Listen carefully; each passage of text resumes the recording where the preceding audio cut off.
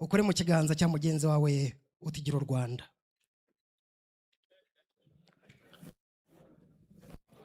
Nakano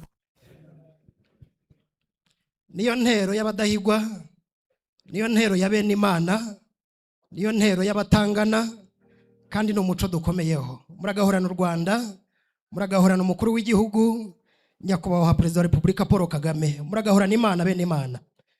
Njyewe ugiye kuyobora gahunda za none nitwa Deojya mu bandi, ndi intore y'imesha kurama, ariko kandi iyo nageze mu ikoranabuhanga nanjye mba nkabo. Ndashima u Rwanda, nkashima barushumbye, ariko nshima Imana, nshima n'isoko twavomyeho. Ndavuga UR, aha ni baravuga ngo urugo rw'abana rugususurutsa utarurayemo, ariko noneho biranezeza cyane iyo wagarutse ku isoko aho wavomye ibi na biriya hanyuma bikagera no kuba kivuga urukonjo. Munyemerere rero batangana bene Imana, mbagezeho gahunda z'uyu munsi uko zigiye gukurikirana, hanyuma twanzike cyane ko amadakika yari marakendera. Murakagira Imana. Ku isonga tugiye kubanza umuco wacu ngo ururimi rumwe rukamwa yera. Turabanza gutaramirwa n'abadahigwa, babanze batwereke iyi mbuga, batwereke n'inganzo, ariko kandi n'inyanzo. Nyuma yaho turaza kwakira ijambo ry'ikaze tuza kugezwaho na Niyonzima Claudine, Chief Operating Officer wa SANTECH. Nyuma yaho turaza kwakira ijambo rya Dean of School of ICT, Prof. Richard Musabe. Nyuma yaho turaza kwakira ijambo turibuze kugezwaho na L&D Stakeholder Nilda. Nyuma yaho turaza gutaramirwa n'ubundi. Turaba twinjiye ubundi igitaramo kigira ibice bitatu.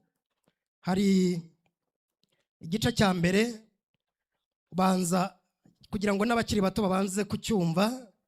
Muri ubu nibyo twita introduction, body and conclusion. Nitwinjira mu gitaramo nyirizina turaza kongera dutumire abadahigwa baze kudutaramira.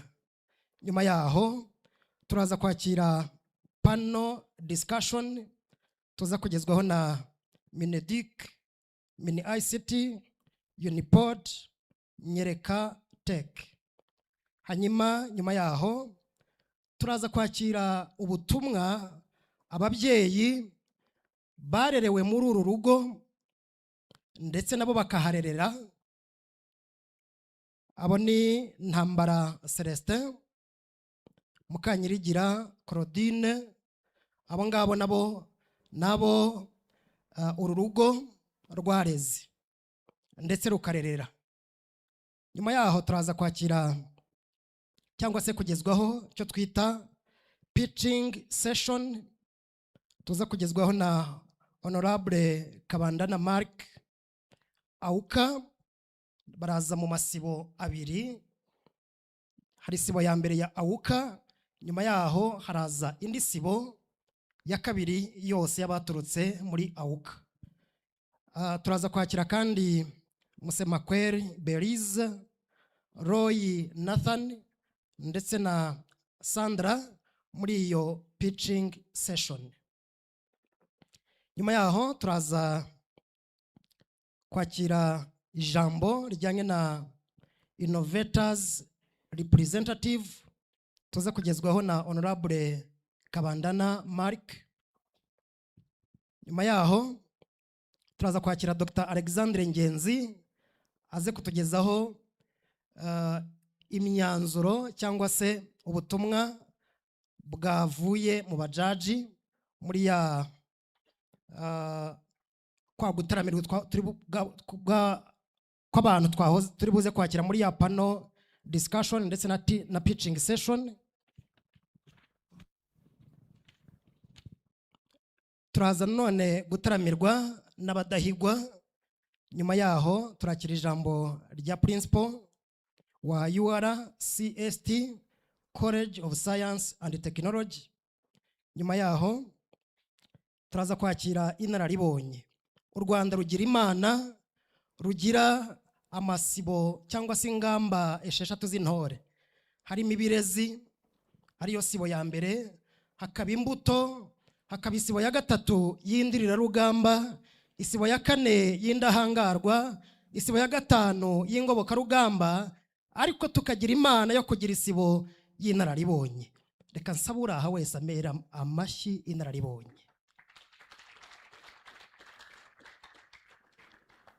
Kuba dufite inararibonye nta cyena mu rwatubyaye, ahubwo turatwaza ibirenge bijimbo kujya imbere. Nyuma yaho turaza kwakira ijambo tuza kugezwaho na CEO wa SANTECH. Nyuma yaho ndetse araza no kudushimira, burya ngo imfura idashimye irashiha, araza kudushimira muri uwo mujyo ndetse niyo ntambwe yashinze mu nararibonye, aho bamubwiye ngo burya imfura idashimye irashiha, araza gushima. Nyuma yaho turaza kwakira ijambo ry'umushyitsi mukuru. Nyuma turaza gufata ifoto y'urwibutso aho ababishinzwe bari buze kutwereka. Hanyuma kandi haze kubaho, nyuma ya dusoza cyangwa ducukije iki gitaramo cyacu, turaza kumenyana, turaza kwibwirana, buri wese yibwira mugenzi we, kugira ngo hahandi hose twagiye duturuka umfate ukuboko nkufate ikiganza, hanyuma tujyane. Ngo urutindo uzambuka, urutindo ugitunze, igiti uzotukuze ugitera ukiri muto. Ibyo turaza kubiganira muri iyo networking session. Muri aka kanya rero munyemerere abatangana bene Imana, nakira abana bacu abadahigwa, ibirenge bijimbo kujya imbere, musiza na mudusanga, maze mugwe mu ngamba, murakagira u Rwanda, murakagira Paul Kagame. Ahubwo rero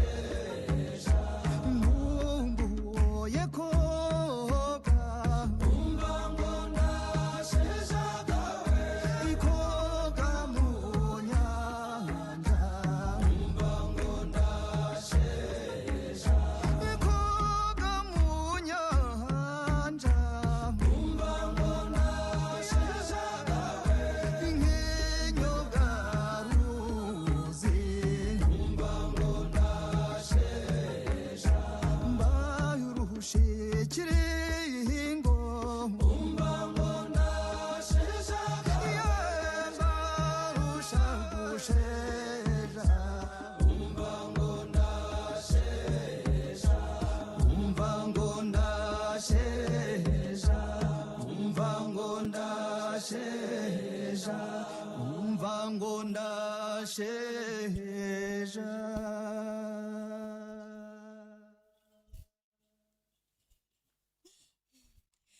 Gwini wacu dutarame bitinda twizihiza uyu munsi.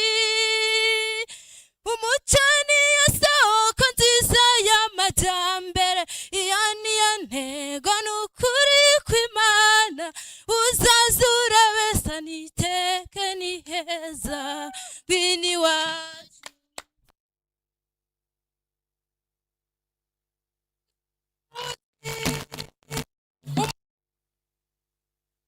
y'amajyambere, iyo niyo ntego n'ukuri kw'Imana. Uzazura besa ni heza, niteke ni heza, tuhasanga urukundo. Besa niteke ni heza, iterambere twarikuye hehe. Uzazura besa niteke ni heza. Ngwini wacu dutarame itinda twizihiza uyu munsi.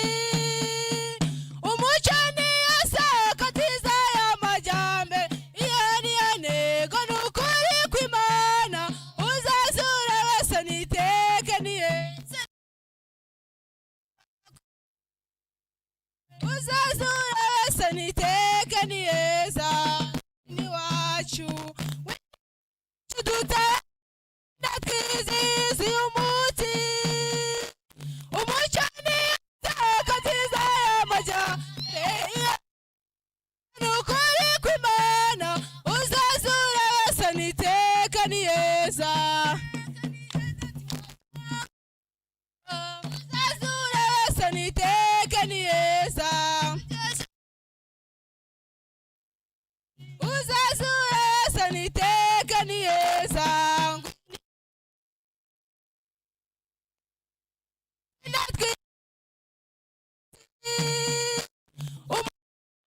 Soko nziza y'amajyambere, iyo niyo ntego n'ukuri kw'Imana. Besa niteke ni heza. Rurakarama duje twese, rurakarama yeni, rurakarama urwaduje twese, rurakarama urwaduje twese.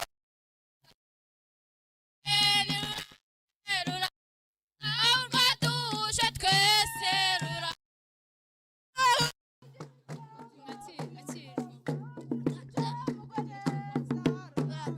yeni rurambe rurakarama, urwaduje twese rurakarama. Niharambewe duje twese rurakarama, nirurambe rurakarama, urwaduje twese rurakarama. Taritsirantane rurakarama, aduhuje twese rurakarama. Ngaye SANTECH irakarama, yatugejejeho byinshi irakarama. Urukundo rurakarama, urwaduje twese rurakarama. Ngaye nirurambe rurakarama, urwaduje twese rurakarama. Itaritsirantane rurakarama, mwicare mukaneza rurakarama. Ngaye nirurambe rurakarama, itorera abadahigwa rirakarama. Urukundo rurakarama, urwaduje twese rurakarama. Nirurambe rurakarama, urwaduje twese rurakarama. Abayobozi bari hano barakarama, mwicare mukaneza tubifurije amahoro. Murakara umunsi wa none murakarama. Urukundo rurakarama, urwaduje twese rurakarama. Nirurambe rurakarama, urwaduje twese rurakarama. Abantu muri hano murakarama, tubifuriza amahoro.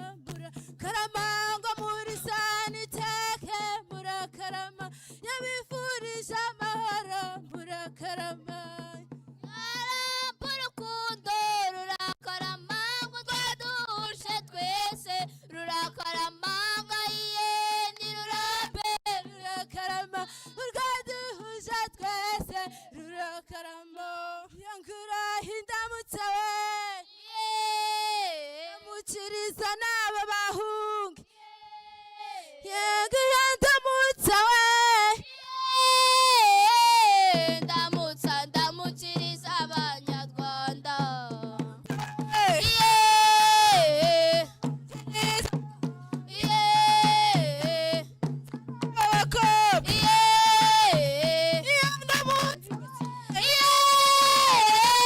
ndamutsa ndamukiriza abanyarwanda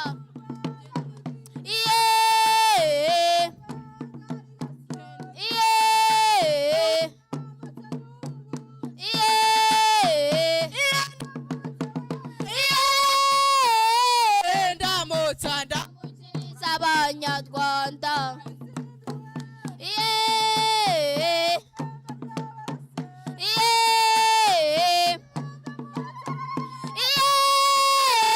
ndamutsa ndamukiriza abanyarwanda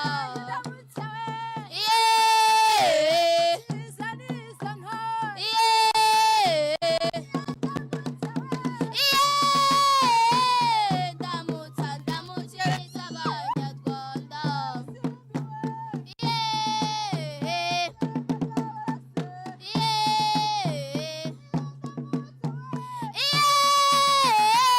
ndamutsa ndamukiriza abanyarwanda wasanga urubyiruko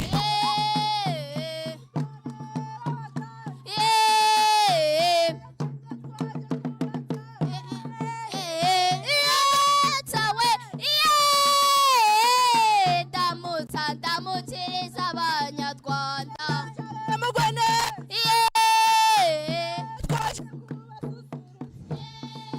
gayi wacu nishaye gayi wacu ni gasabo yenga ndamutsa we ndamukiriza abanyarwanda aremwe gaye mwabashitsi mwe yengo mwicara mugwe neza yenga ndamutsa we ndamutsa ndamukiriza abanyarwanda kubasura ibyo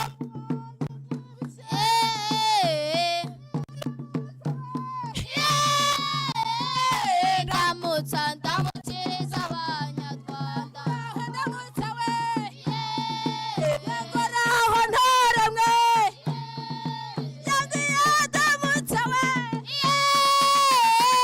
ndamutsa ndamukiriza abanyarwanda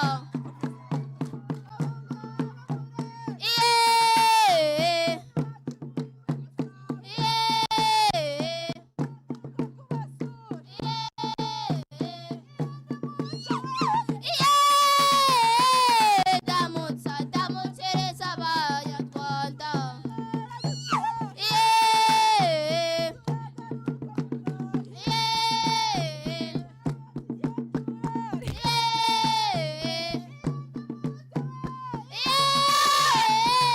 ndamutsa ndamukiriza abanyarwanda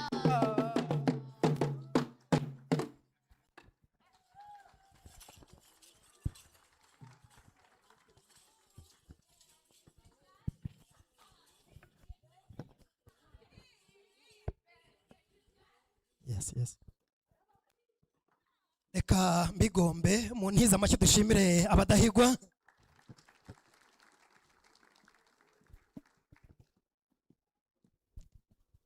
Barakoze cyane abana bacu kudususurutsa, bene Imana batangana kandi mwese mukundi ikoranabuhanga. Nahoze ngira nti mukanya turaza kuryinjiramo n'abatarikunda baraza kuva aha barikunze, ariko nta nakabuza, nta cyatubuza kurikunda. Richa uraho neza seruko nsange amashyo gira ikoranabuhanga kirango tezero ruvugiro uriho twese reka Imana n'abana n'amafaranga nukuri kw'Imana. Muri uyu mwanya hari intego ndaza kuyivuga mu rurimi rwacu ariko kandi rwo hanze. Nyuma yaho ndaza kwiyambaza Claudine Chief Operating Officer wa SANTECH kugira ngo aze kutwinjiza muri iyo ntego nyirizina. Reka nyivuge mu cyongereza, iragira iti empowering minds to transform economies through industry driven innovation. Biravuga ngo mu guhindura imitekerereze n'ubwonko tuva ku byo twaguraga bya gakondo dukoresha ikoranabuhanga rigezweho rijyanye n'igihe, ariyo mpamvu nyamukuru naduhurije hangaha. Amashyi ku ikoranabuhanga. Nyemera rero Richard umwanya wanjye muri uyu mwanya twakire Claudine. Uwo nguwo akaba yarabaye inganzwa y'ikoranabuhanga. Yego. Watambuka Claudine. Mwanyemera tukamuha amashyi. Claudine uyu nguyu mureba ni Chief Operation Officer muri SANTECH. Akaba ari umwe mu bakobwa b'abahanga cyane babasha gukora creation, simulation in engineering no muri IoT and everything there. Ibyo dukoresha by'urumuri n'ibindi nk'ibi. Uyu rero nawe ni umukobwa w'umuhanga cyane cyangwa se ni umumama, nari mubeshye gato ambabarire. Hanyuma Claudine ni uratwinjiza mu kidendezi cy'ikoranabuhanga nuko bimeze muri rusange kugira ngo dusangize imva n'imvano n'urugendo rumaze gukorwa n'ibimaze kugezwaho kugira uyu munsi, kugira ngo n'abana b'abakobwa bari aha n'abamama bumve ko ikoranabuhanga si iry'abagabo gusa, ikoranabuhanga ntago ari iry'abantu bo mu rwego ruhambaye cyane. Igikuru no kugira ibitekerezo bizima ukabishyira ku murongo ukegera impuguke zikagufasha. Murakoze cyane. Murakoze cyane. Hanyuma aranze kaduhera izi mfurikaze, nyuma yaho atwinjize muri icyo kidendezi twibize tubatize. Muraho. Good afternoon. Suje mwese, nitwa Claudine Niyonzima.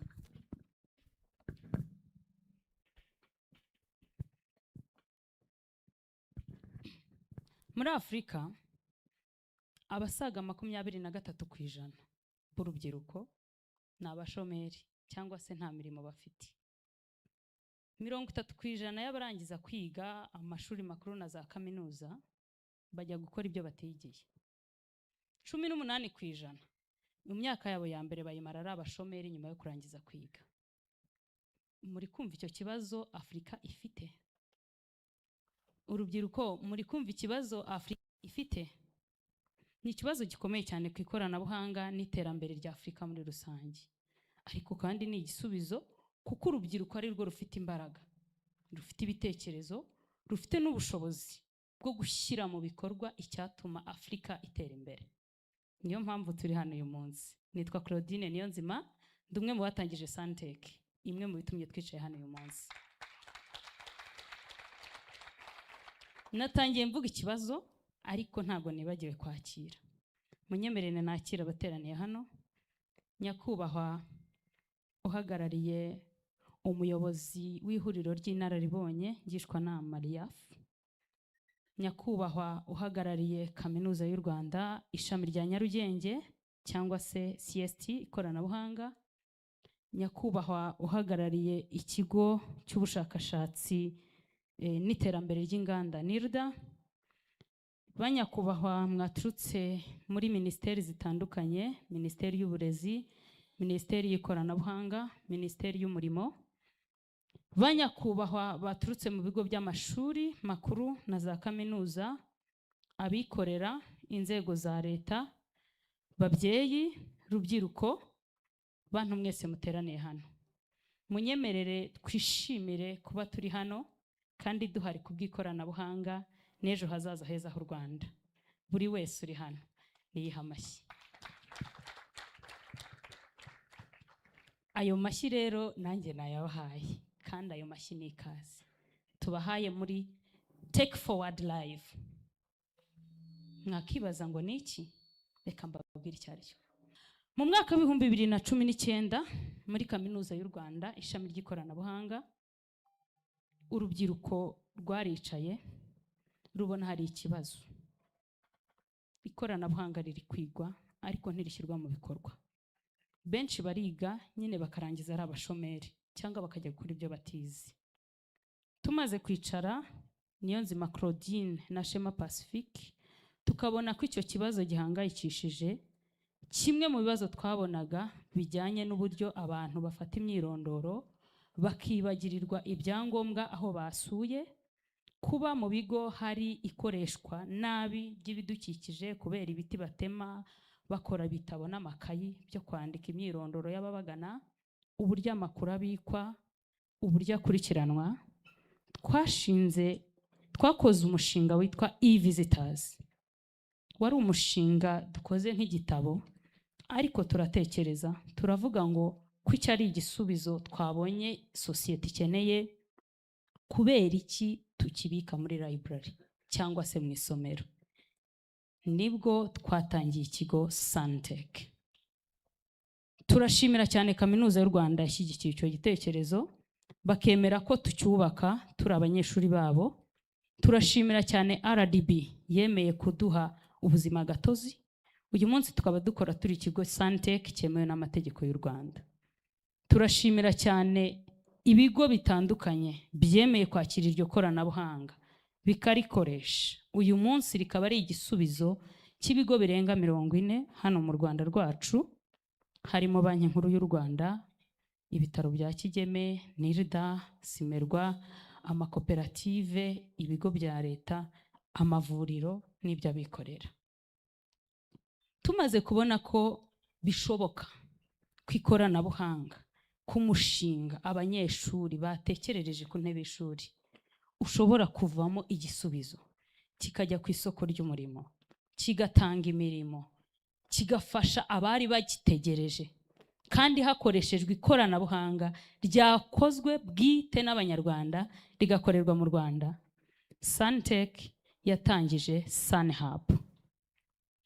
SANHub mu myaka 6 imaze ishinze, ubu imaze kunyuramo abarenga 1500 mu bikorwa bijyanye no kwiyungura ubumenyi mu ikoranabuhanga, kwimenyereza umwuga, guhanga udushya, kubaka ikoranabuhanga ririmo n'iryo muri bugende mubonera hano mu bari bunyura imbere yacu batubwira ibyo bakoze.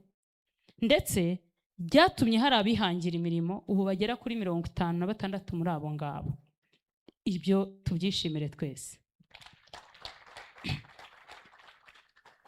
Ariko rero kubona 30% bihangira imirimo, 40 bakabona buruse mpuzamahanga bakajya kwiga, hari abandi bakoze ibindi bitigeze kumenyekana.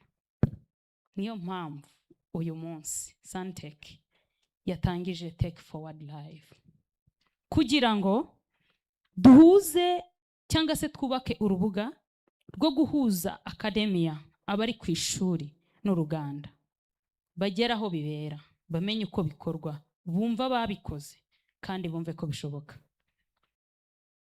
Guhuza ibyo byakozwe n'abafata ibyemezo.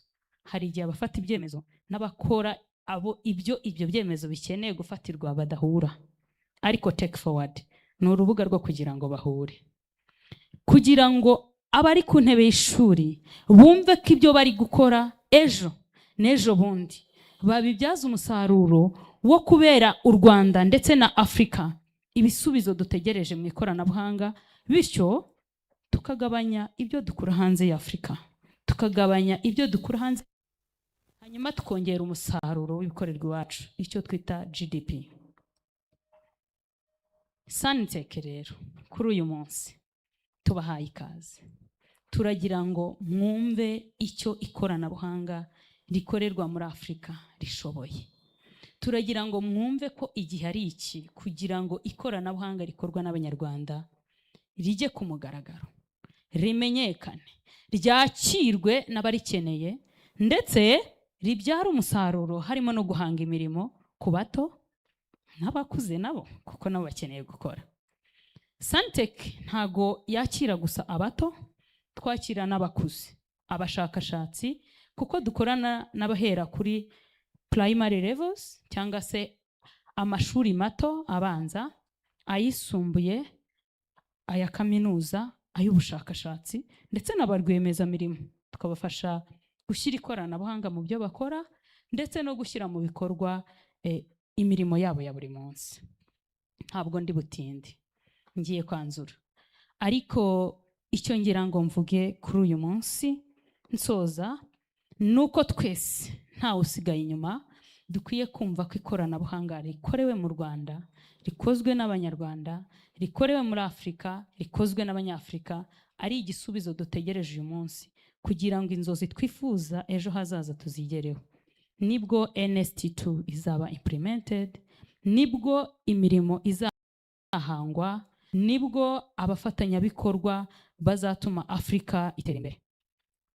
Tugira moto cyangwa se umurongo tugenderaho witwa making ideas happen muri SANTECH. Biravuze ngo twebwe ibitekerezo tubivana mu mutwe tukabishyira mu ngiro kandi bikabyara umusaruro. Ndabashimiye, ngira ngo nshimire n'abafatanyabikorwa bacu bose. Reka nse nkubwira bake mu bashyitsi bacu baturutse mu bindi bihugu kugira ngo mu minota nk'ibiri mbabwire gake ibyo twari turi kuvuga. To dear students, foreign visitors and invitees, I appreciated your presence. I was saying that at SANTECH we make ideas happen, and I was saying that we want that the technology of Rwandans, technology of Africans would be implemented in order to create more jobs, to create more sustainability among Africans, among youth, using our own technologies. I wish to let you know that together, once we support each other, we can achieve more. I said that we started Tech Forward Live as a platform to link the academia, industry, decision makers, policy makers together for the sustainability of Africa. I want to thank everyone and to welcome you to this event. And as the next forward, I will welcome NIRIDA. Why NIRIDA? Because NIRIDA, as National Industrial Research and Development Agency, has been part of our development. I was welcoming NIRIDA, and I will do it in our mother tongue in order to welcome them, and they will proceed. Ubwo twasozaga kwiga, twagiye muri NIRIDA tubamenyesha igitekerezo cyacu twari dufite. Baduhaye programme yadufashije kumenya uburyo ki ibitekerezo byacu bihura n'uruganda tukabishyira mu bikorwa. Ndagira ngo nakire umuyobozi wa NIRIDA aze aduhagarare, aze atubwire NIRIDA icyo iri gufasha urubyiruko, kandi nze gutumira n'umuyobozi uhagarariye Kaminuza y'u Rwanda wa NIRIDA nasoza, kuko ariho ibitekerezo byaziye biturutse ku bumenyi twari turi gukura mu ishuri. Murakoze, nikaze.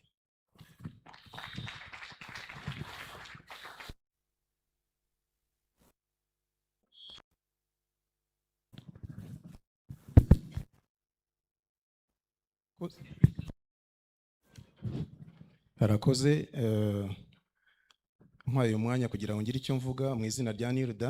Ntabwo ndi umuyobozi wa NIRIDA, ahubwo mpagarariye umuyobozi wa NIRIDA utabashije kuboneka. Nk'uko yari abivuze,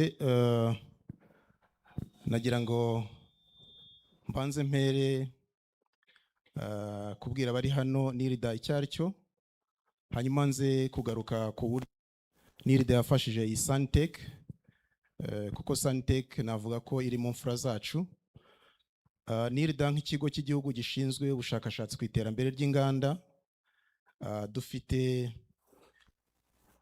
ibikorwa bitandukanye birimo guteza imbere cyane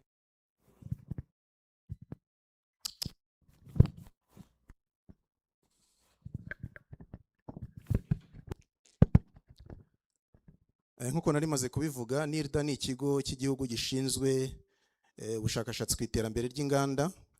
Mu bikorwa rero dufite iby'ingenzi harimo no guteza imbere ubushakashatsi bugamije guteza imbere inganda.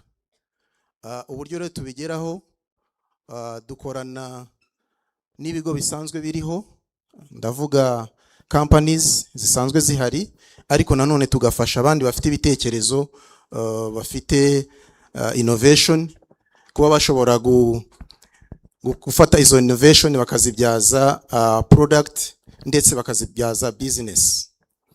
Nkuko rero yaramaze kubivuga, SANTECH ni imfura zacu muri incubation twagize mu mwaka wa 2019.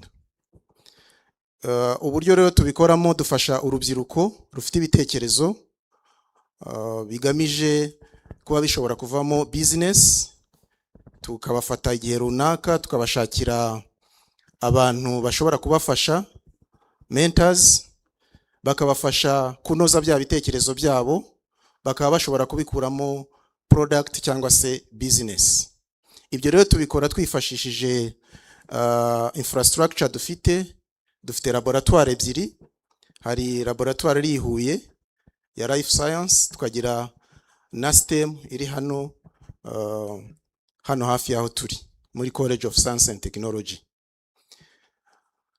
Uburyo rero dufatanya n'abafite ibitekerezo bashaka kunoza kugira ngo babivanemo business, dufata umwanya wo kuganira nabo. Iyo tumaze kubahitamo dukurikije ibyo bitekerezo byabo uko bimeze, tukareba abafite ibitekerezo bishobora kuba byavamo umushinga ushobora kubyara amafaranga cyangwa se ushobora gufasha ba nyirabyo. Noneho tukabafasha kubinoza twifashishije impuguke zitandukanye bitewe n'umushinga uko uteye.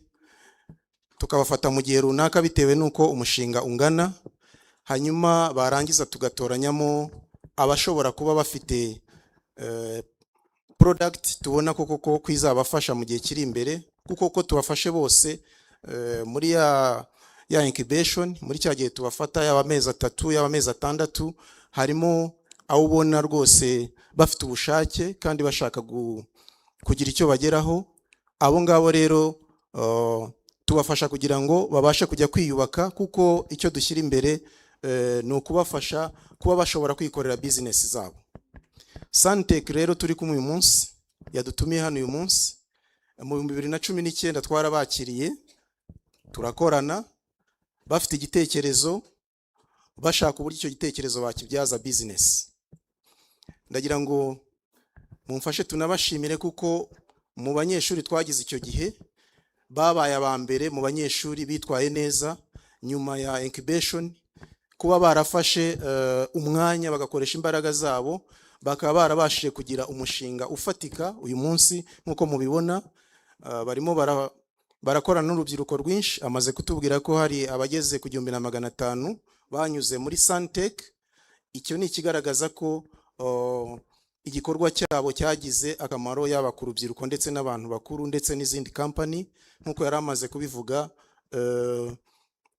product yabo ifasha abantu kureba abantu binjiye hakoreshejwe ikoranabuhanga. Ubu irimo irakoreshwa mu bigo bitandukanye nkuko yabivuze, birimo BNR ndetse n'ibindi bigo bitandukanye.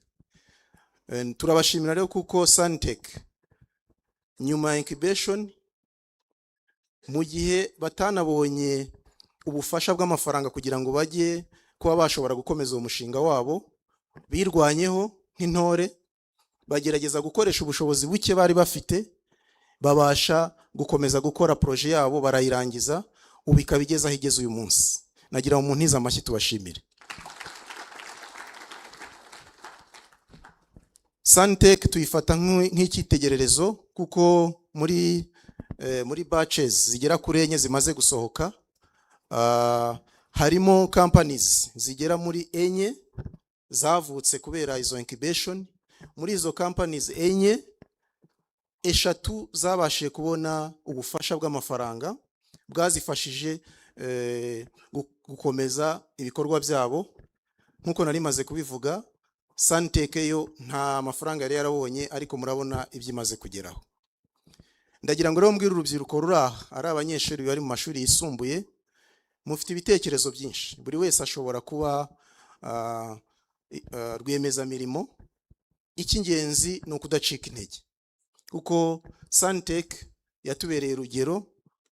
bw'uko umuntu uwo ari wese ufite igitekerezo iyo afite ubushake ashobora kukibyaza umusaruro kabone niyo yaba nta bushobozi yari afite.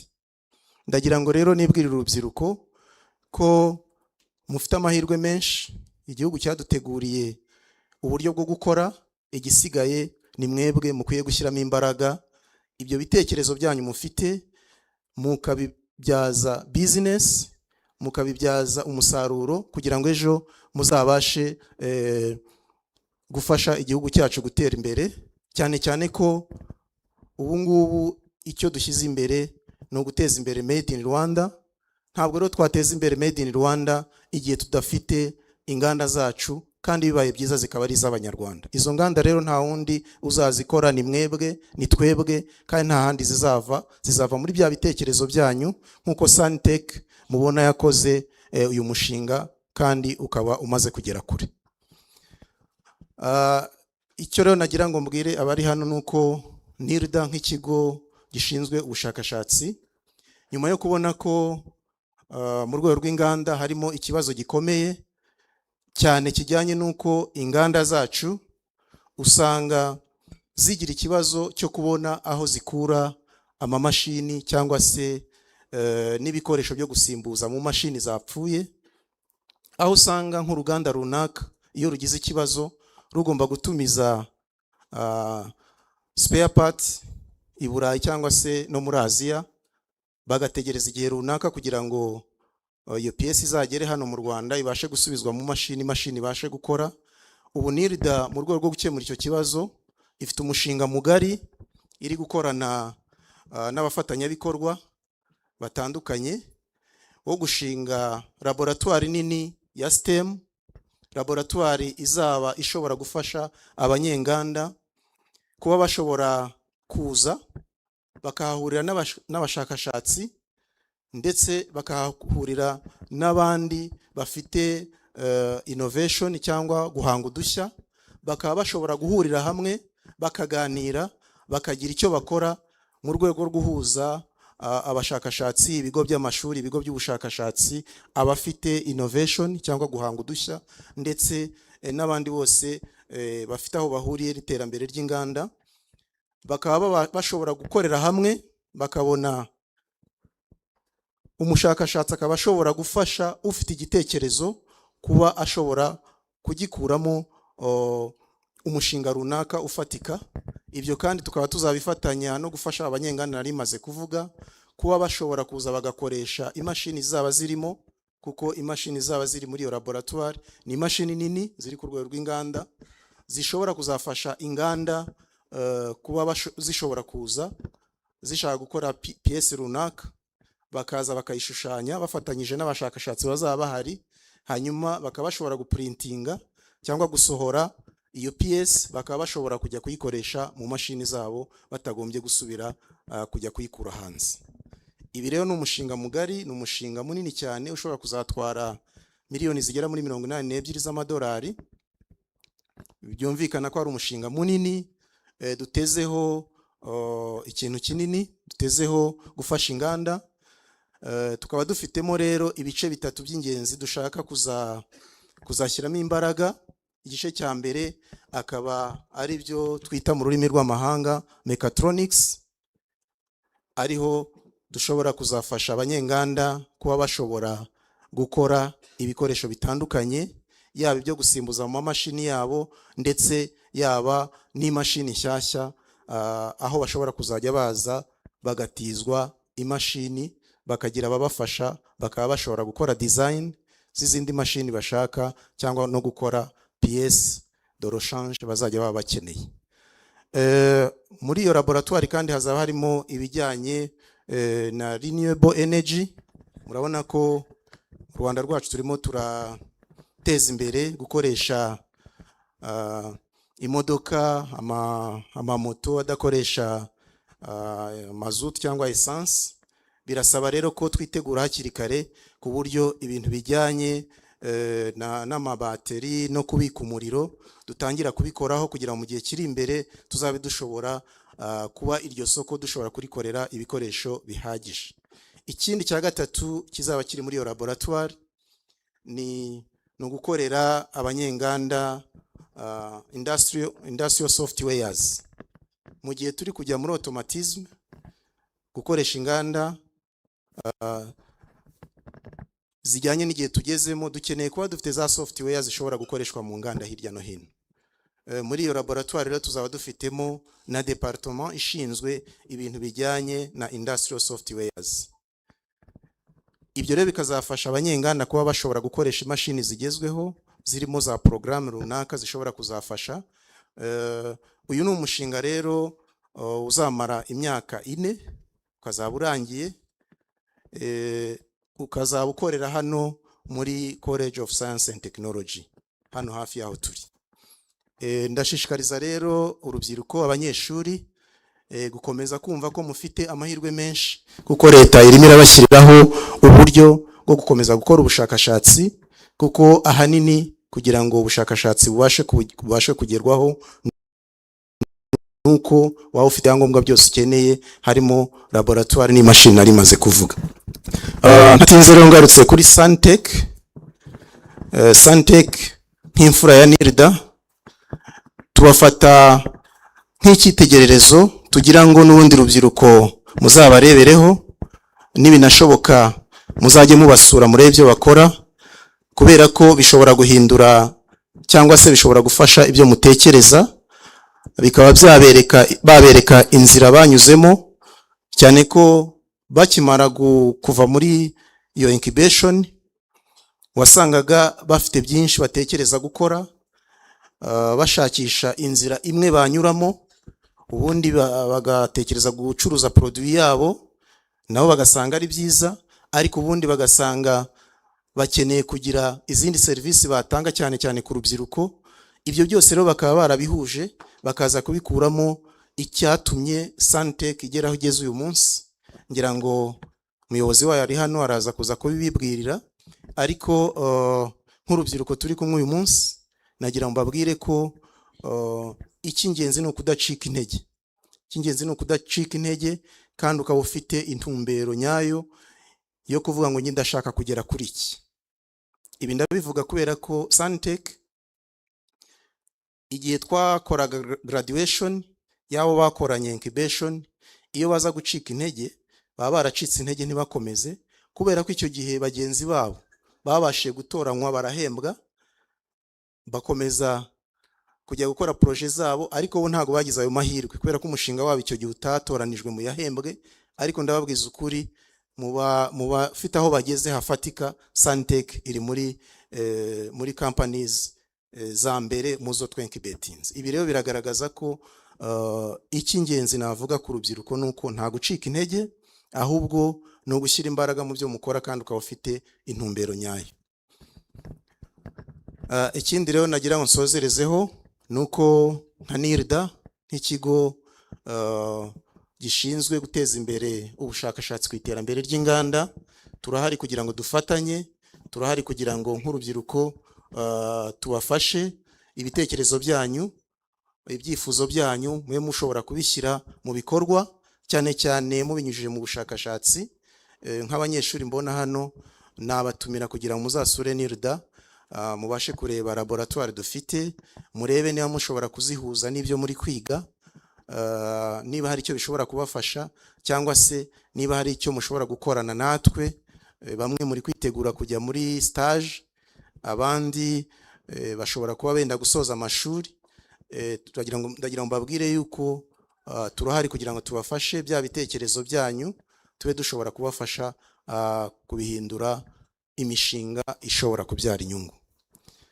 Ntatinze rero ndagira ngo nongere nshimire SANTECH yaduhaye umwanya wo kugira ngo tuganire. Ndizera ko ibitekerezo bijyanye n'ubushakashatsi cyane cyane ku iterambere ry'inganda ni ibitekerezo bishobora kudufasha kureba ejo hazaza icyo tugomba gukora. Nkuko nari maze kubivuga, izo laboratoire zigiye kujyaho 3 nari maze kuvuga, yaba ya mechatronics, yaba ya energetics ndetse na industrial softwares.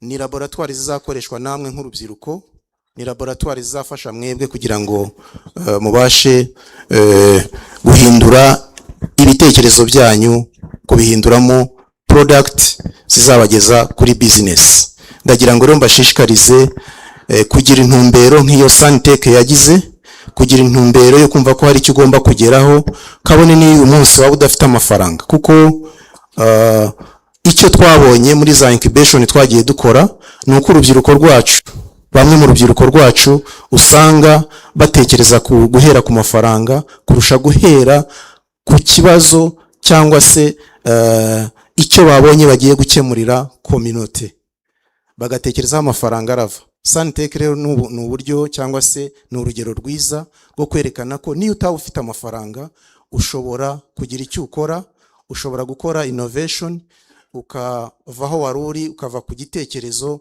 ukaba ushobora kugera kuri produit ishobora kugufasha gukemura ikibazo cya community. Ndabashimiye, murakoze cyane. Murakoze cyane. Ndagira ngo twongere dushimire umuyobozi wa NIRDA n'amashyi menshi, kuko amashyi ntabwo ari amasabano. Murakoze cyane. Mu nyemerero kandi twongere duhe ikaze. Hano hari ibigo bitandukanye byatumiwe kandi twabonye abantu bitabiriye ku mubare munini. Hari ingabo z'u Rwanda muri rusange, Rwanda Defense Forces. Turabashimira umuhate wanyu mwagizeho kugira ngo muze mutugenderere kandi munadutangira ubutumwa ko His Excellence ubufasha ahereza urubyiruko mu kwisanzura, gutekereza no gukora ibindi byose. Ibyo tubishimira kandi tubishyira mu bikorwa hamwe n'inzego z'ubuyobozi dufite ku nzego zibanze. Murakoze cyane. Hanyuma turi kumwe n'abahagarariye ICT mu rwego rwa Rwanda National Police cyangwa se muri polisi y'igihugu. Abo nabo turagira ngo tubahe ikaze. Dufite CEOs batandukanye nabonye bageze aha ngaha. Mwese turabaha ikaze, mwumve muri mu rugo kugira ngo ibirori byacu bikomeze bibe urukasa, dusobanura iby'ikoranabuhanga ndetse n'ibindi. Kandi twongere dushimire n'abasaza mu kigo gishinzwe mu kigo ngishwanama cy'igihugu n'abayobozi batandukanye. Murakoze cyane.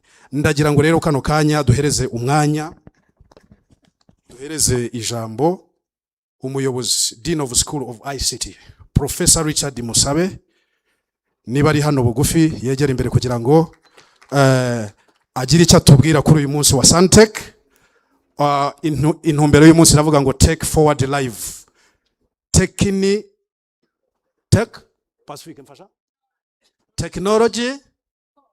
Technology ikomeza ijya imbere nejo bundi kandi bibe ibihoraho. Murakoze cyane. Urakoze MC. 5 minutes. Yeah, thank you very much. Murakoze. Distinguished guests bari hano mwese, mbanje kubasuhuza. Nkuko MC bivuze, nitwa Richard Musabe, nkaba ndi Dean of the School of ICT hano muri College of Science and Education, Science and Technology, University of Rwanda. So bampaye iminota 5, ariko mu by'ukuri nashaka gutangira nshimira SANTECH, particularly Claudine na Shema, kubera ko ni igikorwa bakoze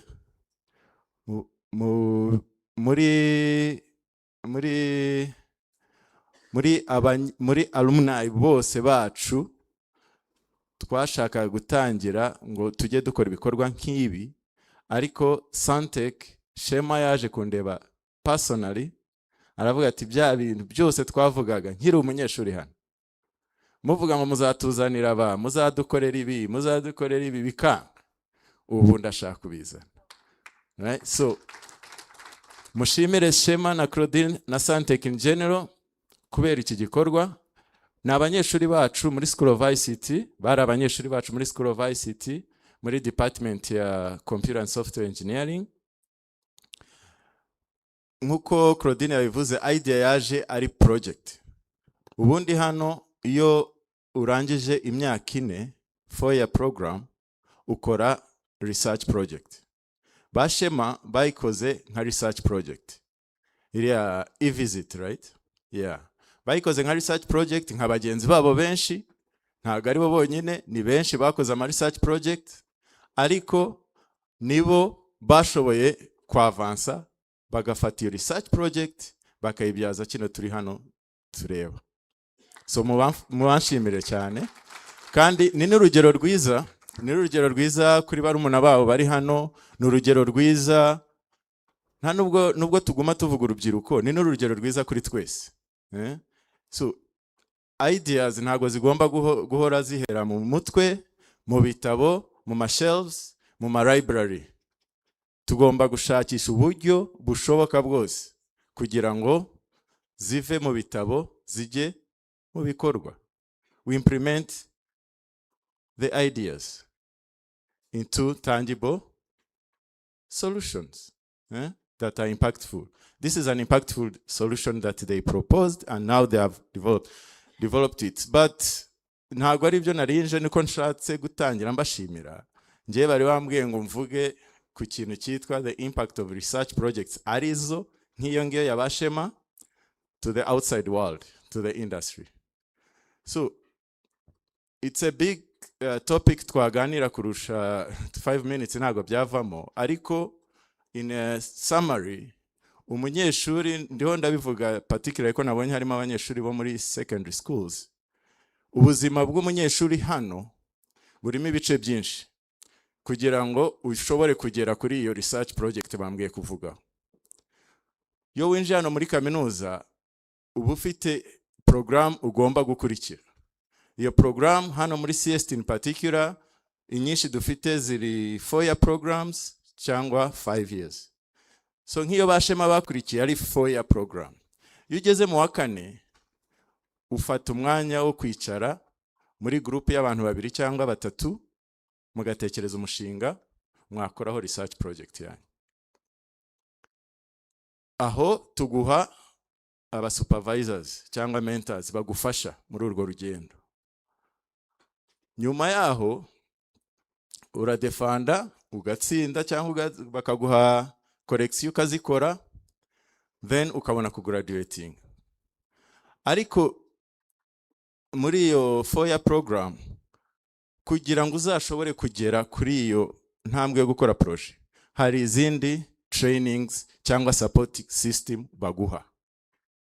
Tuguha nk'abarimu tubigisha research projects, ariko do creating icyo twita conducive environment to do that research project. Cyo kimwe n'andi masomo yose twigisha hano.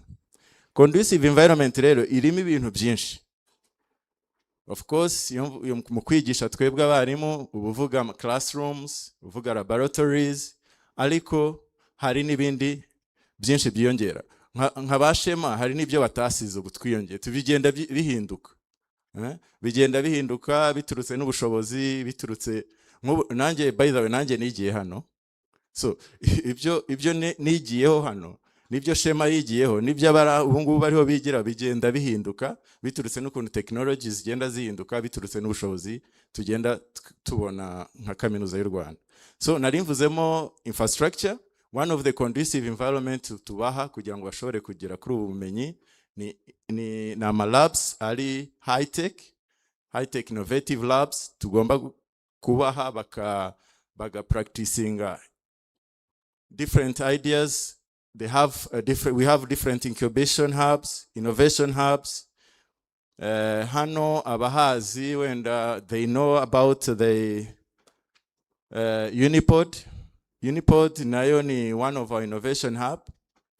Ifasha abanyeshuri bafite ideas kugenda bakaba trained, bagafata idea yabo bakayideveloping into a specific prototype, tukabana platform yo ku-exposingaho abantu bakaza bakareba ibyo bakoze.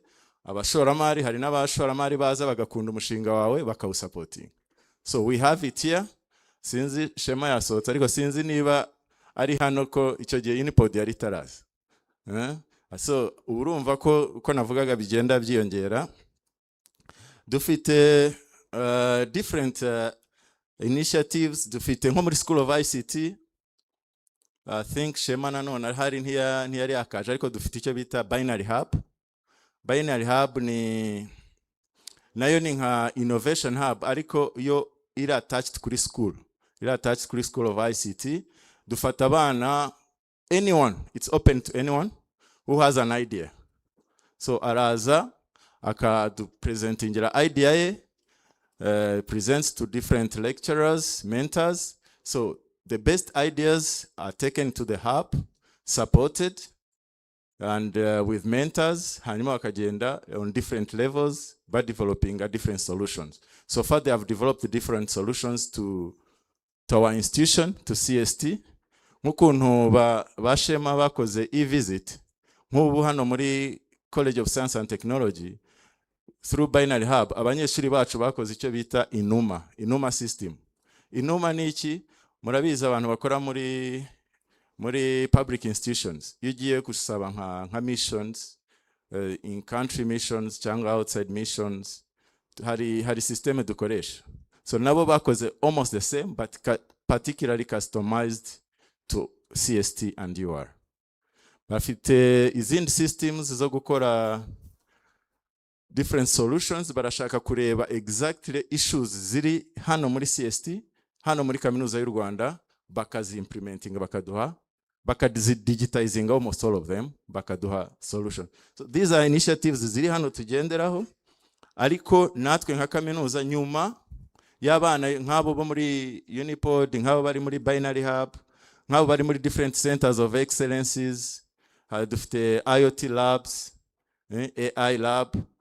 Nanone urumva nk'umwana yaje afite umushinga akava kugira prototype, ntago bose babona amahirwe nk'aya Shema yo kuba bafite umuhate nk'uwo Shema afite avuga ati ngenda I knock everywhere.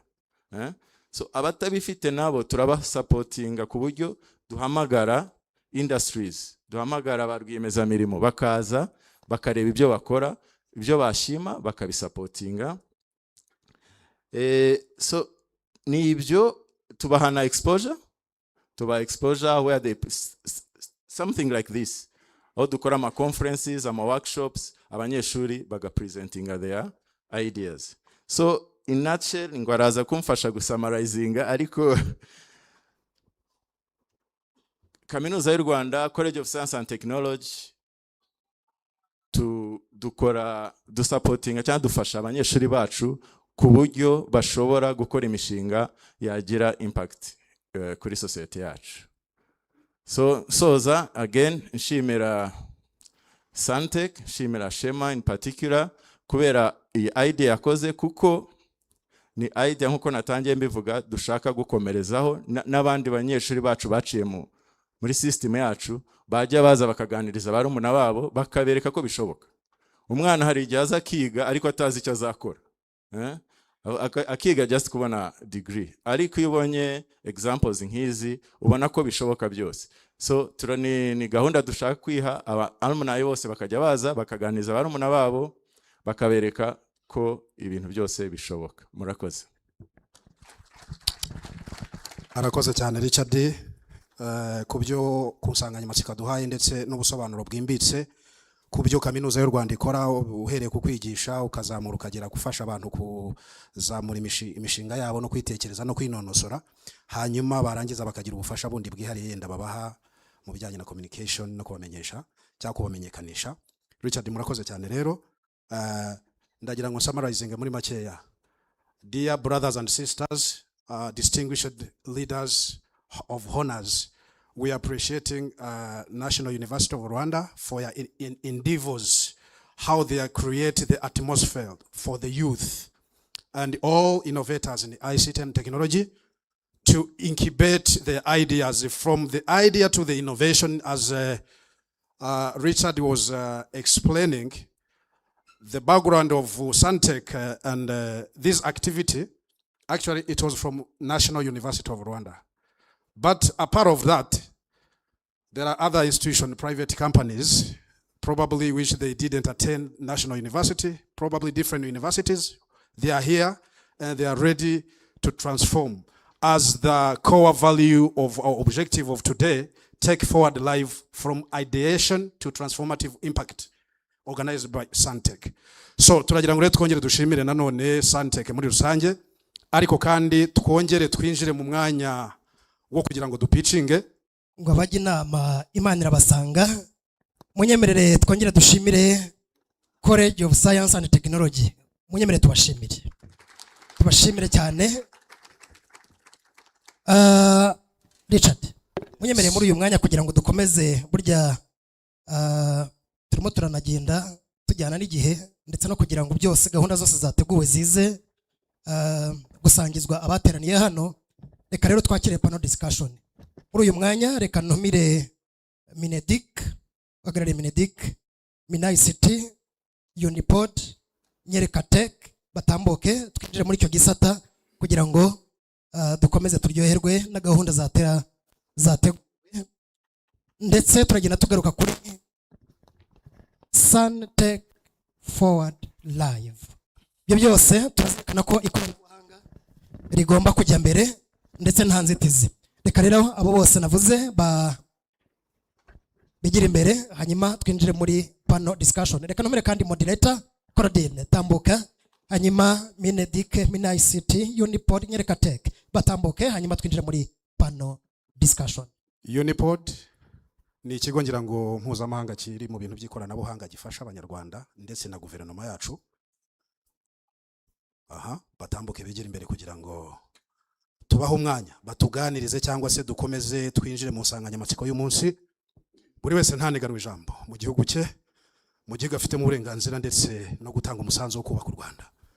Bene Imana rero munyemerere aba bantu rwose bicaye ahangaha, abagabo b'ibikwerere, amajigija, abagore bakiri bato, abamama, mwese mbashimire kugira ngo twinjire muri uyu mwanya panel discussion.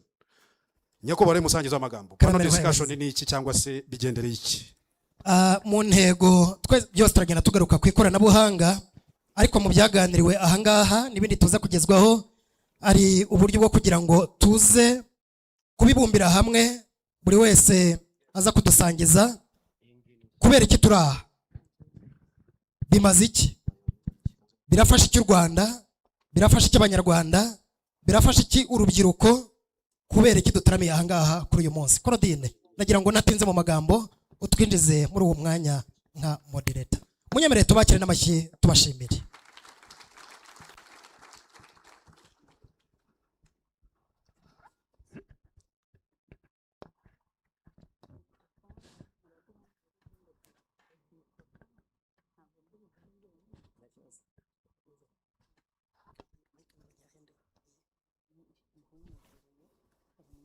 Murakoze cyane rero Claudine, dukomeza turagira ngo twinjize muri uyu mwanya usobanure panel discussion ikigenderewe abantu ba microphone mwado, turagira ngo Claudine utwinjize muri uyu mwanya, hanyuma utubwire nicyo panel discussion igendereye, cyangwa se kuba twicaye hano imbere icyo tugiye kubwira abantu kugira ngo abantu binjize mu mwanya wa nyawo wo kugira ngo buri muntu wese amenye ibyo abwira iyi mbaga y'Imana yicaye ahangaha. Urakoze. Murakoze cyane. Mwiriwe nanone. Njyewe nabibwiye nitwa Claudine Niyonzima, ndagira ngo tubanze dutangire twibwirana, hanyuma mumenye abagiye kubaganiriza, noneho nimbike mbabwira icyo MC yarambajije. Murakoze. Nitwa Muhire Ansari, mvuye muri Minisiteri y'Ikoranabuhanga na Innovation, Innovation and Financing. Murakoze.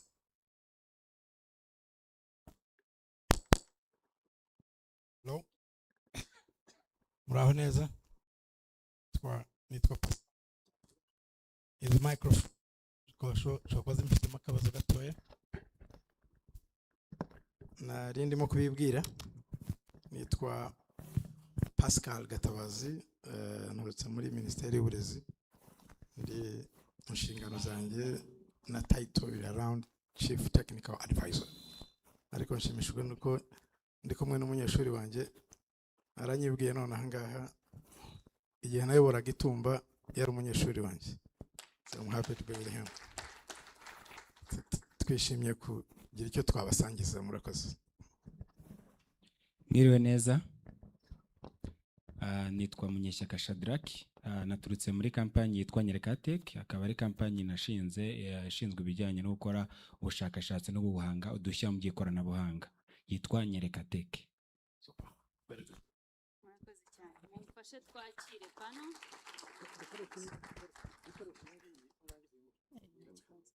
Okay. Murakoze cyane.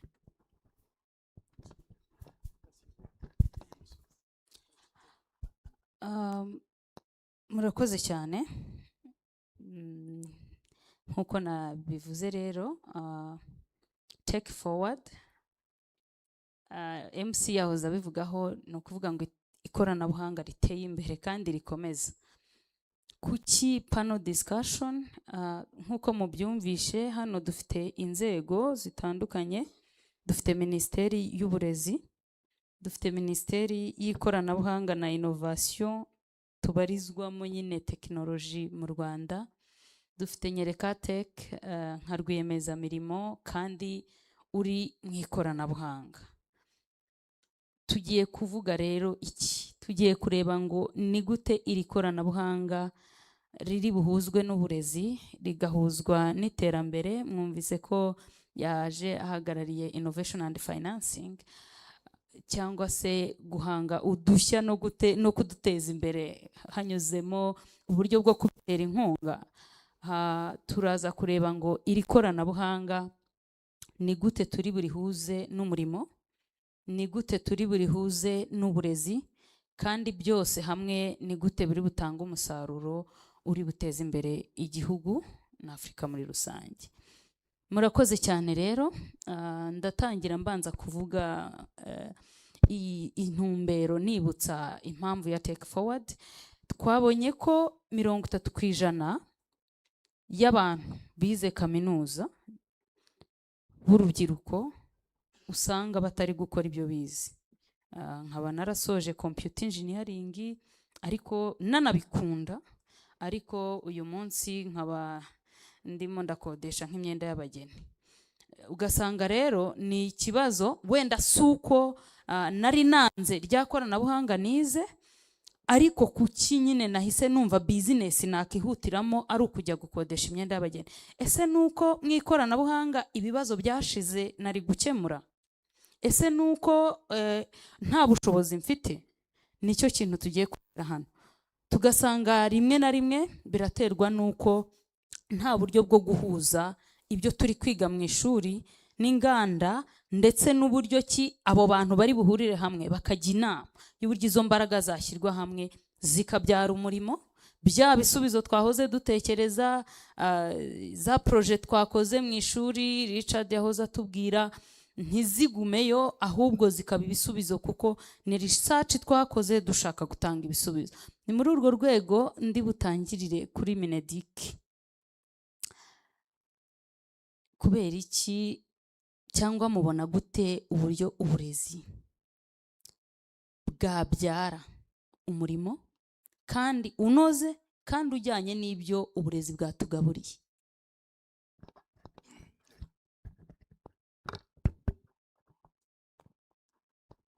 Murakoze. Ikibazo ni Kigali, ariko nanjye reka ntangire nshimire aba bana batangiye iyi innovation. Shema na Claudine, abayobozi bakomeza bashimira n'abandi, kandi turi kumwe muri iyo njyana. Ni byiza cyane, ni inspiration actually, muri urugero rwiza no kubanda. Ntari nasubiza deep, ariko nagira ngo nshime education system yacu. Nubwo hari uwavuga ati hari igihe tugira abanyeshuri batatojwe bihagije, ariko dufite product zivugira. Nta minsi ibiri ishize twari kuri Beneri, bari mu cyo bita schools quiz challenge. Hari abana bari ni competition iba mu gihugu hose, murabyumva, ya Beneri ibiri mu bintu bya finance n'abantu bize finance. Ariko twari duhari, abantu bari bahari, twese twashinye ubumenyi abana bari bafite, ku buryo byanatugoye kuvuga ngo wa mbere ninde ku buryo bose babaye aba mbere abari bageze kuri urwo rwego. Amashuri yari yatsinze yari 2 schools, Notre Dame na ishuri rya Muhanga.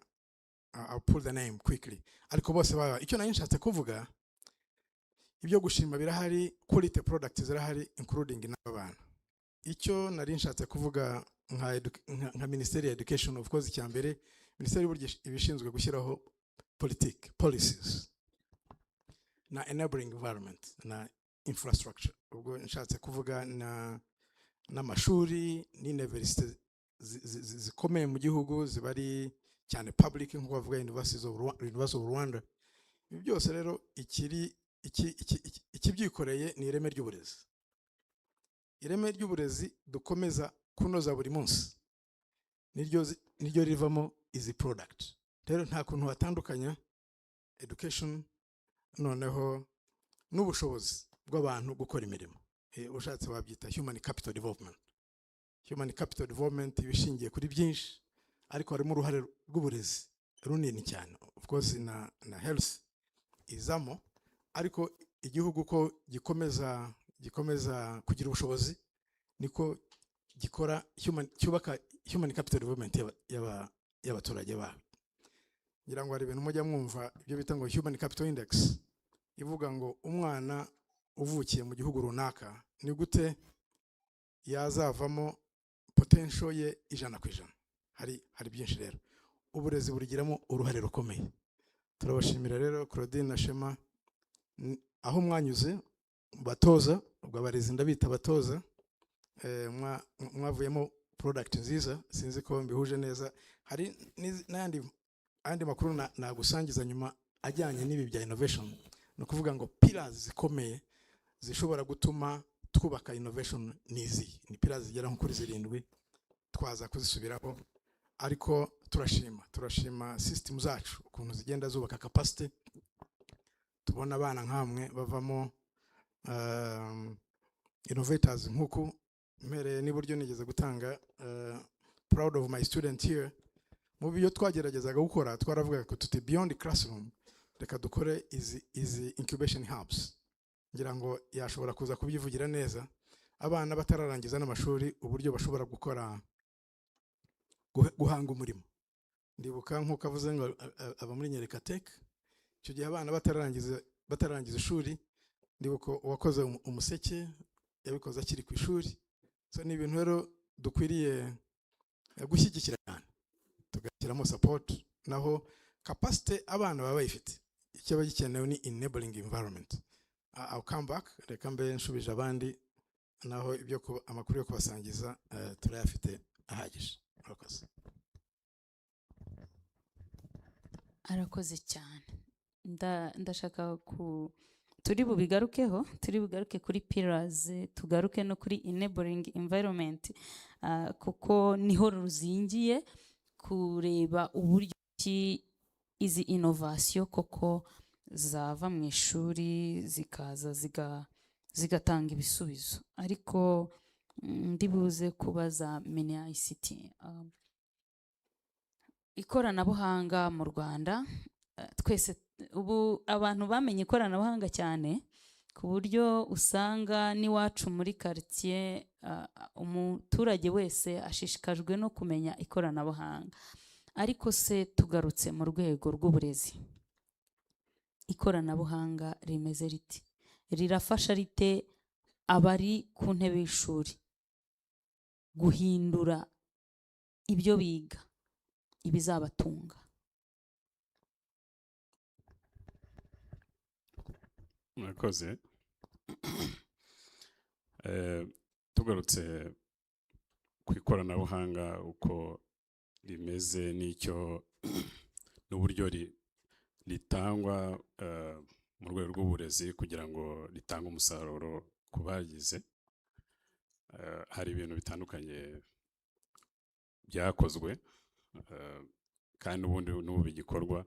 Wenda mpereye nko mashuri muri secondary schools, amashuri menshi ubu ngubu afite internet ku buryo kwa gukoresha ikoranabuhanga biborohera kubera ko bafite internet ibafasha kubigeraho. Ikindi hari umuyobozi Lini Professor Musa yageze kubivuga, avuga igihe yigiye, avuga uko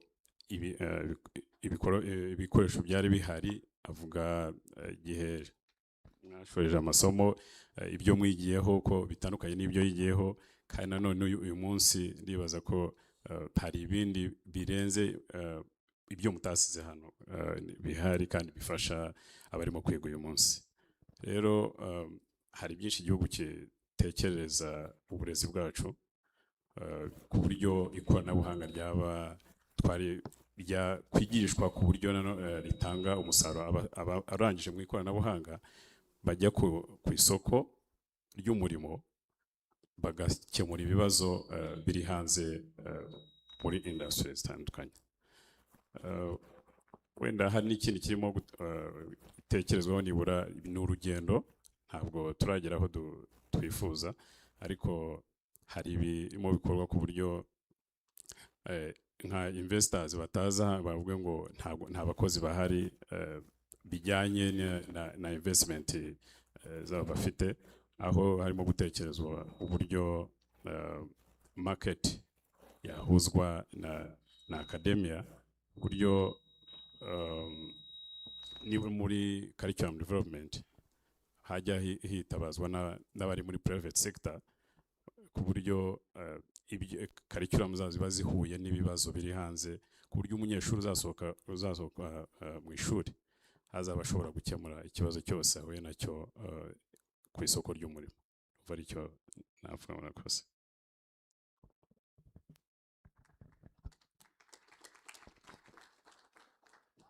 Arakoze cyane.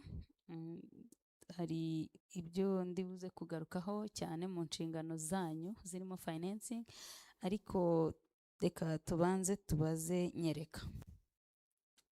We agiye kumfashiriza abanyeshuri bari hano, abanze atubwire ese nk'urubyiruko, nk'umuntu watangiye uri ku ishuri ugatangira gutekereza kwikorera, ni izihe mbogamizi ubona recently cyangwa se guhera n'igihe watangiriye abari kwiga bahura nazo zituma tutabona bihagije innovation ziza ku isoko kandi zivuye mu banyeshuri ngo zize zikemura ibibazo kandi bigihari?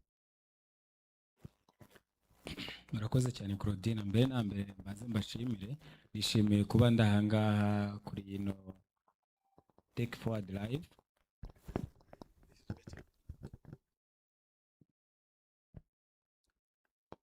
Urakoze cyane kumpa ijambo. Nishimiye kuba ndahangaha kandi ndabashimira ku bw'iki gikorwa mwateganyije cyo guhuriza hamwe kwerekana uburyo ikoranabuhanga rishobora gukomeza gutera imbere. Ni ukuri ni igikorwa cyiza. Ngarutse ku kibazo mbajije, abakiri bato bari ku ishuri birashoboka yuko bashobora gutangira gutekereza uko bakikorera mu bihe biri imbere, ariko ni urugendo rukomeye. Rimwe na rimwe abantu baba bafite n'ibitekerezo byiza ariko bakaba batazi n'uburyo bashobora kubishyira mu bikorwa, kubera ko hari imbogamizi. Navuga ko kwikorera iyo ubaye successful urishima, ariko nanone hari umusozi muremure uba watereye. Rimwe na rimwe hari ukubasha kumenya amakuru y'amategeko n'amabwiriza agenga kwikorera mu Rwanda. Icyo nacyo kiba imbogamizi ikomeye. Ikindi ni ukubona ubushobozi bw'amafaranga bashobora gutangiriraho batangira gukora. Nubwo ubushobozi bw'amafaranga hari bimwe mu byashyizweho bishobora kubafasha gutangira kwikorera bafite imishinga runaka. Twagiye tubona ama incubation yagiye ashingwa, hari za NIRIDA, hari n'ibindi bigo, even no mu bigo by'amashuri baba basanzwe bafitemo ama incubation. Aho nize imbere incubation yabayeho mbere niga, ni naho igitekerezo twagize cyatangiriye, baradufasha, ariko ubu ngubu byamaze kugera no mu bindi bigo by'amashuri bigiye bitandukanye, ku buryo basigaye baho n'ama career fairs ashobora guhuza abanyeshuri n'aba rwiyemezamirimo hanze bakaba bashobora kubafasha gusohoka bafite igitekerezo n'intumbero ngari yo gutangira kwikorera, ariko bo ubwabo hari igihe nabo ubwabo bibera challenge ishobora gutuma badashobora kugera ku byo bashatse gutekereza, wenda bitewe no kumva ko batabishobora, bitewe no kumva ko wenda bisaba ubushobozi burebure, ariko iyo ubashije kurenga izo challenge ukabanza wowe ubwawe ukiremamo yuko icyo kintu gishoboka, ukabanza ukashakamo ubushobozi, hari igihe uba ufite inshuti ku ruhande zishobora kugufasha, hanyuma n'abandi baheraho bakaba bashaka kuguha ibyo wari ukeneye. Hari incubation igeze kubona abantu bo muri BPN professional baradufashije cyane, kandi nabo baba bahari kugira ngo bafashe ba rwiyemezamirimo bakiri bato bari gushaka bafite intumbero ngari yo kugira icyo bakora gishobora gufasha abanyarwanda muri rusange.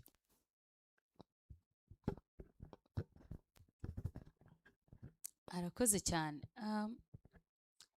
Avuze ku cy'ubushobozi, mpita numva nahita ndayiregitinga ikibazo nyine kwa mini ICT. Mu by'ukuri haba hariho ingamba nyinshi z'uburyo ikoranabuhanga ryakomeza gutera imbere. Mwavuze ko hari policies agenda ashyirwaho, ariko ndagira ngo numve mu rwego rwo gutera inkunga izo innovation hakorwa iki? Ese innovation ziri mu Rwanda ni gute zifunguriwe amarembo ku isoko? Ese ni gute zibasha gushyirwa ku isoko haba hano mu Rwanda cyangwa se kuba zabona validation cyane cyane izo mu ikoranabuhanga? Biroroshye? Niba byoroshye ese bikorwa gute? Ese nka ministeri ni izihe ngamba zo gutuma, nk'uko natangiye mbivuga mu kibazo, twakwihaza mu ikoranabuhanga rikorewe mu Rwanda, hanyuma n'abo hanze bakaba baza kutugana? Akoze ku kibazo kizubajije, wenda ntarakomeza nanjye nari nibagiye gushimira SANTECH yatumiye nka ministeri kugira ngo tugire icyo dusharinga abari hano, kandi nanone nshimira ko wamugana abantu basoza mu mashuri ni benshi bafite n'imishinga itandukanye, ariko bose siko bayibyaza umusaruro nk'uko SANTECH yabikoze. Wenda ngarutse ku kibazo ubajije, icyo nka ministeri ikora kugira ngo nka innovators bashobore kuva ku rwego rumwe bagere ku rundi,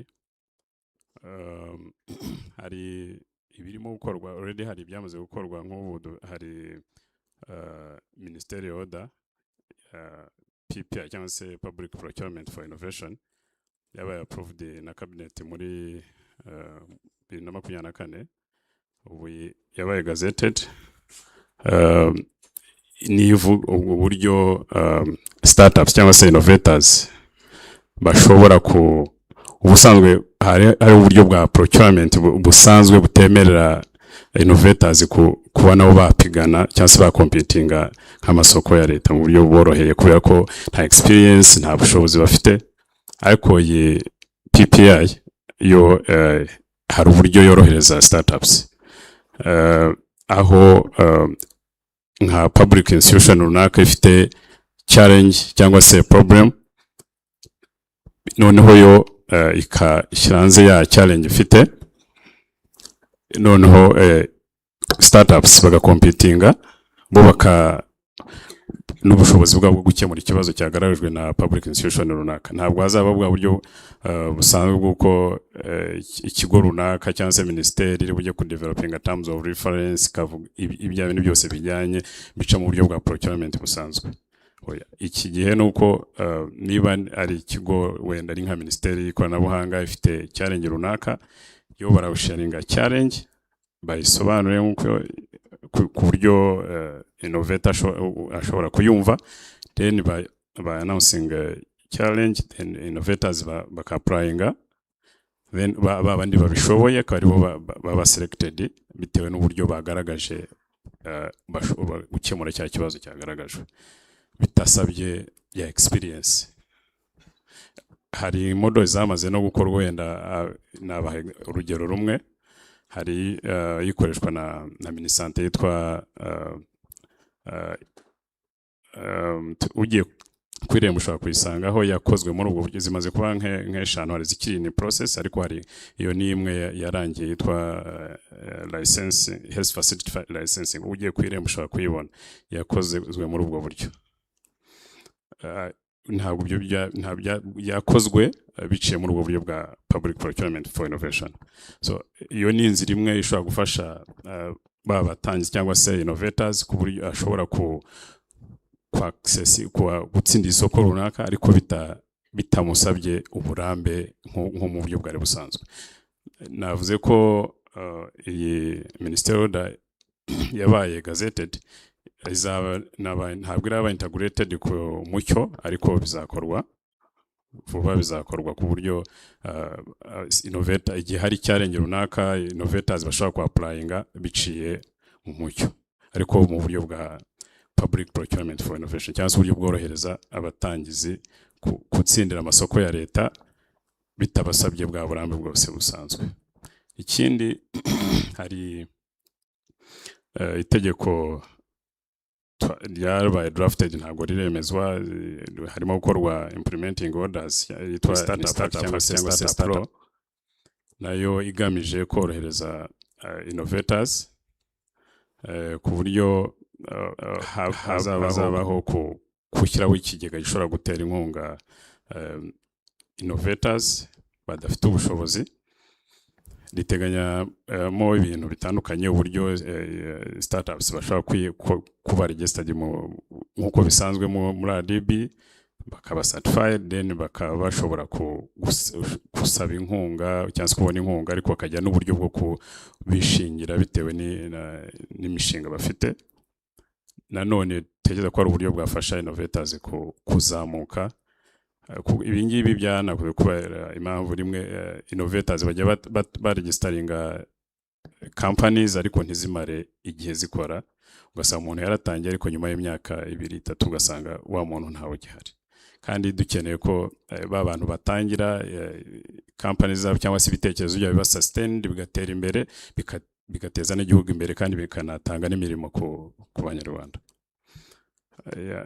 hari ubundi buryo nanone wenda bukoreshwa ibyo bita innovation sandbox cyangwa se pilot program beneri hari yatangiye ifite iyo sandbox ya kuri fintechs cyangwa se bafite solutions muri financial technology yewe n'ubundi buryo nanone bushyigikira startups bafite ibitekerezo nanone bwabafasha kuzamuka n'ahandi yo nk'umuntu ufite igitekerezo muri financial technology ashobora kugitestinga kugeza kiri ready kuba cyajya ku isoko ry'umurimo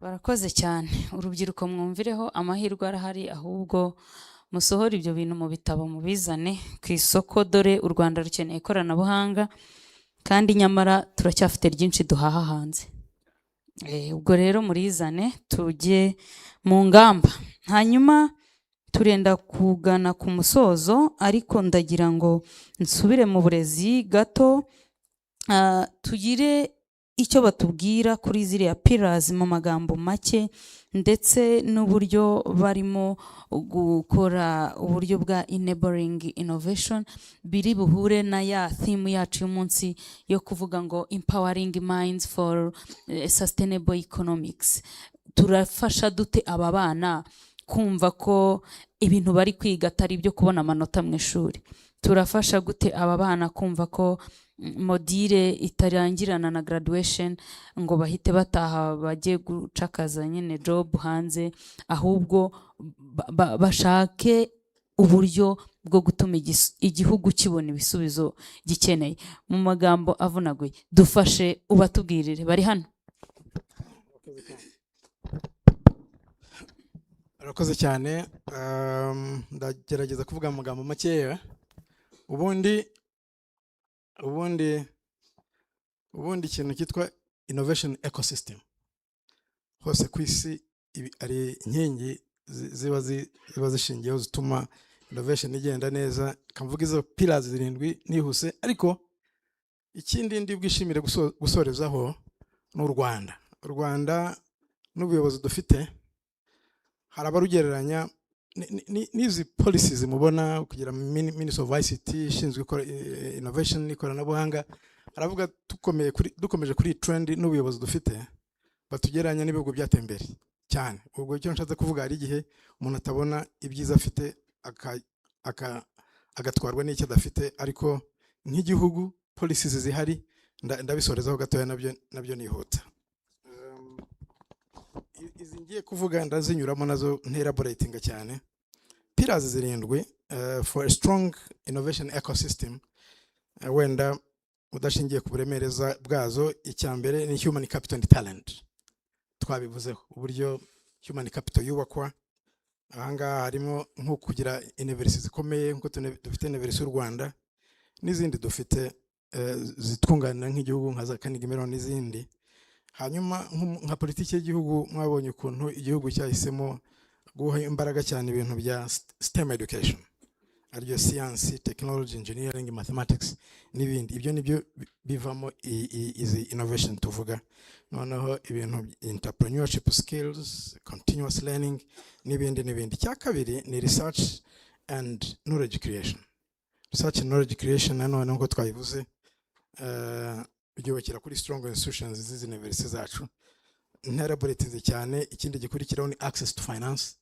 Access to finance, ibihugu bigifite economies zitari zinini haba harimo a lot of struggle, ariko nk'u Rwanda rushyiraho policies supporting ibintu bya seed funding, venture capital, government innovation grants.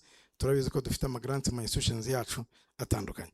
Cya kane ni supporting government policy and regulations, aribyo navugaga bi supporting startup friendly regulations, tax incentive for R&D, intellectual property protection, regulatory sandboxes, national innovation startups n'ibindi. Kindi bavuze ni infrastructure and technology platforms. Aha niho usanga nk'igihugu gishyiramo imbaraga kugira ngo tubone internet n'ibindi, electricity, data infrastructure, digital public services n'ibindi. Cya gatanu navuze ko mvuga zirindwi ni entrepreneurial culture and networks. Startup communities, mentorship networks, collaboration spaces, networking events nk'izi n'ibindi. Mu institutions twabayemo twagiraga ikintu cyitwa innovation week, aho abana bashobora ku demonstrating projects zabo na alumni na industry. Cya karindwi ni market access and industry linkages. Ntabyandi pakinze ntashatse gufata umwanya mwinshi, reka njye kuri ya point navuze nk'u Rwanda. U Rwanda aho rugereranywa n'ibindi bihugu byatembere nka Singapore kubera ubuyobozi bwiza. Icyambere ni strong strategic government leadership. Icyo tukizeranyeho dufite ubudasa nk'ubuyobozi bw'igihugu. Hanyuma tukagira pro business regulatory environment, focus on technology and knowledge economy, development of innovation clusters, strategic global partnership. Hariya mubona muri u Rwanda dufite nka za zipline, byose ni innovation ziba ziri behind that, etc. So urebye icyo nari nshatse gusorezaho cyari ubudasa bw'u Rwanda. Hari byinshi byo gushima, hari strong policies, ubushake bwa politiki, nibyo bituma byose bishoboka. Ni ikiganiro twaganira cyane, ariko nishimiye gusoreza ku buyobozi bw'igihugu. Ufite ubuyobozi bwiza nta kidashoboka. Murakoze cyane. Murakoze cyane. Tugeze ku musozo w'iki kiganiro, ariko ndagira ngo aba bantu mu masegonda 30 utubwire uko inama turi butange ku rubyiruko ruri hano uyu munsi rutekereza ku kintu cya making ideas happen. SANTECH twarabitekereje gushyira ibitekerezo mu ngiro, dukora e-visitors. Tubona ntibihagije, duhamagara urubyiruko ariko ntitwarugeraho rwose. Dukora Sun Hub, ntago bihagije, dutangije Take Forward kugira ngo turebe ko twahura na rwinshi, ariko si ibyo gusa. Inama mini ICT mu masegonda 30 muri buhe urubyiruko, abagenerwabikorwa bari hano, abashakashatsi bari hano, yo gutuma ibitekerezo u Rwanda rurasetinga NSTs bitandukanye n'ibitekerezo, ariko ingiro nizo zituma tubibona. Niyihe nama? Murakoze. Buri wese aratubwira. Murakoze. Icyo ntekereza cyafasha muri izo ngeri zose umaze kuvuga nuko wenda ku rubyiruko cyane cyane ibitekerezo byabo, niba developing ibitekerezo byabo ariko ntibacike intege. Iba hano uyu munsi byanze ariko ntabwo ejo ariko bizanga. Ikibazo kiba gucika intege, ariko igihe ufite ibitekerezo bizima, nibaza ko hari uburyo butandukanye bwafasha kugira ngo utere imbere nk'uko SANTECH yabigenje. Ikindi ku bashakashatsi, hari icyo nigeze kuvugaho cy'uko turi mu butera uburyo ikoranabuhanga abanyeshuri abarangije amashuri badasohoka ku ntebe y'ishuri nibanza babe badashobora gukemura ibibazo biri ku isoko. Nuko twagiye uburyo bwo guhuza abashakashatsi bacu na academia environment, hakabaho gukora curriculum zikemura ibibazo igihugu gifite, ariko ntibibe ibyo mu gihugu gusa, ariko bikajya no hanze y'igihugu. Murakoze. Murakoze. Igitekerezo ngize nasangiza urubyiruko, icyambere abantu ntibazacika intege, ntibazatekereze resource imbere ngo naza gukuraho amafaranga. Oya, hari n'abandi bayobozi nakwifashisha like quoting yuko gira igitekerezo, make a case and then resources zizaboneka, aho kugira ngo wirimite no gutekereza ngo resources zaba hehe. Oya, resource nini ni icyo gitekerezo, cyubake, hanyuma resources zashobora gukurikira icyo gitekerezo. The idea to yubake. Number 1. Number 2, bimwe bavuga ngo koma urusyo ni institutions zacu duha abana environment, innovation hubs, tubahe support, bari mentorship, whatever it is. Yes, ibyo bintu bibiri ubihuje ni ngombwa. Hari icyo twakomeza kubonamo. We challenge our young people to think, bishyire hamwe, bagire actually uyu munsi ni urugero rwiza, n'abantu bagize umuhate. Iyo niyo resilience tuvuga. Mugira umuhate, ntatinye kugira hakomanga kugira ngo abone support, yahera ku professor bamufasha no hanze, hanyuma institutions zacu nazo twumve ko responsibility zacu guha abana environment, to nurture these wonderful ideas. Koko, resource zikurikira a very good idea. Let's make a case. Thank you.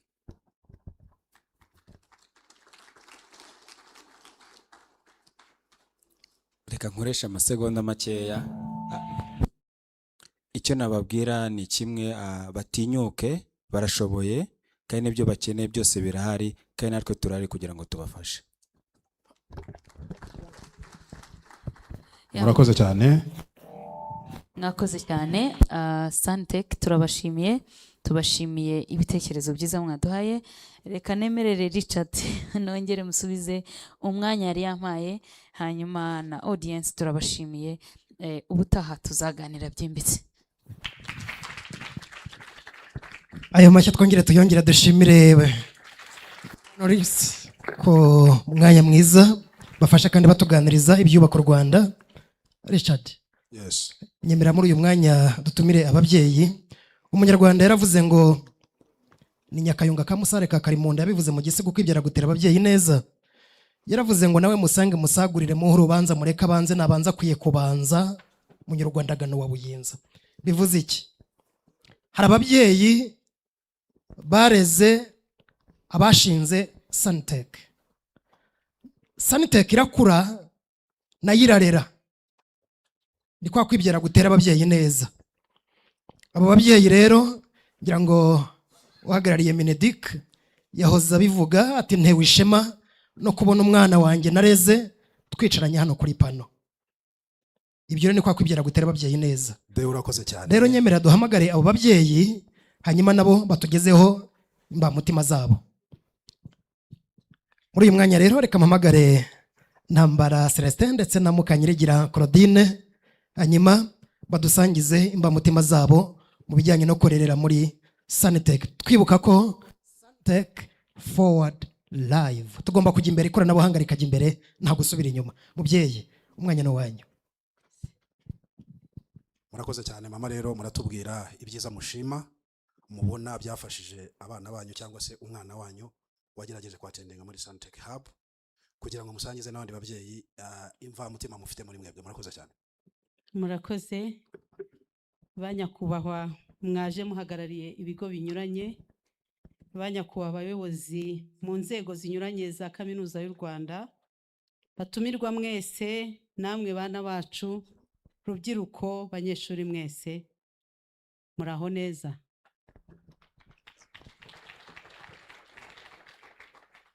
Ntewe ishema no kuba hano kuri uyu munsi aho ubumenyi dutanga bwagaragaje ko bujya mu bikorwa.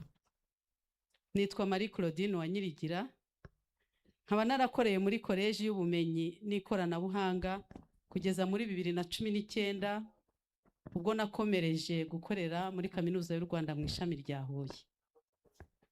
Mbanje rero gufata uyu mwanya nshimira cyane guverinoma y'u Rwanda, igihugu cyacu, kuko idahwema kwerekana ko ishyigikiye uburezi kuri buri wese, kwerekana ko kwikorera buri wese abifiteho uburenganzira.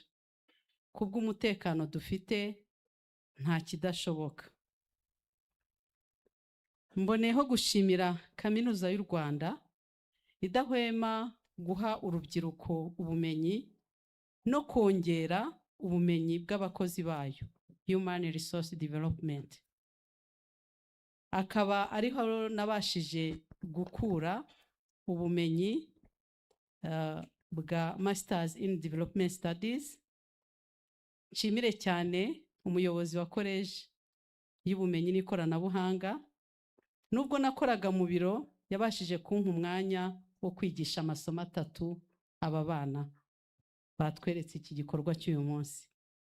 Nabigishije Entrepreneurship and Innovation, Principles of Marketing and Principles of Economics.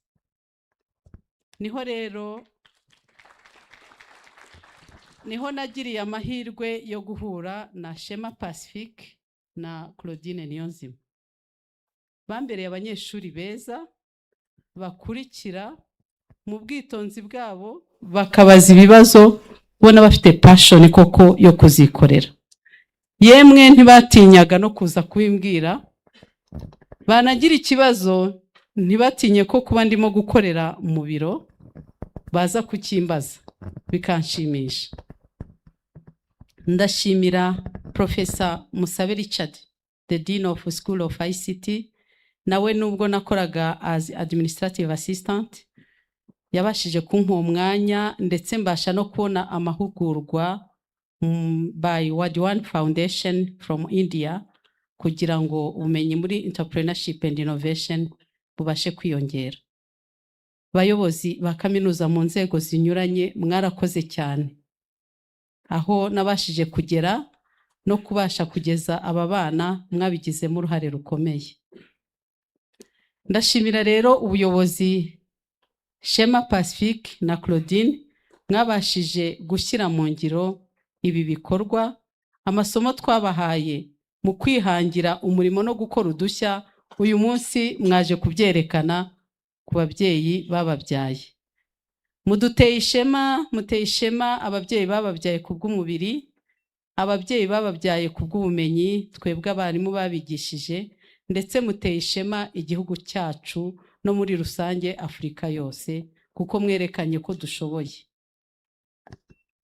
Rubyiruko, banyeshuri, bana bacu, ndagira ngo mbasabe ko amahirwe dufite yo kugira igihugu cyiza cy'amahoro kandi giha amahirwe buri wese kwiga mutayapfusha ubusa, kuko hari igihe ibi bitashobokaga.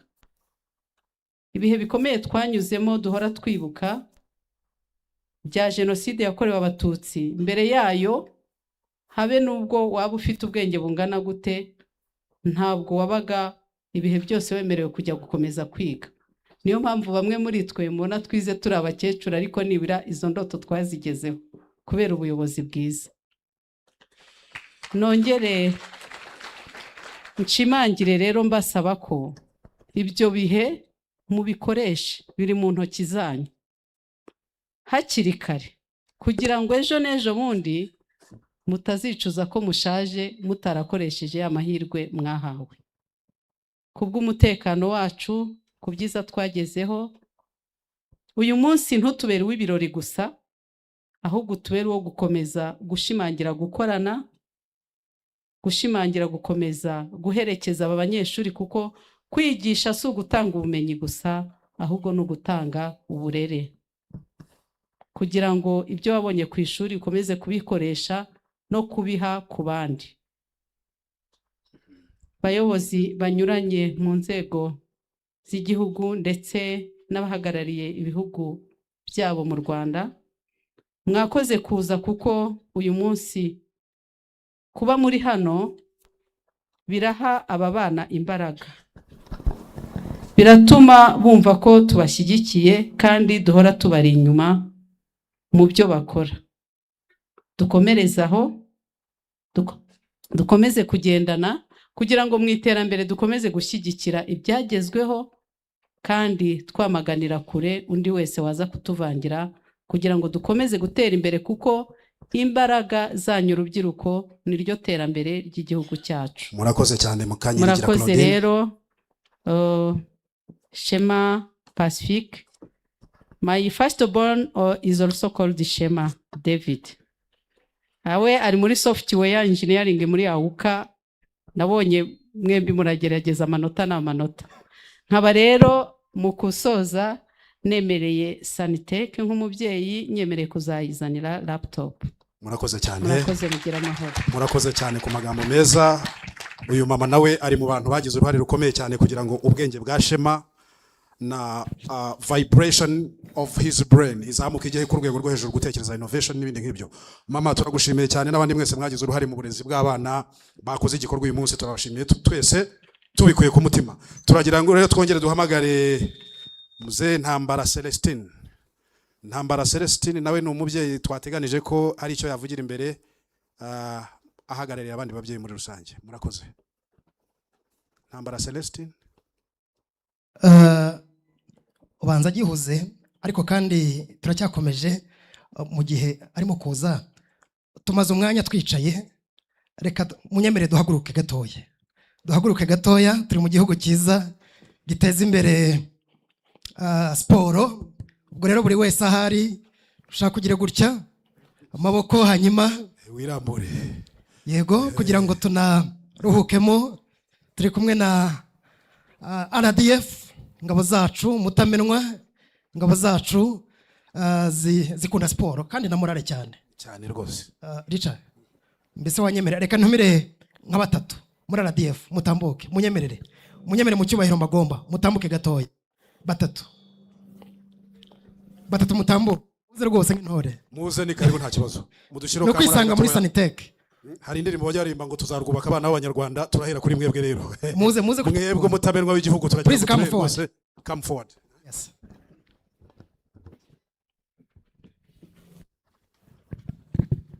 Bravo. Ndabaramukije. Hari intero tujya tugira mbere yuko turirimba,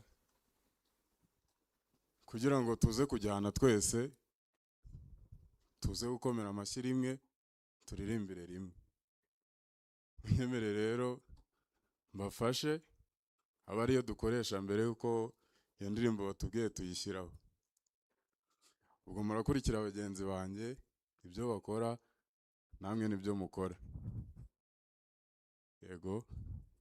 All July. Touch. Lie. Tuzarwubaka, tuzarwubaka abana b'abanyarwanda rugire nka paradizo ku isi hose we tuzarwubaka abasore turwubake abanyeshuri barwubake abayobozi barwubake n'ingabo turwubake tuzarwubaka abana b'abanyarwanda turugire nka paradizo ku isi yose we tuzarwubaka ibigo byose birwubake hamwe mwese turwubake natwe ingabo turwubake tuzarwubaka abana b'abanyarwanda turugire nka paradizo ku isi hose we tuzarwubaka. Murakoze cyane. Murakoze cyane. Ingabo kudushyiraho ka morali n'ibindi, ndagira ngo mbwire ingabo ko dufite n'irindi koranabuhanga abana b'abanyarwanda bari kudevelopa. Dufite urubyiruko ruri kudevelopinga drone zihaguruka ku butaka zikagera muri metero 400. Izo drone zirahari, reka mbivugira imbere y'abantu. Abo bana ndaza kubahuza n'inzego z'ubuyobozi ndetse na RDF kugira ngo bazakorane cyane, bakore improvement, bashyiremo ibintu bikomeye kugira ngo ejo nihabaho na sharings na space air protection izo zijye zikoreshwa zarakorewe ahangaha. Abo bana barahari, turabazi, nabo tuzababazanira, tuzabahuza cyangwa se tuzabaheshema kugira ngo nakomeza aba training mu buryo bumwe n'ubundi. Murakoze cyane. Nyakubahwa rero ndagira ngo unkomereze uyu mujishi kandi rwose tuwusangire kugira ngo igitaramo gikomeze kiburuka gira amahoro. Murakoze cyane. Muri uyu mwanya munyemerere dutumire Honorable Kabandana Mark, hanyuma tukinjiye muri wa mwanya wa pitching session. Atamboke. Yego. Honorable Kabandana Mark, munyemerere muntiza amashyi tumwakire. Numwe mubo ikoranabuhanga ryayobotse, ntabwo mbitindaho umubyeyi, turabakiriye. Muraho neza. Guest of honor, distinguished membre du corps académique, abanyeshuri, ingabo, comrades. Nishimiye uyu mwanya kuba ndi hano. Ntabwo ndi umunyeshuri nkuko mubibona, sindi n'umwana n'urubyiruko, ndi umusaza ariko ndi inshuti y'urubyiruko. Well, nagize igitekerezo cyo kwiga IT, by'umwihariko AI, artificial intelligence. Nari nsanzwe mbikunda, nari nsanzwe mbiziho, nize chemistry, bachelor degree, hanyuma niga business administration kuri masters ahantu hitwa Maastricht mu Buholande. Hanyuma nakoze imirimo myinshi muri leta, ubu ngubu nanjye ndi nararibonye.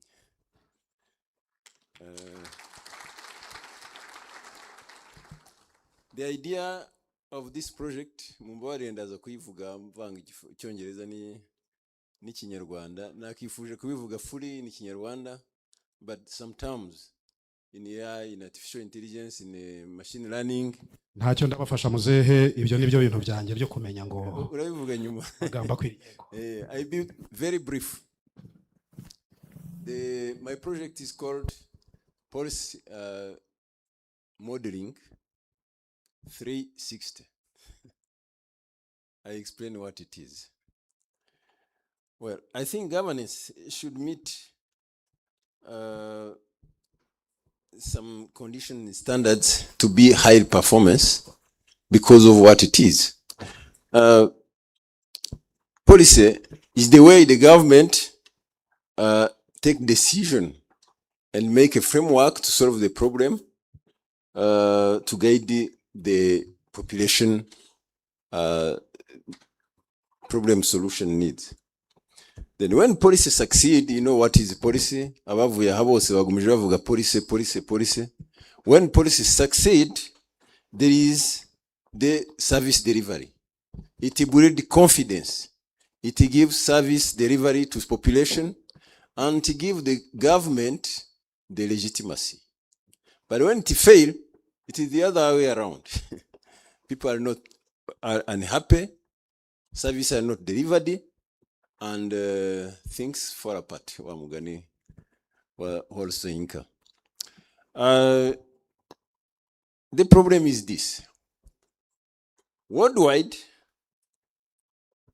it's the researchers, Pressman and Wildavsky, they made research. Among other researchers, the global average of policy success is between 40 and 60. In Africa, the success is between 20 and 40. In Rwanda, pay attention, it's between 60 and 70. That is a product of research. But let me ask you, could we afford to waste 40 to 30% of our budget? We are a small country, we work hard, we have no excuse to waste that amount of money. Even if it is 10, it's too much. Am I wrong? So we have to find a solution to maximize, to optimize the policy. African researchers, they say all the time, the problem of policy process or policy in general, policy success, is what they call implementation gap. Say in the phase of implementation, there is a problem. There is a ideation, the design, the implementation, monitoring and evaluation, and so on. And they say the step of implementation is the weakest. That's what they say. But I go far. I'm asking myself, why do we fail to implement? Is it enough to say there is an implementation gap? No. That's what we did. That's my research indeed. We have to solve that problem of implementation. And in the course of research, of course, there are some researchers like Meadows, like Steeman, like OECD. I read all the books. I made a lot of research. And what did I find? There is a structural mismatch between governance, architecture, and system, which is very complex. Traditionally, they assume that the system is linear. You just create a policy, you implement, and you get results. It's not that. The system is very complex. In between, there are shocks. There are recidivism. There are incapacity. There is a lot of things that impede the policy implementation. And you cannot assume that the way of solving the problem is linear. It's dynamic. The solution is that we are in a non-linear system and dynamic. The system is strongly interdependent. Sectors, all sectors are interdependent. You cannot say, I am just doing agriculture without relying on water, without relying on IT, without relying on any policy, you know it, I think. I think there is a strong interrelationship between policies. Then there is this rapid technology change. Things are changing. We come from far. From the first industrial revolution, you know, it was mechanical, it was muscles. The second, it was, I think it was electricity and so on. The third was internet. Now we are in artificial intelligence. They say we are in the fourth industrial revolution, and you have to catch up to be more productive. Today, the best societies are the one who master AI and machine learning. So that's the idea of 360 came. What is the solution? AI 360 is based on what I call AI native. What is AI native? AI native, generally, you can adopt AI and integrate it in what you do. But AI native is a product or a service or an organization that is designed fully from artificial intelligence. Artificial intelligence is a core, is a foundation. It's not an add-on feature. It's the whole thing. That's AI native. Then there is another second aspect is an adaptive system. An adaptive system is sensing environment. That is data collection. Because 360 is data centric. The adaptive system interprets system. It analyzes. It predicts the future. It chooses action, decision, and learn from that by a feedback. To do that, we have modeled what we called a model village. It is something we tried to create. A model village is, let's say, a small state. It's a mini state. Muzehe murakoze cyane. Hano turi kumwe n'abajaji kugira ngo ibyo uvuga watangiye no kusobanura projet murimo muradefanda cyangwa musobanurira abanyarwanda muri rusange. Muzehe yavuze ko afite projet bita Policy Modeling 360. Iyo ni projet ikoreshwa mu nzego za politiki mu bushakashatsi ndetse no guhuza amadata cyangwa se inyegeranya nyaruka zishingiye ku mibare mbonezo ndetse n'ibinyuranyo biba hagati ugereranije n'ibiriho. Ibyo nibyo yasobanuraga muri rusange. Ikindi cya kabiri yavugaga icyo iyo projet ishobora gufasha igihugu muri rusange. Hari ibyo bavuga ko mu bushakashatsi dufite gap cyangwa se icyuho. Yagaragazaga uburyo icyo cyuho gishobora gutwikirwa cyangwa kigahuzwa n'ibintu bibura muri rusange. Nagira ngo mbivuge mu Kinyarwanda abantu babyumve neza. AI modeling n'ibindi nk'ibyo ngibyo. Ubwenge buhimbano cyangwa bukorano bugahuzwa n'imibare ndetse no gushakisha amakuru no kuyakusanya agahurizwa mu kintu kimwe kugira ngo hakurwemo igikenewe igihugu kigikoresha. Nibyo ngibyo yavugaga muri rusange. Hanyuma rero Muzehe Kabandana, ahangaha wicaye imbere y'abajaji nubwo uvuga ariko bagukurikiye kugira ngo banakubaze mu minota mike ndetse n'amasegonda make kugira ngo bitange ishusho nziza. Aba bicaye imbere yawe n'abajaji. Ndagira ngo mbahereze umwanya bakurikije ibyo bumvishe n'ibyo mwasobanuye. Ndagira ngo mbahereze umwanya bivuge kugira ngo tubahe n'umwanya wo kukubaza. Murakoze. Hello. Yes, good afternoon, everyone. I'm honored to be the chair of this panel with my colleagues, Happy Agatako and Everest Swabujingo. So I'm the chair of the panel, as I said. In presentation, there are procedures that we have to follow. I'm sorry to say so because you started in the era that we are living in. We need to be you need to be talking while the audience is watching or seeing what you are presenting. And it is fortunate that you are talking about the AI. So the AI that we are talking about is not the other one that we are reading in the books, as my dean said. So I'm sorry to say so, but maybe the next presenter will follow the procedures that we want to put in place. First of all, you have only 5 minutes, and I believe that you have exceeded even 5 minutes. So if I have to follow the procedures, then I could say stop. But we give you a go ahead, maybe for 2 minutes, and the next presenter will follow the procedures. Okay, so we have 5 minutes, and yeah, maybe we shall ask a question as a panelist, and then the audience as well. Okay. Thank you very much. Okay, take just 1 minute. The first is that the PowerPoint is here, but I think it's the problem of technology. It's not me.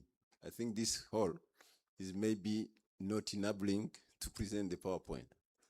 If the next presenter does it, it's good, but I failed to connect.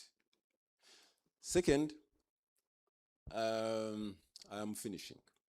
I just want to tell you the impact of this project. The one is that the system will be data-centric. The second, it will be predictive. We not just stay at a certain step. We look in 20, 30, even 100 years by predicting what we do and where we want to be. Third, I think it will be a robust society working under uncertainty, which is not likely. I thank you so much.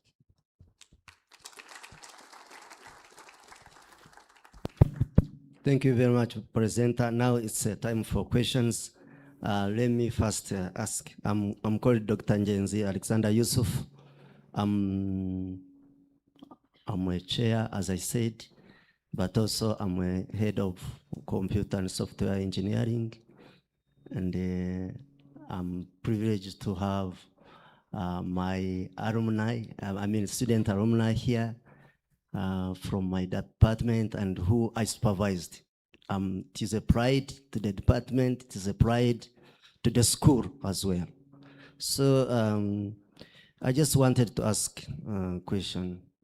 What was your inspiration behind this project? What made you, what triggered you to come up with this project? And along with that,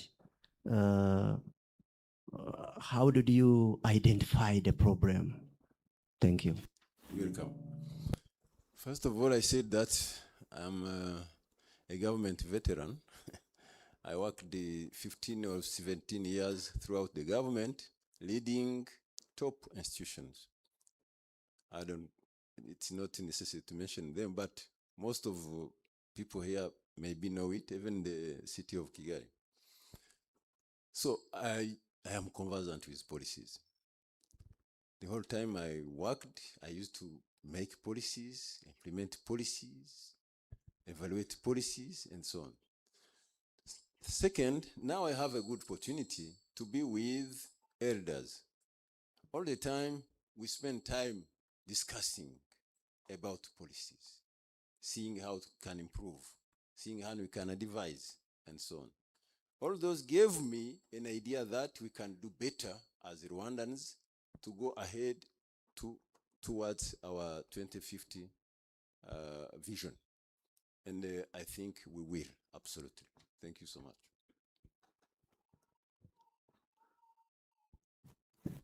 Thank you so much for your good presentation. As Team Judge talked about, my name is Evariste Sojingo.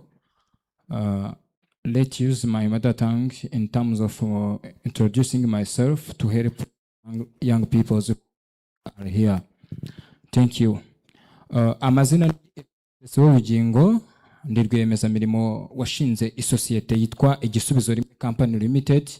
Abantu benshi barayizi.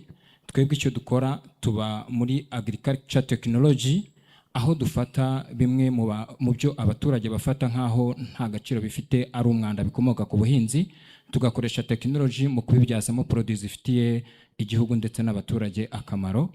Aho navuga tumaze imyaka 5 dukora amasabune mu bwoko butandukanye dukuye mu bisigazwa by'imyaka bitandukanye, aho twavuga nk'ibishishwa by'imyumbati, avoka n'ibindi bitandukanye, ndetse dukoramo ifumbire iri organic shaped imeze nk'imvaruganda, ndetse tugakora ibyerekeranye n'ibindi bikoresho byose by'ubwiza. Ubu ngubu twatangiye no gukora imibavu yo kwitera dukura muri ibyo bisigazwa by'imyaka abantu bafata nk'umwanda. We are a company experienced more than 4 years. Thank you. Ikibazo nari ngiye kubaza, I want to ask you that how will you prevent incorrect policy recommendation? In our society, we find correct policy and incorrect policy. And you, as you talked about for your presentation, you will use AI and other system to track this information or this policy to society. How will you prevent in your project that equivalent and correct policy you will receive in your project? Thank you. Thank you so much. To correct policies, first of all, policy is about data. My project set a system which is architectural to collect and to disseminate the policy, to collect data, build the policy, and disseminate it. So this system is architectural from the edge node, what we called a model village. I didn't have a time to show you. There was a presentation. Actually, this is the model village, you see. Maybe if they can move it and show how it works. But from here, there is a cloud. That cloud with sensors, with everything, they collect data and they send it through a district hub up to the national intelligence. Then from national intelligence, the policy can be built. Then the policy is rolled out throughout the structures, and then there is a monitoring in real time. You can see what is blue, what is red, what is green, and correct it, take a decision immediately. That system will function like that. And maybe if I go a bit far, we intend to deploy 3,000 clouds in 3,000 model villages. And from there, we shall have a lot of data from a lot of sources, including the media, the phones, the talking with people, and so on. And we shall create a data lake with some SQL servers and so on. We can create a database, then we create a data set and so on. Okay, I'm interested there now. You come to my domain. So 3,000 household. 3,000 household. How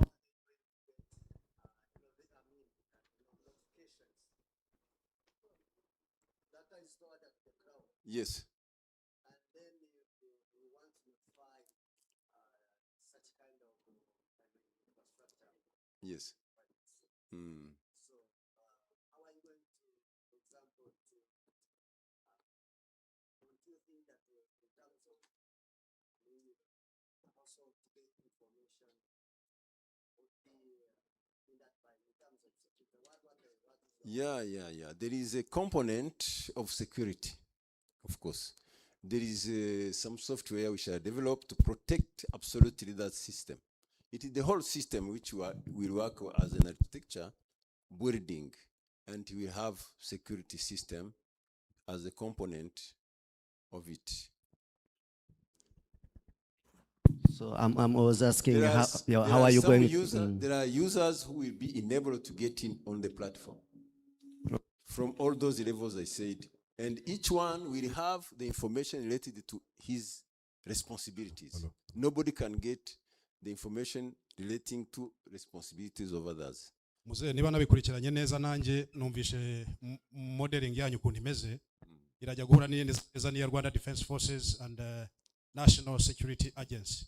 No kuvuga ngo collecting information from different crowd bishyira muri data centers zabo iri kuntu bakora analysis bitewe n'icyo bakeneye cyangwa n'ibyo bashaka ku responding. Aho nagira ngo tugaragarize muri rusange uburyo ibintu muzabihuza kuko already hari ibyo Rwanda Defense Forces bafite, hari ibyo Rwanda National Police bafite, hari ibyo National Security bafite. Wagira ngo uburyo ibyo bintu muzabihuza kugira ngo wenda hatazaba umuntu za interception. Sinarinzi yuko nabo babikora gutyo, urakoze kumpa ayo makuru, ariko ni byiza yuko noneho niba nabo babifite n'abandi babigira, n'abandi government civil servants nabo babigira. So I think there is no wenda ntabwo bizajya mu bintu biri sophisticated bya defense, ariko tuzajya mu bintu bya policy implementation and monitoring. Byiza cyane. Okay. Thank you. So icyo narangirizaho nuko We could not show you how it will work because we have prepared the model village. I think technology, next time it will enable us to do it. Ikindi navuga nuko hari igitabo, nanditse igitabo kizasohoka mu kwezi kumwe cyangwa abiri, and you will get the whole thing inside. Thank you so much.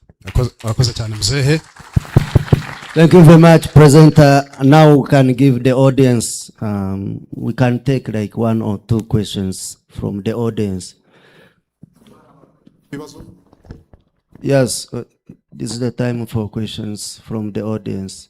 Niba hari ibibazo abantu bafite muri hano twabaha microphone kugira ngo ndabona uwa mbere azamuye ikiganza, reka tumuhereze umwanya kugira ngo abaze.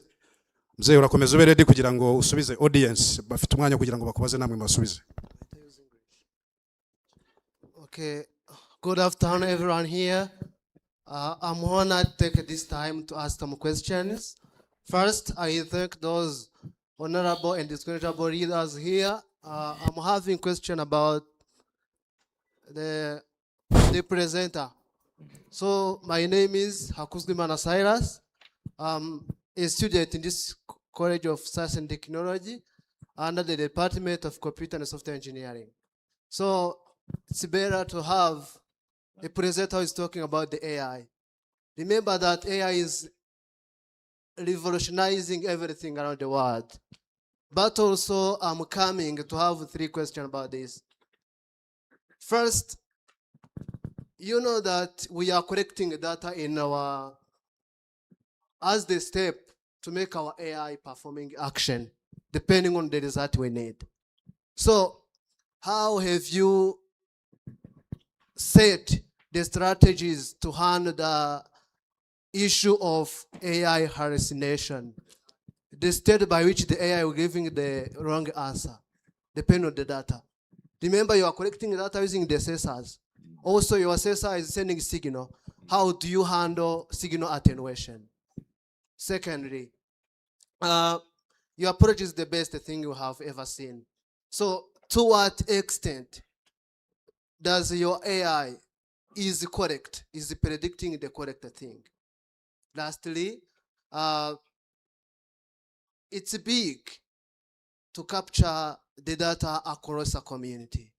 So how do you say the security of your devices? Thank you. Thank you. The first thing I have to say, what I presented is not the final product. We are just starting, and we shall improve on it as long as we are working. All those problems you said, we are aware, absolutely. And you have provided for, you know, if you are in AI, you know that there is always the solution. Some solutions are in place. I think for the security, for whatever, there are solutions. But we have also to create up. I'm not championing to use others' AI. You, Rwandan, you young people, you have to create those solutions which are really integrated to our problems, to what we are. So this is a starting. Shall go on improving and improving. And I'm sure this way is the way to follow. Thank you.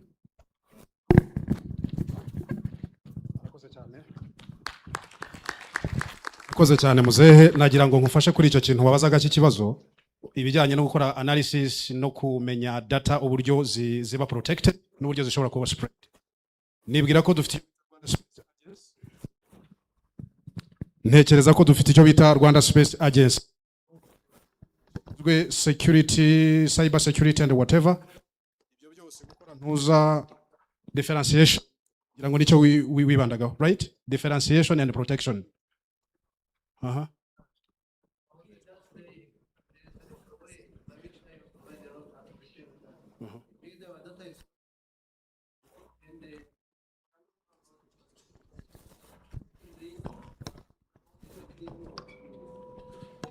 Right. As you understand the question, you start from the innovation.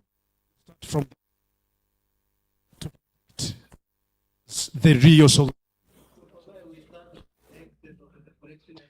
As you are in forward life, right? Ushobora gutangira ahubwo nawe and we improve. Mugakorana from that. Kuko turashaka ko n'abantu banakorana bagakora improve komeye aho kugira umuntu akora rumwe cyangwa se ari itsinda ry'abantu. We can make a group, right, of engineers, IoT, blah blah whatever. We join our muscles together to formulate the real solution, right? Okay. Rero hereza umwanya Optisource nabo nabagiye kudupresentingaho cyangwa gupitchinga. Excuse me, Richard. Observing the time. Okay, right. Okay. Now the next presenter will be Msemakweli Belis. Please be brief and precise. Belis.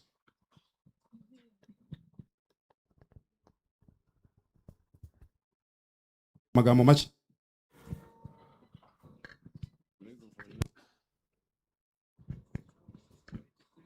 Uratubwira Belize, uradusobanurira magambo make niba ari software cyangwa se ari tool mwakoze, icyo yenda gukora n'icyo yenda gufasha, hanyuma judge bakubaze n'itsinda ryawe kugira ngo murusheho kutwumvisha neza impamvu y'umushinga wanyu. Murakoze.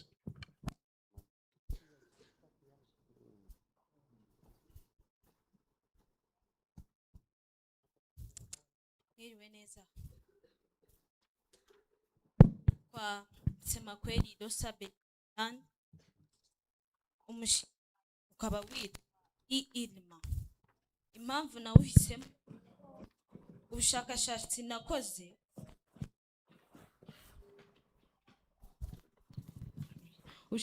nakoze nasanze 35% by'abanyarwanda bari engaged mu buhinzi.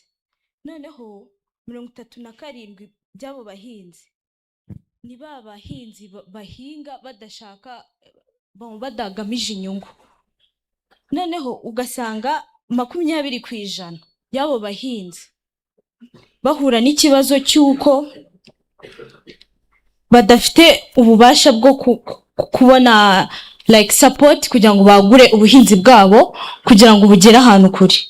So 25% by'umusaruro w'u Rwanda uva mu buhinzi. Noneho ugasanga babahinzi batoya nibo batanga umusaruro mwinshi ku bijyanye n'umusaruro w'u Rwanda. Abo bahinzi bahura n'ikibazo cy'uko batabasha kwinteractinga n'abayobozi babo ngo bababwire ibibazo bafite ku buryo babibakemurira ku gihe. Kandi twakoze ubushakashatsi dusanga muri buri sector harimo umwagoronome umwe. Urumva umwagoronome umwe ntago yabasha kugafaringa ibibazo by'abaturage bose bo muri uwo murenge. So usanga nanone abahinzi badafite uburyo like abadonors bo kugira ngo babafashe bagure ubuhinzi bwabo kugira ngo babashe kwiteza imbere. Rero nakoze nibwo naje gukora uno mushinga ilma. Uyu mushinga uzajya ufasha abahinzi kuba batanga ikibazo cyabo kikagera ku bayobozi mu buryo bwihuse buri direct, aho kugira ngo bate umwanya bava aho batuye bajya kureba abayobozi. Ibyo ngibyo birabavuna kandi bigatwara umwanya. Rimwe na ugasanga ibihingwa byabo 50% byangiritse, n'umwanya w'uwo muyobozi kuza kubareba nawo mu guta umwanya bigatuma ibihingwa byabo nabyo byangirika. Harimo n'ubundi buryo bwo gukoresha AI ikintu izafasha rero umuhinzi azajya avugana nayo mu gihe atarabona igisubizo cy'uwo muyobozi cyangwa umwagronomiste kuba yakifasha. Ati nukohereza ifoto cyangwa video akayohereza AI ikamusubiza ati ukoze ibi ngibi byagufasha, nawe akabishyira mu buryo, kandi ibyo ngibyo bizagabanya loss of time. Ikindi hariho uburyo ki umuhinzi azajya ashira ibihingwa bye hanze like kuri website kugira ku buryo buri muterankunga yaza akabona ibihingwa afite cyangwa abaguzi bakaba bamuteza imbere cyangwa bakamufasha kugira ngo ubuhinzi bwe bwaguke. Ikindi hazabaho uburyo ki bwo kugira abagronome bazajya bavugana n'abahinzi mu buryo bworoshye aho kugira ngo umuhinzi umwe aho kugira ngo afashe umuhinzi umwe, ahubwo azajya afata ibibazo by'abahinzi muri rusange abikusanyirize hamwe abe yabasubiza atarinze kuva ahari. Ibi ngibi rero bizafasha iki abanyarwanda? Bizagabanya umwanya abahinzi bataga bajya kureba abayobozi, ikindi bizagabanya umwanya abagronomiste bafataga bajya kureba buri muhinzi uwo ari we wese ahantu atuye kugira ngo amufashe gukemura ikibazo afite. Ikindi bizongera umusaruro w'igihugu. Urabona u Rwanda kubera kuba tudafite uburyo bwagutse bwo kubona ibihingwa biri mu duce dutandukanye mu Rwanda, bidusaba kuba twajya gutumiza nk'imiceri hanze, kandi muri make dufite uburyo bwo guhinga umuceri twawubona, si umuceri n'ibindi bihingwa nabyo twabibona. Ibi ngibi bizagabanya spending y'igihugu, kuba spending kuzana ibiribwa hanze kandi natwe tubyifitiye. Ikindi bizongera agaciro k'umuhinzi, kuko azaba afite uburyo bwo kwagura ubuhinzi bwe, akaba yakora afite agamije inyungu. Uburyo rero bizakora, ashobora gukoresha mobile application aho yazajya atanga ikibazo umuhinzi azajya aba afite mobile application, ashobora gutangaho ikibazo cyangwa akinteractinga na AI, akaba yanayibaza uburyo ki ya developer ubuhinzi bwe. Nk'urugero, ushaka nko guhinga bitewe n'igihe turimo nk'iki cy'imvura, nkayibaza ese ni ibihe bintu nakora muri iki gihe, ikaba yamfasha. Iyi AI rero izajya imufasha ahantu aho yaba ari hose, ku buryo yakikemura ikibazo atarinze kujya ku muyobozi, cyangwa mu gihe bitamworoheye akaba yakoresha iyi app, akaba yatanga ikibazo cye ku buyobozi bikamufasha. Murakoze. Urakoze cyane Berize. Ngira ngo natangira mbaza, ese uwo mushinga wawe hari undi wenda kumera nkaho waba warakozwe ahandi, ese urabunenga iki? Ingorane bahuye nazo ni izihe? Ese icyo ubona uzakemura kurusha ibyo wakoze ni iki? Nararebye, nakoze ubushakashatsi nsanga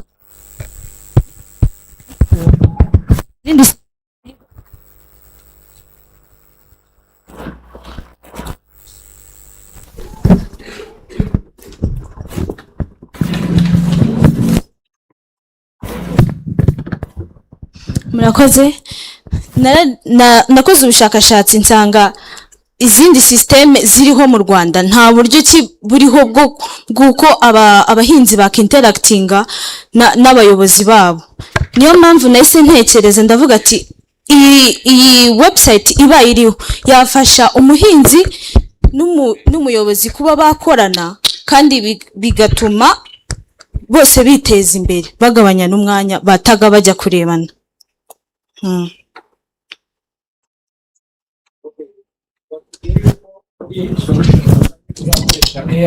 Yego. Twagira ngo tukubaze iyi projet yawe cyangwa umushinga wawe, ko abaturage benshi bo mu cyaro bakora ubuhinzi n'ubworozi batagira smartphone, urabitekerezaho iki ku muturage uri hari utagira smartphone kugira ngo abashe kohereza iyo video AI kugira ngo ibashe kumusubiza? Ese igisubizo bo ubazaniye ni ikihe, cyangwa se iyi projet yawe irareba abahinzi bo mu mujyi, kuko urumva bo mu cyaro bo twaba tubakumva? Indi amakuru y'uyu muhinzi azabikwa ate? Murakoze. Urakoze kumbaza ikibazo cyiza. Uburyo ki abantu bo mu cyaro bazajya binteractinga ni website. Twakoze ubushakashatsi dusanga mu ngo 5 ziri mu gace, byibura 3 ziba zifite telefone ngendanwa. Muri izo 3 ntago wagira ikibazo ngo ubure kujya ku muturanyi ngabe yagufasha. Ndumva icyo ngicyo cyaba gikemutse, ukagenda ukamubwira ikibazo cyawe, akaba yagutangira ikibazo kikagera kuwo gishinzwe kandi ku gihe.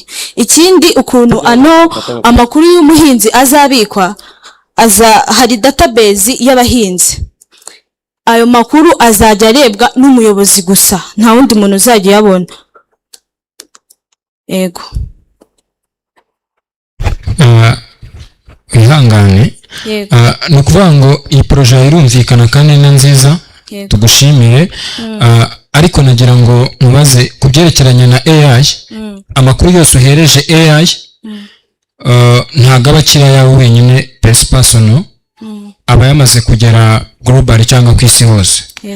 Kandi batubwiye ko umuturage azajya yafata akahereza AI akamuha igisubizo. Akaba ari nayo bwo igisubizo muhaye akivanamo akacyohereza umuyobozi, kandi tubwiye ko umuyobozi kizajya kimugeraho direct. Ese ibintu zabihuza gute kugira ngo amakuru ari muri uyu mushinga y'umuhinzi nkanjye ye gusohoka ngo AI umuntu wenda uri mu Burayi abe yamenya amakuru y'ikibazo ngewe mfite kandi nashaka kucyoherereza agronome runaka kugira ngo wenda mfashe? Yego, kambanze ngusubize. Ntago navuze ko igisubizo uzajya ukura muri AI aricyo uzajya uhereza umuyobozi. Hari form ugomba kuzuza wowe nk'umuhinzi ukayohereza, iyo form izajya direct ku muyobozi ubishinzwe. Noneho AI uzajya uyikoresha mu gihe bwa butabazi butaraza, ukaba wayibaza se k'igihingwa cyanjye cyagize iki kibazo nabigenza gute kugira ngo mbikemure. Iyo AI ni izajya gusubiza. Noneho mu gihe utabasha kubisobanukirwa, ukaba wafata igisubizo ukuye kuri AI ukacyohereza umwagronomiste akaba yakubwira mu buryo uwumvamo. Murakoze.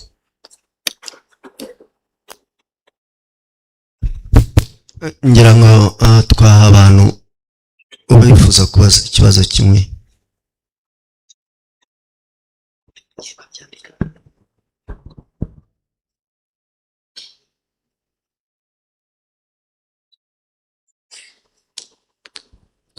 Okay, yeah.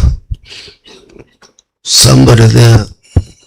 It's very hard to present and then you don't ask. But I'm told for the sake of time, those questions can be listed down, and then I think we can give Honorable Nyashongore. Yeah. Sorry,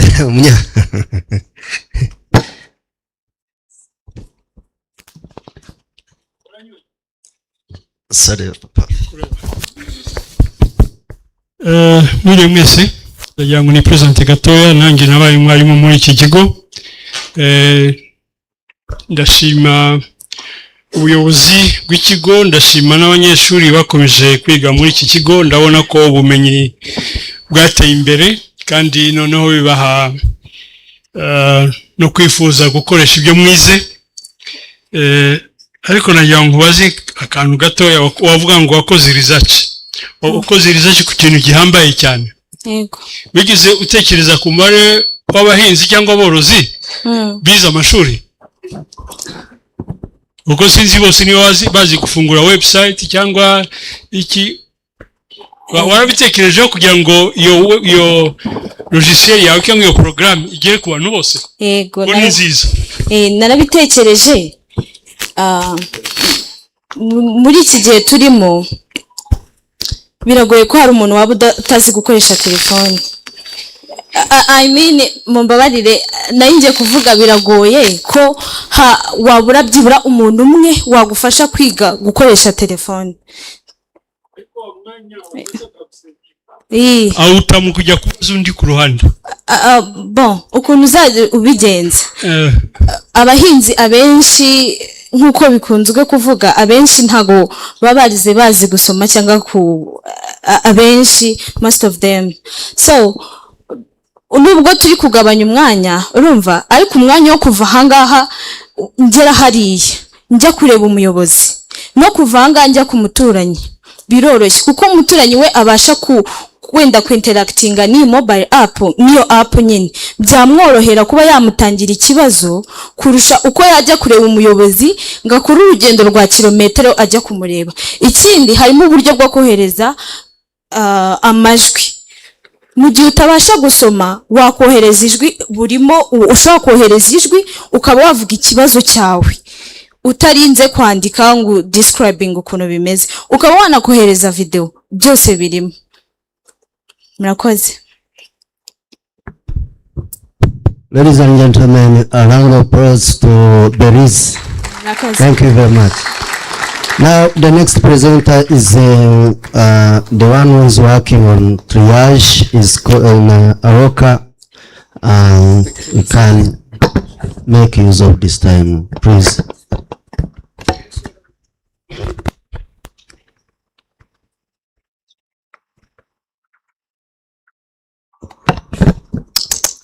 Nganyemera ariko tukabaha amashyi abana bacu umubyeyi ugeze kuvuga ngo tinyuka urashoboye kandi koko. Excuse me, MC, sorry to interrupt you. Can we give this, we are honored to be with the former Prime Minister, and he wants to say something. Thank you. Murakoze, ntabwo uriya mukobwa yakoze ikintu cyiza, ariko ubushakashatsi na structure ziriho bishobora gukorana. Ndavuga ubushakashatsi yavuze mu buzima, dufite abo twita abajyana mu buzima, sibyo? Abajyana mu buzima begereye abaturage. Mu buhinzi n'ubworozi tugira abajyanama, sibyo? Abajyanama b'imibereho ndetse n'abajyanama b'ubuhinzi n'ubworozi begereye abaturage, kandi abo barajijutse. Iyo system yawe rero yafasha. Noneho kugira ngo umuturage ajye kudiringa n'umuyobozi, umuturage yadiringa na wa mujyanama w'ubuhinzi n'ubworozi begeranye bari kumwe kandi ujijutse, akamubwira ikibazo cye, yamara kumubwira ikibazo cye, noneho kikaba submitted ku muyobozi via ya system yawe. Ariko system yawe ni nziza. Ibyo rwose birashoboka rwose. Ibyo rero birakemura na cya kibazo bakubazaga cyo kuvuga ngo abaturage bafite capacity yo gukoresha ICT n'ibiki. Ariko bafite abahagarariye begeranye kandi system bazi technology. Ibyo byakoroha rwose. Thank you.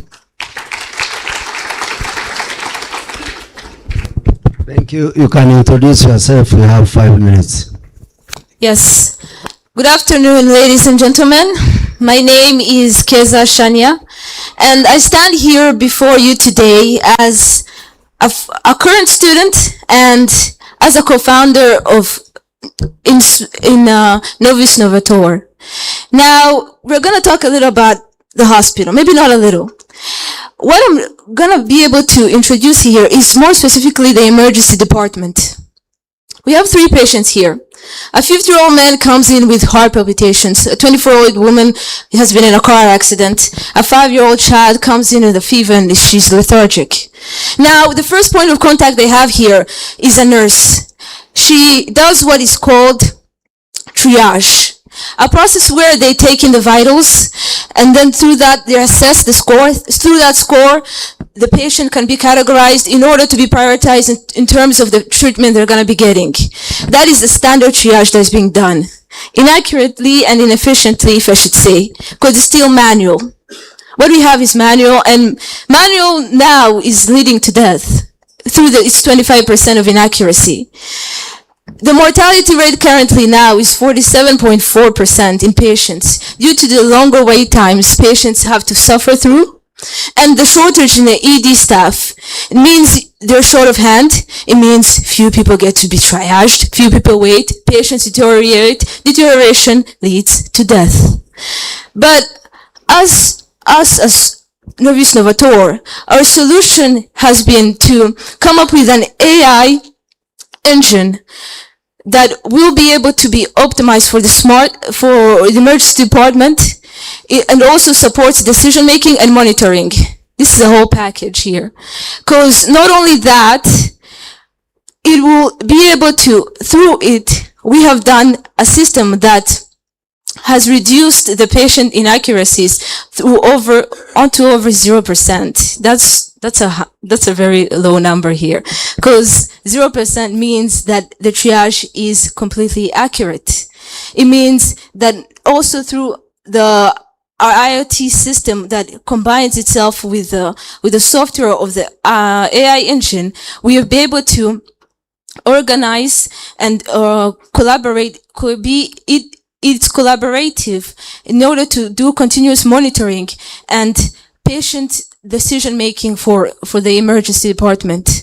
This shortens the wait times, meaning that triage now, we do it with over less than 6 seconds. Where patients had to wait for 30 minutes, it's less than 6 seconds. This is a huge number and a huge gap and improvement, meaning the patient outcome has increased, and patient outcome has increased by over 60%. And due to the shortage in the ED staff, it means that the AI decision making, the monitoring, constant monitoring 24/7, it reduces the burden on the ED staff. They can perform more efficiently. Now, with this system, there's also the expectation that through the system itself, we'll be able to not only work through the Rwanda national hospitals, but even move beyond that. Through working as a software as a service model, we can even collaborate with private hospitals that will be able to implement it. If we're talking about business model, but not only that, our country has seen an AI readiness of 51.6%, and a bonus, there is an adoption rate of 14%, meaning we are in the game and we can do it, and we do it well. What I call here to all of you here to do is to join us in this endeavor to save lives with smart triage. Thank you. Round of applause to Shania Keza. Thank you very much.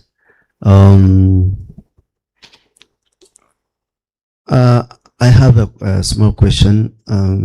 Your project is very nice, but I'm looking at the way how is it feasible? Can you tell us, confirm. And on top of that, do you consult and see in terms of numbers those patients who have shown the vitals or signs or symptoms, so that it can give to the decision makers or doctors? Thank you. Yes, thank you. That's a very interesting question. Now, in terms of feasibility, I already say that we are AI ready in terms of our country, with the statistics looking good for us. The adoption rate is low, meaning that we can have a breakthrough in the market. Now, also, the current system that is here is in hospitals, especially in the emergency department, is able to usher in the AI triage system, because currently it's manual. What we'll bring in is a digital aspect of it. And as well, the IoT-based system that we already have not only captures vital by vital, it captures 7 entire vitals all at once, whereby it was manual, but now it's more digitized. And regarding the model, if I should say, I already mentioned that it being a software as a service is good for us, because through that model we can be able to market it and be able to collaborate with private hospitals. We can make it a B2B, business to business, through the business hospitals, a business to government. The Ministry of Health has started an endeavor to implement a centralizing of the medical records in terms of healthcare. Through that collaboration, even our data can be of help to them. Thank you, Keda. Thank you, Keda. Yeah, your project is very nice, and we shall let you know the resolutions from the panelists. Thank you very much. Thank you. A round of applause to Keza. So the last presenter will be Roy Nathan Roy. Please try to maximize the time, because we are running short of time.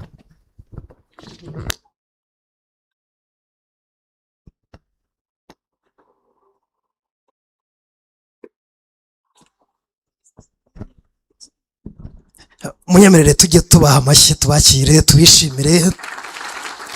Ni ikimenyetso cyiza cy'uko tubateze n'amatwi. Mwana w'u Rwanda, karamera none. Murakoze MC. So mafuta kanya gato shime SANTECH n'abantu bose bamaze bihaye umwanya wo kuza. So je nitwa Cyubahiro Roy Nathan, ndi umunyeshuri yahejeje kaminuza. So my project is Chorus Park. It's a digital ticket queue management. Ifasha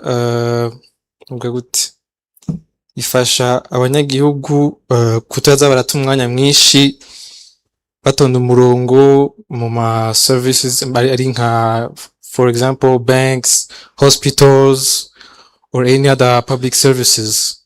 For example, tuvuge uri nko muri bank canke let's say ugiye mu maloko ya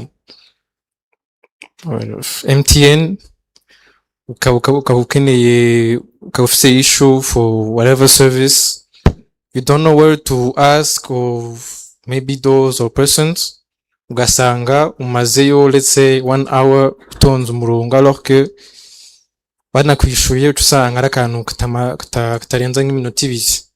So with this project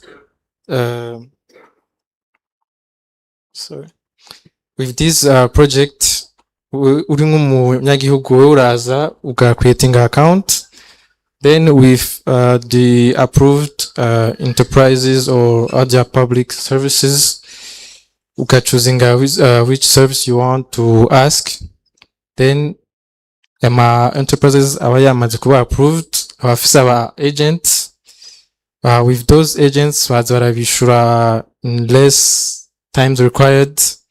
So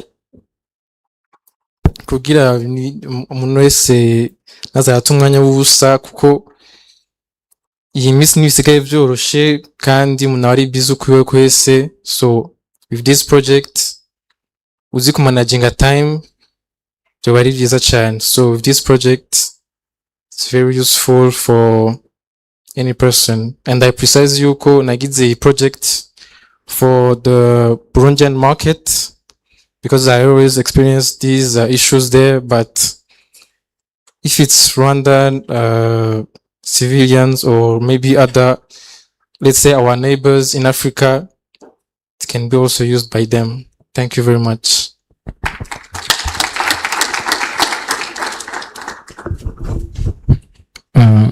Nathan Roy, urakoze cyane kuri proje nziza n'umushinga mwiza. Ikibazo nari ngiye kubaza, hari imishinga myinshi cyangwa se hari proje nyinshi tubona hanze zitanga solution nk'iyo uzanye, ariko what make your project different? Thank you. Can let me, how should I answer, in Kinyarwanda or English? Kinyarwanda maybe, or English, both. Okay. English, okay, no problem. So while I was doing this project on research, sorry, I've also found there are also some software, let's say in the United States or even in Europe, but we unfortunately have less systems like this in Africa. But I think there is one that is called, there's one that is used in Tanzania, but for just hospitals, good for them. But there's also one I forgot. It's I don't remember the name exactly. But compared to Europe or other continents, with Africa, with this kind of software systems, it's less used. Yes.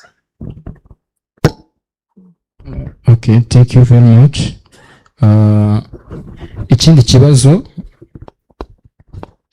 twabonye ko iyi system izafasha abantu benshi batandukanye, ariko ntago watubwiye mu by'ukuri uburyo buzifashishwa kugira ngo nawe muturage wajyaga gufata umwanya munini kuri bank cyangwa ku kindi kigo muzamushyizeho system yanyu ayikoreshe.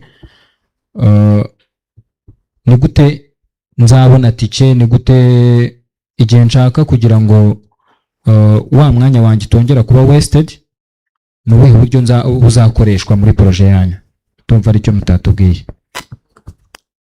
So sorry, sinabaye ndabasigura neza ukuntu system ikora cyane. Mugabo mu majambo make, ura creating account nga when urungitse iyo demand warushaka haba harimo historic y'ama services wasavye. So not only the agents babona ivyo wabasavye, nawe uba wifitiye any historic of all the demands you've asked.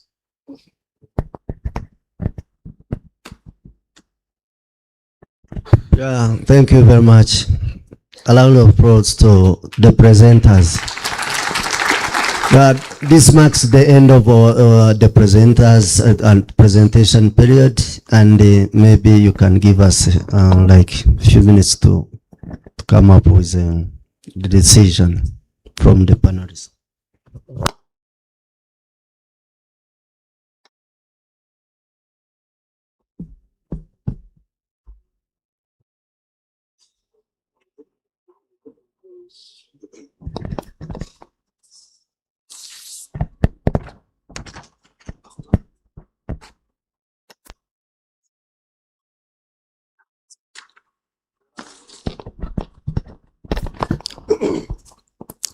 Reka nongere mbigombe mu ntiza make dushimire abamaze kudupresentera imishinga itandukanye. Barakoze cyane. Hari n'izindi presentations zari zihari, ariko kubw'umwanya turacyakomeje. Ngira ngo Shema yabitwijeje ko iki gitaramo ntabwo ari bucura. Yego, urakoze cyane. Bivuze ngo imihigo irakomeje, bizongera bitugarure. Abana bacu mukomeze muhange udushya. Iki gitaramo ntabwo ari bucura, turakomeje. Muri uyu mwanya rero munyemerere, twagize amahirwe, twagize umugisha wo kuba turi kumwe n'abayobozi batandukanye mu nzego zitandukanye.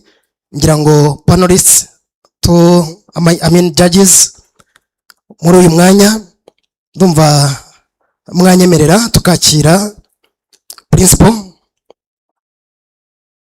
wa UR CST College of Science and Technology akatugezaho ubutumwa yaduteguriye mu gihe twitegura kwakira ibyavuye muri judges bamaze kwicara. Ngira ngo baraza kudutangariza umusaruro wavuyemo. Munyemerere mu ntiza amashyi tumwakire.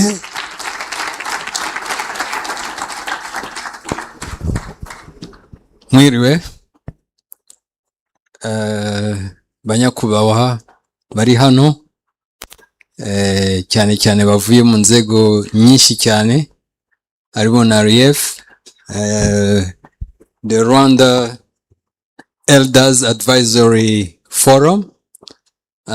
Nkunda ijambo ryo mu Kinyarwanda inararibonye. Ni abantu bakoreye igihugu, bagikomeza gukorera igihugu. Ni ukuvuga ngo it's a lifetime engagement. Let us clap. Tubashimire cyane. Ibi biragaragaza iki? Biragaragaza ko turi mu gihugu gifite future. Kuko umuntu wakoze agatanga imbaraga ze ku gihugu, agakomeza gutanga imbaraga ze mu iki gihe, ni kuvuga ngo baduhaye umukoro cyangwa bakaduha assignment yuko engagement with the country is not bound by time, is a timeless, is really a lifetime engagement. So they are well represented here, but many institutions, Minedik,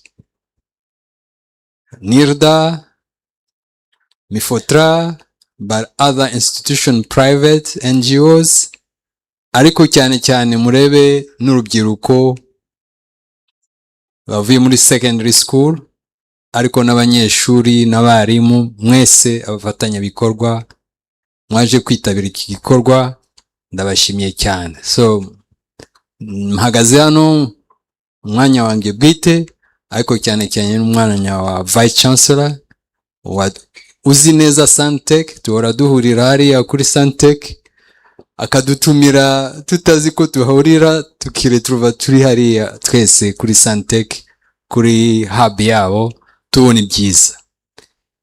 Tubikora kubera iki? Kubera dufite satisfaction yo kubona imbuto twabibye yakuze ariko gakomeza kubiba. So icyo ni ikintu gikomeye cyane muri gahunda y'igihugu. When you talk about national strategy for transformation, sometimes it may be a theory in a paper with pillars and strategies. But when you are gathering around activities like this is NST life. So when I see from ideation to transformative impact, you see transformation is inside. So there is a connection with NST because you are talking about national strategy for transformation. Then when you are looking forward, you are aligned with the country which is Rwanda. Rwanda think big. Rwanda want to be playing, sitting on the table and making good decisions. So, and one of the pillars of the Vision 2050 is human capital development, isn't it? If you don't have the human capital, like the representative from the Ministry of Education says, you will make it wrong. You will fail.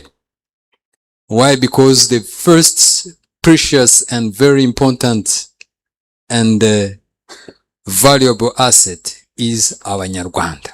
Ni kuvuga ngo ni twebwe umutungo kamere sinzi ko ugendanwa is a movable asset. I think we can say it. Ariko iri byose kuko we are the one who can think about the future.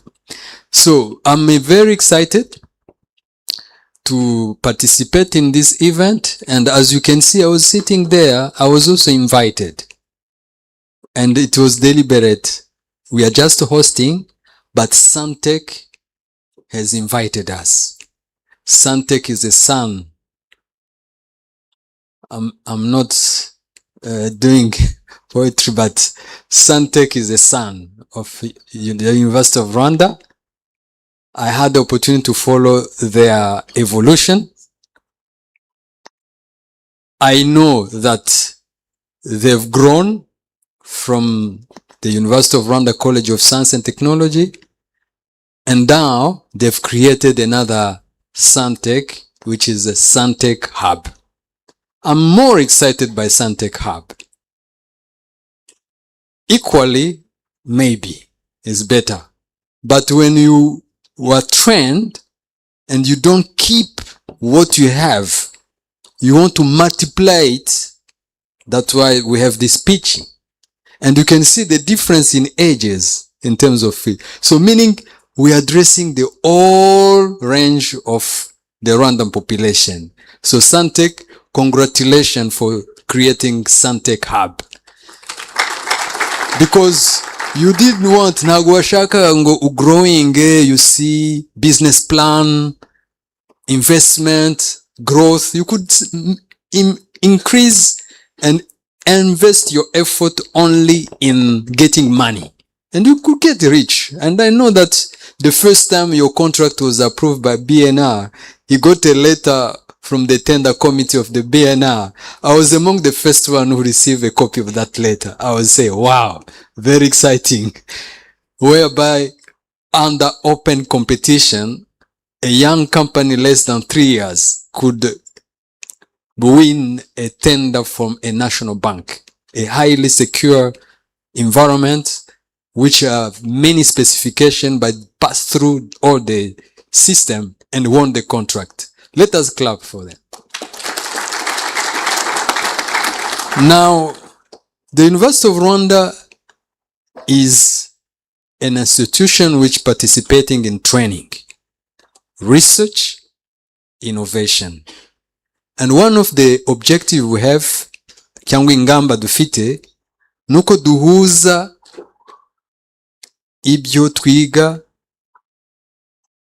ni gikenewe ku soko ry'umurimo, ariko tudashyira ntibishimangiye gusa ngo abantu bashaka akazi, ariko we want also to create jobs. People who are not only job seekers, but also job creators.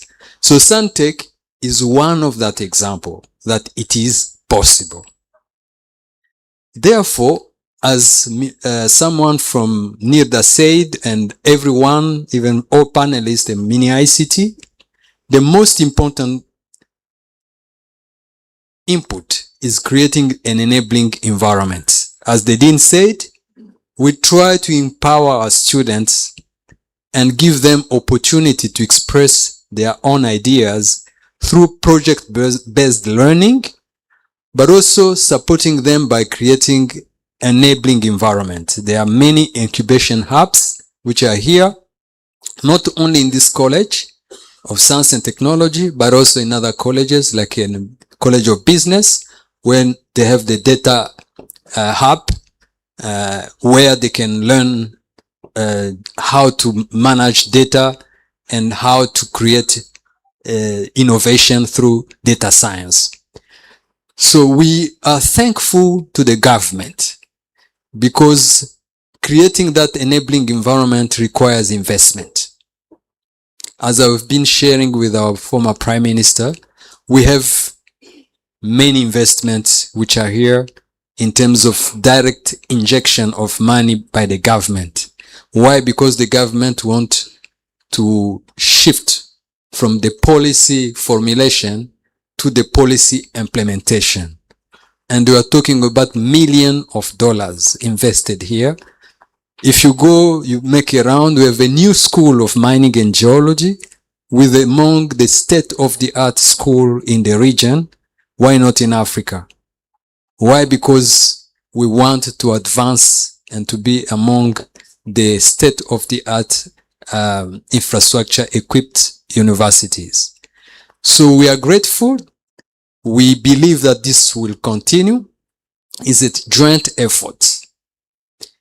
Ikindi tushaka kuvuga nuko tureba linkage, industry academia linkages as the key, the bedrock, the foundation, musingi of the future of the development. Why? Because knowledge can be created in a university. Ariko kugira ngo gire impact, and the word impact is again there, to have a transformative impact like today's message call for action is, we need to ensure that there is a talk or collaboration between the industry and academia. That's why in our strategy, whenever we have a new program now, the Senate of the university cannot approve the program if you don't show the minutes or the records of the input of the industry in designing your curriculum. Because we want the curriculum to be demand driven. Nikyo gituma igihe cyose dukoze new program dushakisha kuntu abantu bazakoresha abo du traininga batanga ibitekerezo kugira ngo program. That is at the design. Ariko ari level ya program review. And again, because the program must be adjusted, we look at the stakeholders to again provide the inputs. So those are the best practice we apply. And we believe that by doing so, we can achieve the objective of building the human capital, which is adapted to the needs of the country, not only Rwanda, because we are not training from Rwanda, we are not isolated. Now turi isolated, turi integrated muri East Africa, ariko muri several blocks, continental, but also at the global level. So we want SANTECH. We do not want you to be confined in Rwanda. We will be glad in the future to celebrate SANTECH USA, SANTECH Japan, SANTECH, why not? If we can get Microsoft on our computer, this is Samsung. If you go back, you read this history of Samsung, you have all the gadgets. You will see they were investing in agriculture. It was not a tech industry at the beginning. It was a family conglomerate working in various sectors, but they grew because there was an enabling environment. Now, if you go to buy a TV, most likely you have a LG and a Samsung.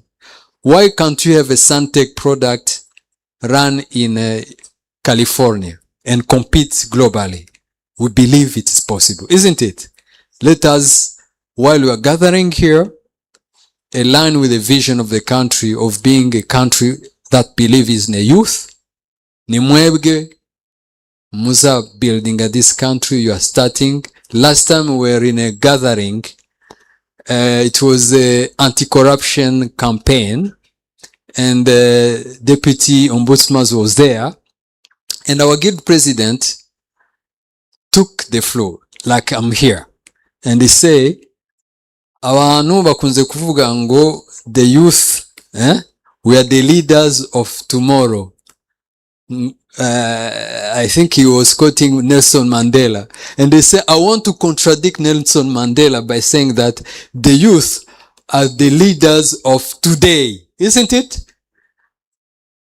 So if you are the leaders of today, that is a theory that is in practice. Kuko Shema is not really older. He has played his leader, his chief executive officer. Musome tuli atukade tuli hari. He's a CEO. So he's a leader. He's leading. So you don't need to wait.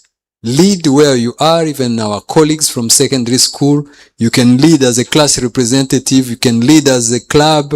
You can lead. So leadership is something we build at the University of Rwanda, and we believe that collectively we can build the future. I know that time is against us. We wish we could spend more time. It's very enjoyable. But I want to stop by again thanking you, promising that the University of Rwanda will be the nest. You want the nest? Mu Kinyarwanda bavuga iki? Nest, icyare. N'icyare. Kaminuza y'u Rwanda izaguma kuba icyare kizatuma urubyiruko rukura, rugafata ibitekerezo byiza, rugahitamo neza nk'ukuntu SANTECH yahisemo neza, rukarota neza, indoto ikava mu gitabo nk'ukuntu madame yabivuze, ikaba a product that can compete. Ibyo ni byifuzo, ariko ni byifuzo tureba ko biri life. As today the word live was used. So ndifuza kubashimira cyane abakuru bacu baje kushigikira umwana wacu CEO wa SANTECH, na mwese, all of you in the audience and the students. And we did it intentionally in the university so the student can take it as an example. Thank you, Shemas. Thank you, Claudine, and all people who are believing in the youth. Thank you for showing that everything is possible regardless of challenges. Thank you, and long life to SANTECH and all the initiative you are doing. We believe in the future of your initiative, and we'll continue to support you. Thank you so much.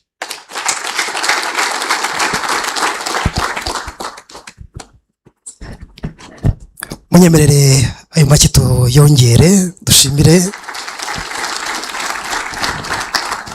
principal wa UR CST College of Science and Technology. Murakoze cyane. Munyemerere rero muri uyu mwanya amasaha harimo arakendera, ariko reka tuyakoresha uko ari. Twakire muri uyu mwanya CEO wa SANTECH Mr. Shema atambuke. Nyuma yaho araza no kutwakirira judges baze kutugezaho umusaruro wavuye muri pitching zatambutse.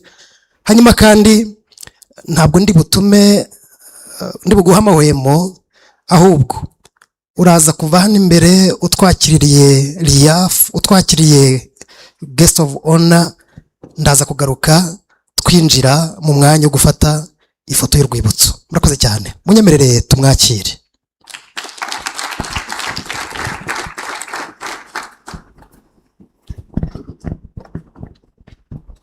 muraho twishimiye nka SANTECH ko twabahaye ubutumire mukaza, turabashimiye cyane. Bayobozi mu nzego zitandukanye muri hano banje kubasuhuza.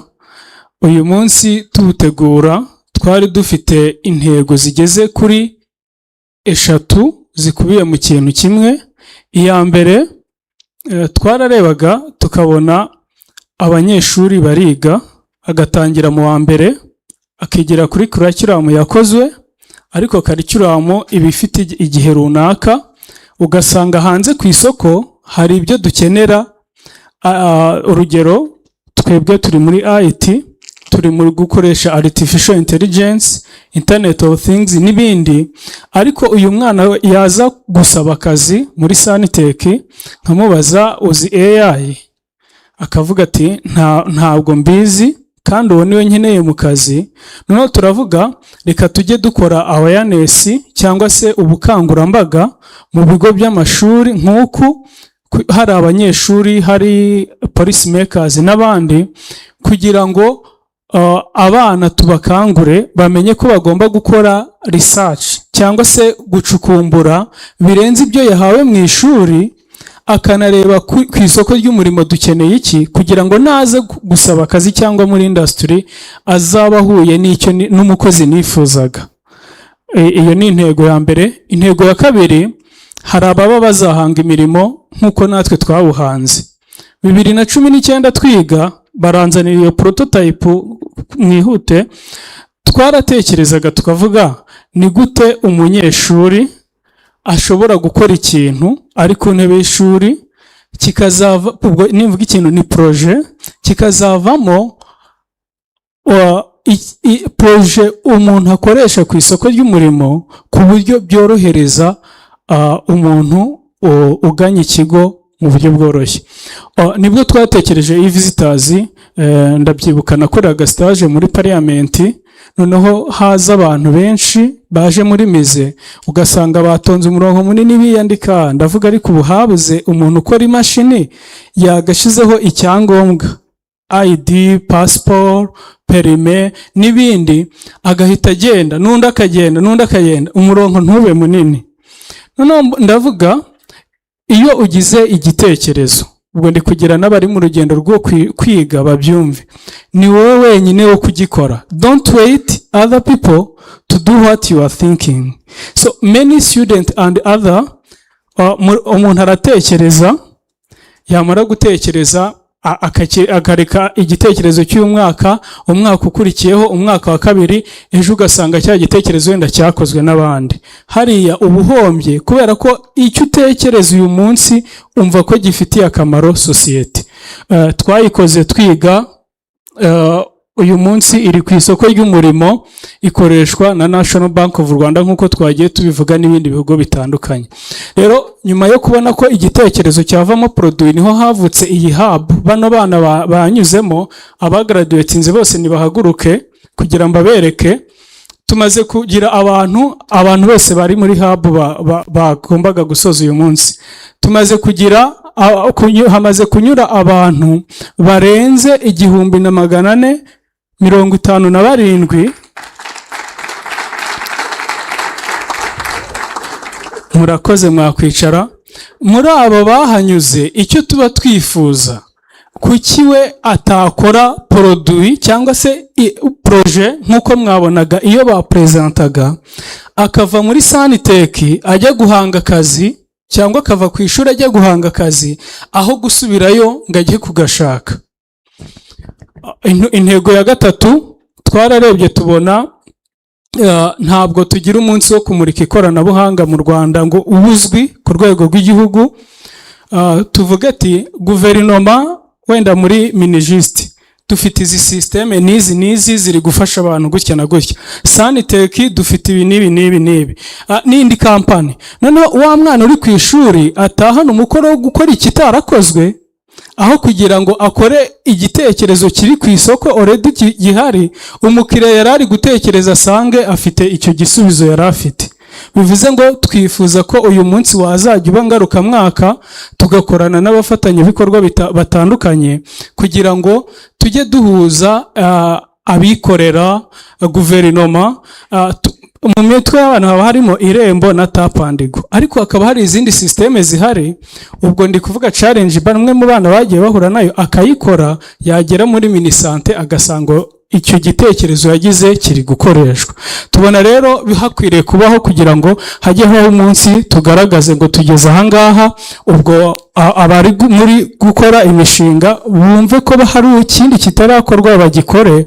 Ejo bizarangira dufite Google yacu twakoze mu Rwanda dukoresha, undi akora ikindi, undi akora ikindi, duhanga imirimo usanga ibyinshi turabyikorera.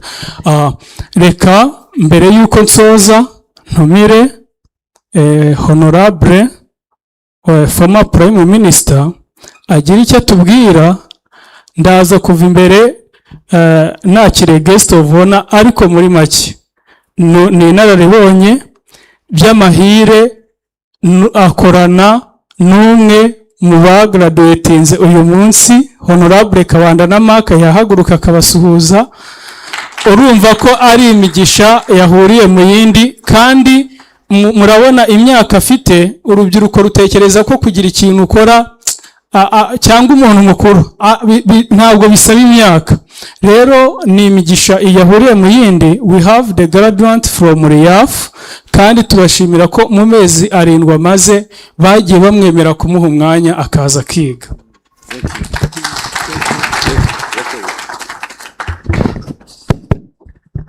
Ndabasuhuje muraho mwese.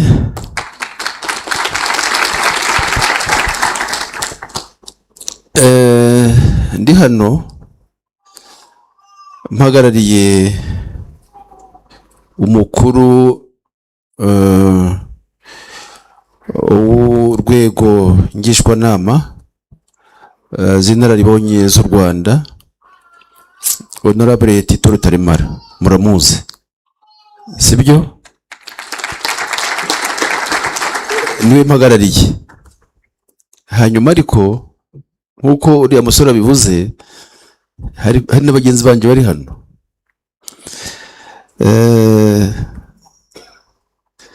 Honorable muhaguruke. Hari undi nabonye yageze. Honorable yagiye, ubwo nama ariko ntarahaguruka. Yari yicaye hariya, undi yagiye, ariko ni ukuvuga ngo iyi event twayihaye agaciro gakomeye, sibyo? Honorable Dieudonné na Honorable Kabandana turi kumwe n'abandi. Rero mwumve ko iyi event twayihaye agaciro gakomeye. Njye naje mpagarariye Honorable Tito Rutaremara, niwe chairperson w'inararibonye z'u Rwanda. Mwicare. Mbere yuko ninjira mu ijambo yantumye, narebye mwese ndavuga ngo ariko uyu munsi ngomba kuba ari nje ufite amahirwe akomeye cyane. Mfite amahirwe akomeye cyane, ndavuga ninjye ukwiye gushima cyane aba basore. Muti kubera iki? Njyewe nabaye minisitiri w'uburezi. Ngaho minisitiri w'uburezi ubonye abantu banyuze mu maboko yawe bakora ibitangaza, ntibyagushimisha?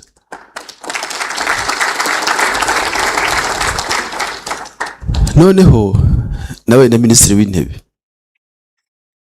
ubwo banyuze mu maboko yanjye. Ariko icyo ushaka kuvuga ni ikihe? Rwose mbasabe ko muri hano mumpere amashyi nyakubahwa perezida wa repubulika.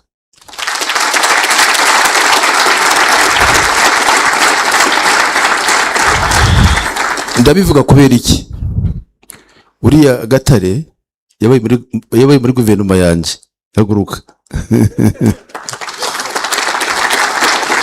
Murabona ukuntu akiri umusore, ariko nanjye ndacyari umusore da. Ariko icyo ushaka kuvuga ni ikihe? buriya mu Rwanda baravuga ngo ufite ikirezi ntagira gute. Abanyarwanda tugomba kumenya ko dufite ikirezi kigize gute, kera. Mutekereze, ngiye kuba akantu, ndi minisitiri w'intebe, nkunda kwibwira abantu, nyakubahwa perezida wa repubulika yarampamagaye saa 9 z'ijoro. Murimo muranyumva? Saa 9 z'ijoro. Ndamwitaba, prime minister uri hehe? Ndabaye nyakubahwa perezida wa repubulika, saa 9 z'ijoro uvuga ko nabandiye. Ndamubwira ngo ndi mu rugo. Ati none ko ngukeneye saa 9 z'ijoro please. Minisitiri w'intebe abafite logistics zose iruhande rwe hafi, mpita mpaguruka ndamubaza nti none se ndabasanga hehe? Nje nkibwira ko ndamusanga he iwe kuri residence ye yuko perezida, kumbi ari mu biro. Murimo muranyumva? Ati ndi mu biro mu Rugwiro, nsanga mu Rugwiro saa 9 z'ijoro. Hari ahandi muzi perezida w'igihugu uwo mu biro saa 9 z'ijoro? Hari aho muzi? Mumbwira ariko hari aho muzi? Ntaho.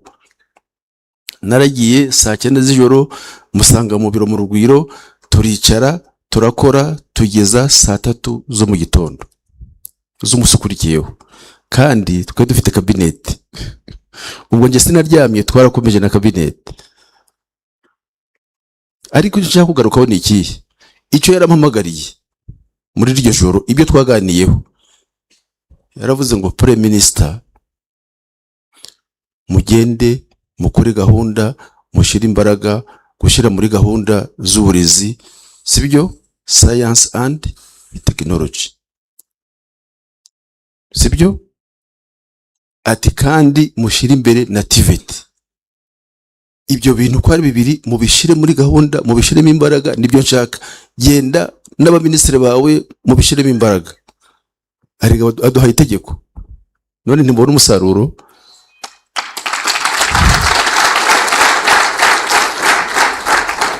Uyu niwo musaruro. Nibyo mbabwiye rero ngo mu bantu bafite ibyishimo uyu munsi rwose ndimo, kubera ko yarantegetse nanjye ndategeka kandi birakorwa. Uyu ni umusaruro mwiza w'igihugu. Hari ikindi kintu, iyo ngize amahirwe nkabona urubyiruko ngena ntavuze, ntabwo nshobora kugenda ntakivuze. Muri iryo joro nababwiye, yarambwiye ati prime minister, tumaze kuganira ibyo by'uburezi, ati prime minister ugende ubwire abantu bawe, abaministeri n'abayobozi bose ibintu ugiye kukubwira, sibyo? Ati ni ubutumwa nguhaye, ni mandate nguhaye mu gihe uri prime minister. Icyambere, abanyarwanda bose bagomba kubahiriza igihe. Murimo muranyumva? Time management. Niba uri umuyobozi ugomba kubahiriza igihe, n'abandi bose niba ari saa 3 babwiye abantu ni saa 3, ntabwo ari saa 4. Icyo ntitwagifata twese. Arongera arambwira ngo prime minister ubwira abantu nawe uhereyeho ko mu munsi umwe ugomba gukora ibintu 1000. Murimo muranyumva?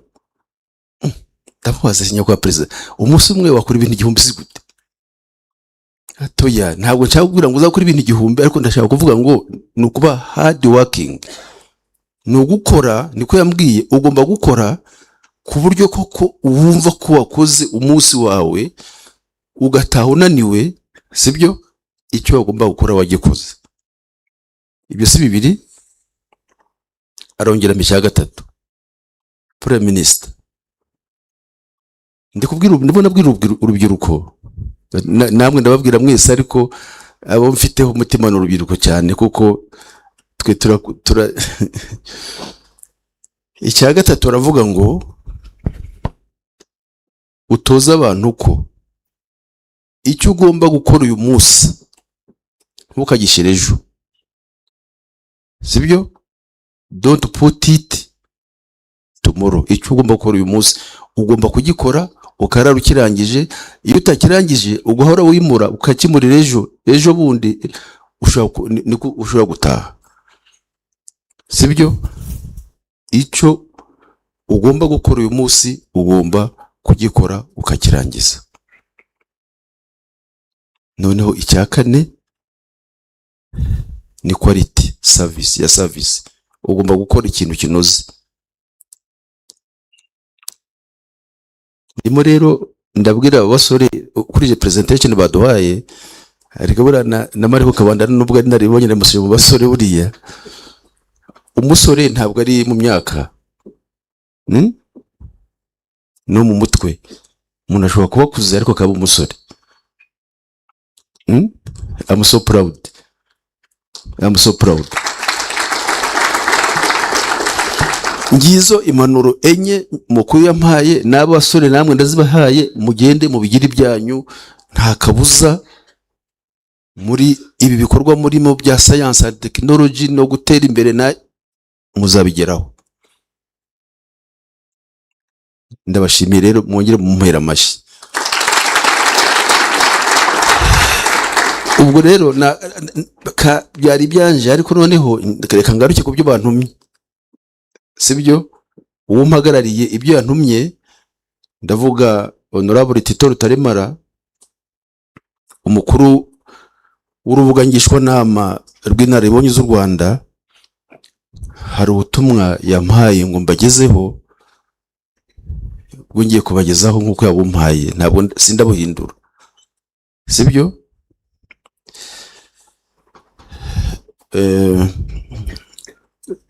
Yantumye ngo mbabwire ko yavuze ngo kuva ku matsiko kugera ku guhanga ibishya, abana bacu mu gihe cya artificial intelligence, banyacyubahiro, abigishwa n'abahugura, abahanga ibishya by'ikoranabuhanga, babyeyi muri hano, banyeshuri mwese, rubyiruko, ariko cyane cyane rubyiruko rwacu rwerekanye imishinga mishya y'ikoranabuhanga. Ubwo na Mariho Kabanda nabaye urubyiruko, sibyo? Uyu munsi ndavuga mu magambo ye, sindi hano nk'umuyobozi w'inararibonye gusa, ndi hano kandi nk'umubyeyi. Nka buri mubyeyi wese uri hano, twabonye igisekuru gigukurikira icyacu mu isi itandukanye cyane niyo twakuriyemo. Igihe twari tukiri bato twigishaga gufata mu mutwe.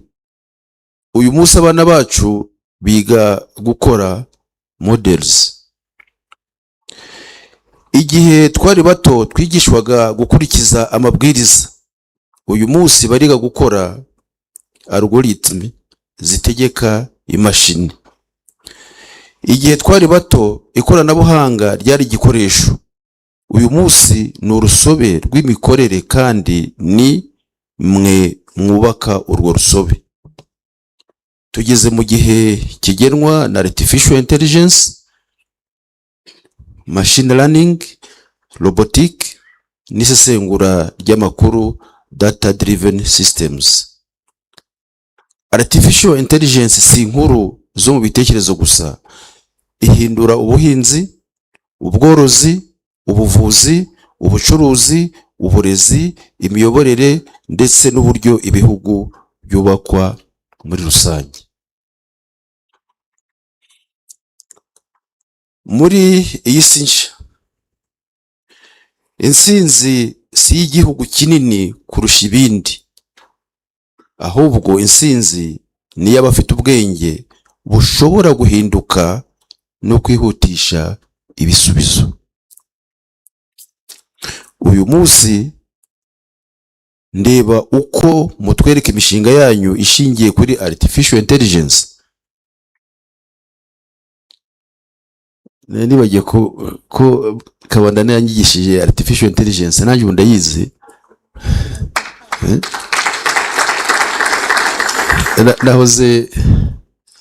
Navuze ngo mvuga indimi 6. Mvuga Ikinyarwanda,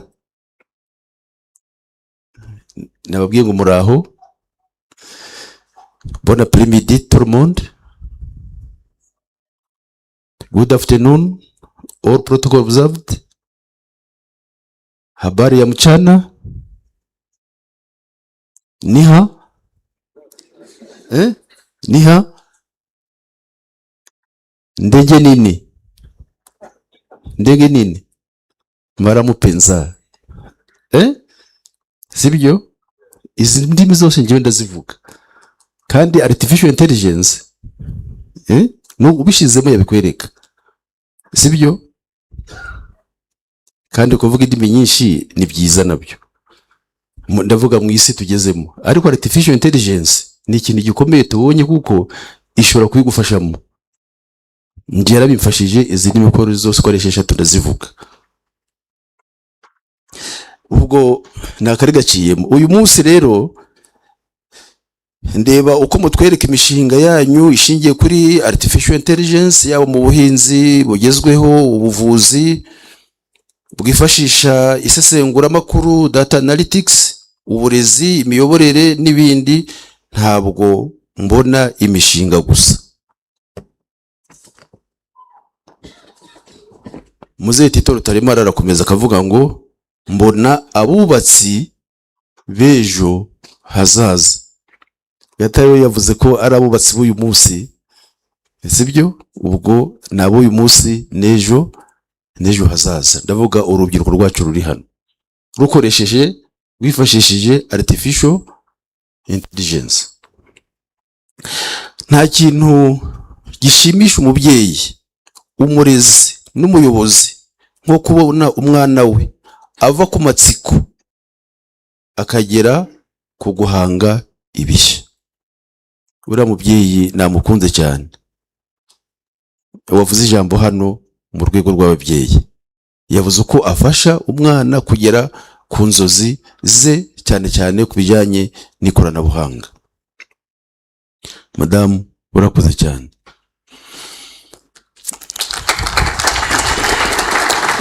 Ngo ava ku kubaza ati iki gikora gute, akagera ku kuvuga ati dore uko twagikora neza kurushaho,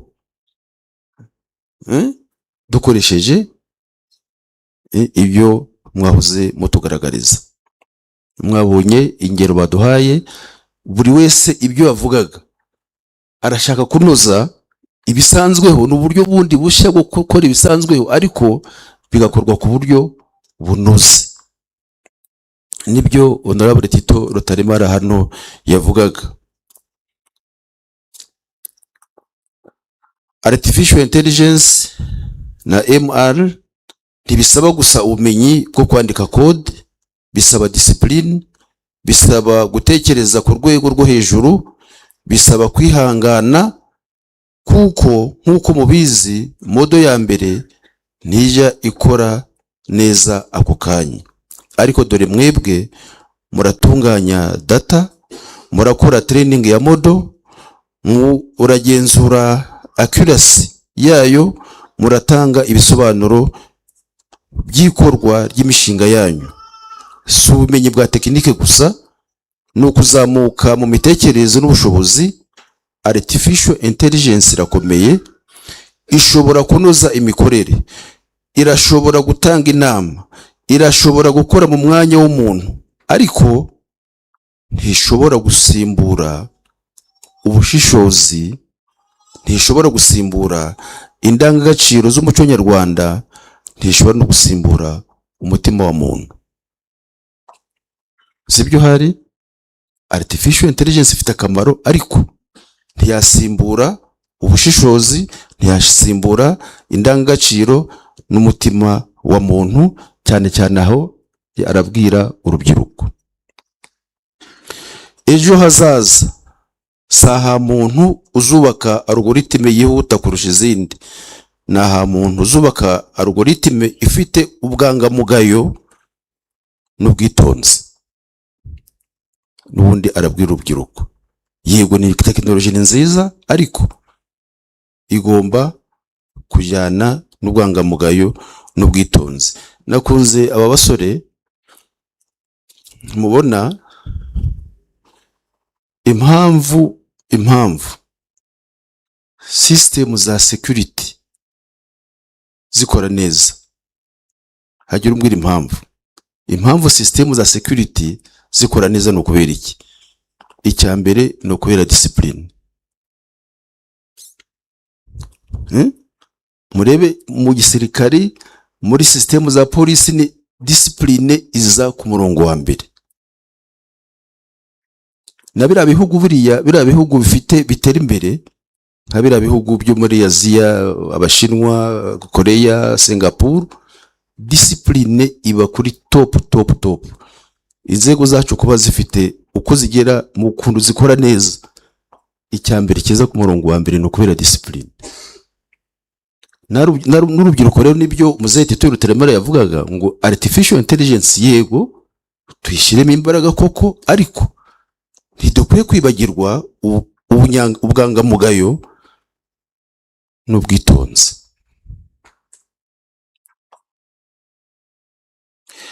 Ikoranabuhanga rigomba gukorera umuntu, si umuntu ugomba gukorera ikoranabuhanga. Mbere yo gusoza, ndashaka gushimira byimbitse byimazeyo SANTECH.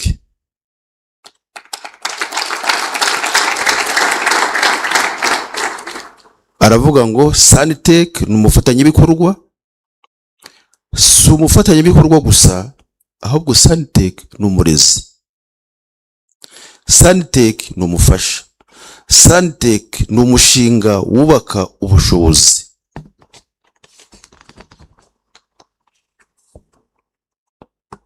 Mwatanze ubumenyi, know-how, mwafashije mu guteza imbere imishinga yavuye mu bushakashatsi, product development, mwatoje uru rubyiruko uko ibitekerezo bihinduka ibisubizo bifatika, kandi mwateguye iki gikorwa cyo gutangaza imishinga mishya, pitching event. Ibyo mwakoze si igikorwa cy'umunsi umwe, ni ishoramari mu bwenge, mu bushobozi no mu hazaza h'igihugu. Bongere babashimire. Ati nk'umuyobozi kandi nk'umubyeyi ndabashimira kuba mwahaye abana bacu amahirwe yo kwiga, kugerageza, kongera kugerageza kugeza ku gutsinda. Uko niko igihugu gikomeye cyubakwa nk'u Rwanda. Murakoze SANTECH ku burezi n'ubufasha mutanga, ariko cyane cyane ku cyerekezo mufite.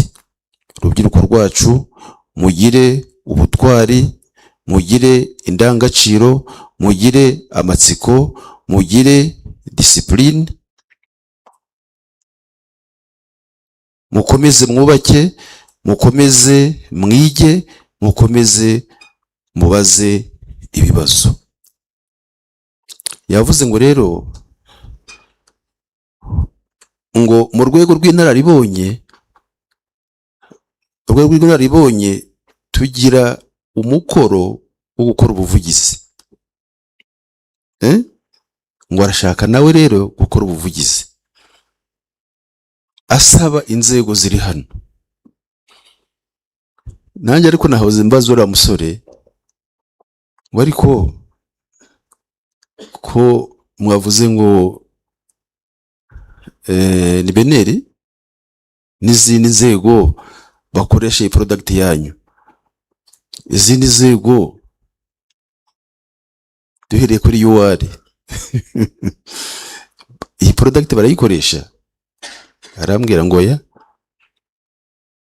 ministry si ziyikoresha ni zingahe, institution za leta si ziyikoresha ni zingahe?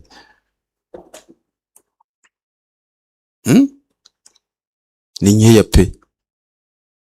Ubu koko ntawakora ubuvugizi, nubwo tuzi ko mu masoko ya leta ari piganwa,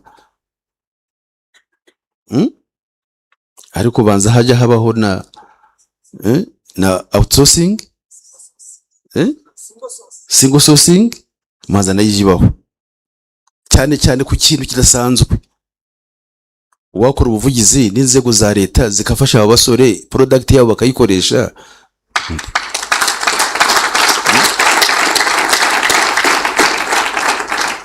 ubumenyi bwabo bukagira akamaro ku gihugu.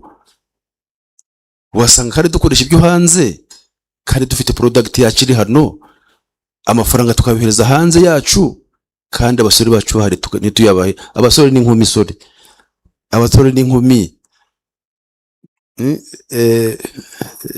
Yavuze ngo SANTECH ngo ni son, ntabwo ari son gusa, ni son and daughter. Sibyo? Ubuvugizi nk'urwego rw'inararibonye z'u Rwanda, sibyo? Tubakoreye ubuvugizi, inzego za leta zireba uburyo zashira mu bikorwa zigakoresha iri koranabuhanga. Mu gusoza rero, ndagira ngo uyu munsi mwatanze ibitekerezo, ejo muzashira mu bikorwa ibisubizo, kandi umunsi umwe muzayobora impinduka. Inyuma ya buri logaritime mukora hari umubyeyi ubizera. Umubyeyi ubizera ni u Rwanda, sibyo? Ruyobowe n'umukuru w'igihugu nyakubahwa Paul Kagame. Kandi inyuma yanyu hari abafatanyabikorwa, tuzabashyigikira, mukomeze mutere imbere, turabashimiye, murakoze cyane.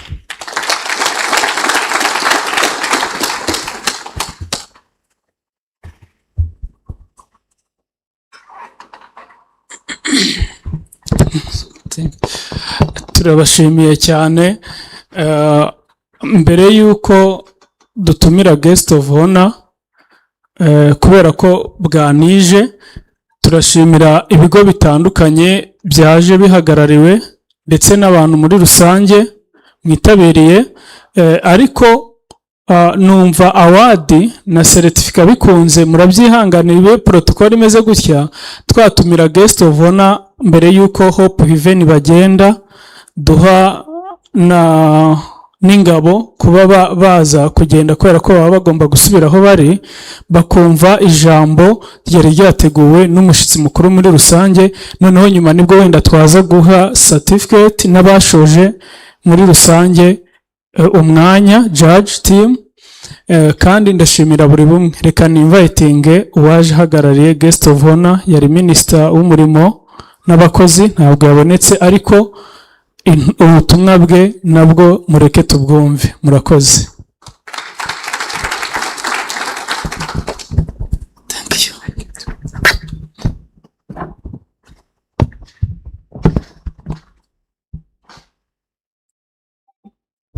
Arakoze CEO SANTECH kuntumira kuza gutanga ijambo rya nyakubahwa Minister Public Service and Labor. Bwana muyobozi wa UR College of Science and Technology, nyakubahwa former Prime Minister, abayobozi baturutse mu nzego zitandukanye za leta, CTM, NIDIC, representative NIRDA, abahagarariye kaminuza, amashuri makuru, ndetse na za TVET bashobora kuba bari hano, abanyeshuri, ingabo z'u Rwanda, bashyitsi bahire, muraho.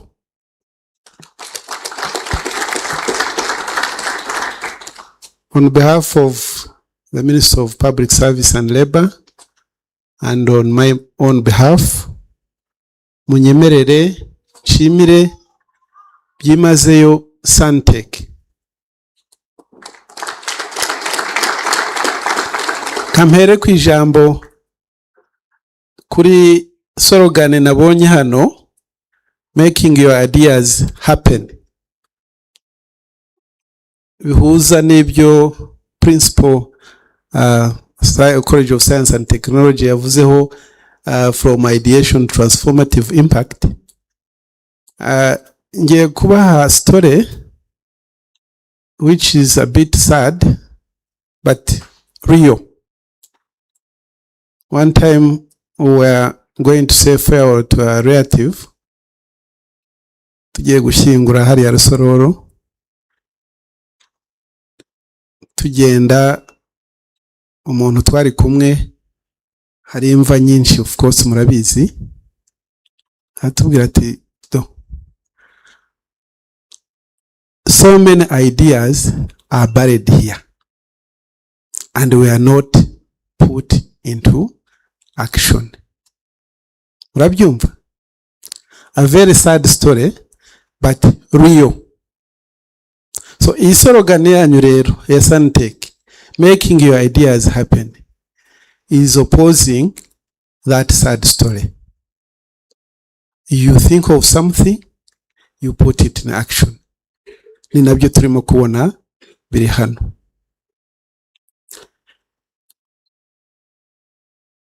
So again kanshimire SANTECH kuduhuriza hano no kutugaragariza ibikorwa bakoze byavuye muri ideation bikajya muri reality.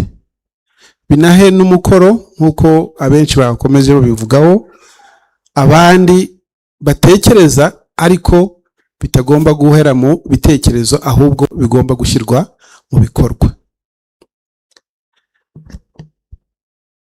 Ndashimira Kaminuza y'u Rwanda ku ruhare rwayo rukomeye mu gutegura neza iki gikorwa.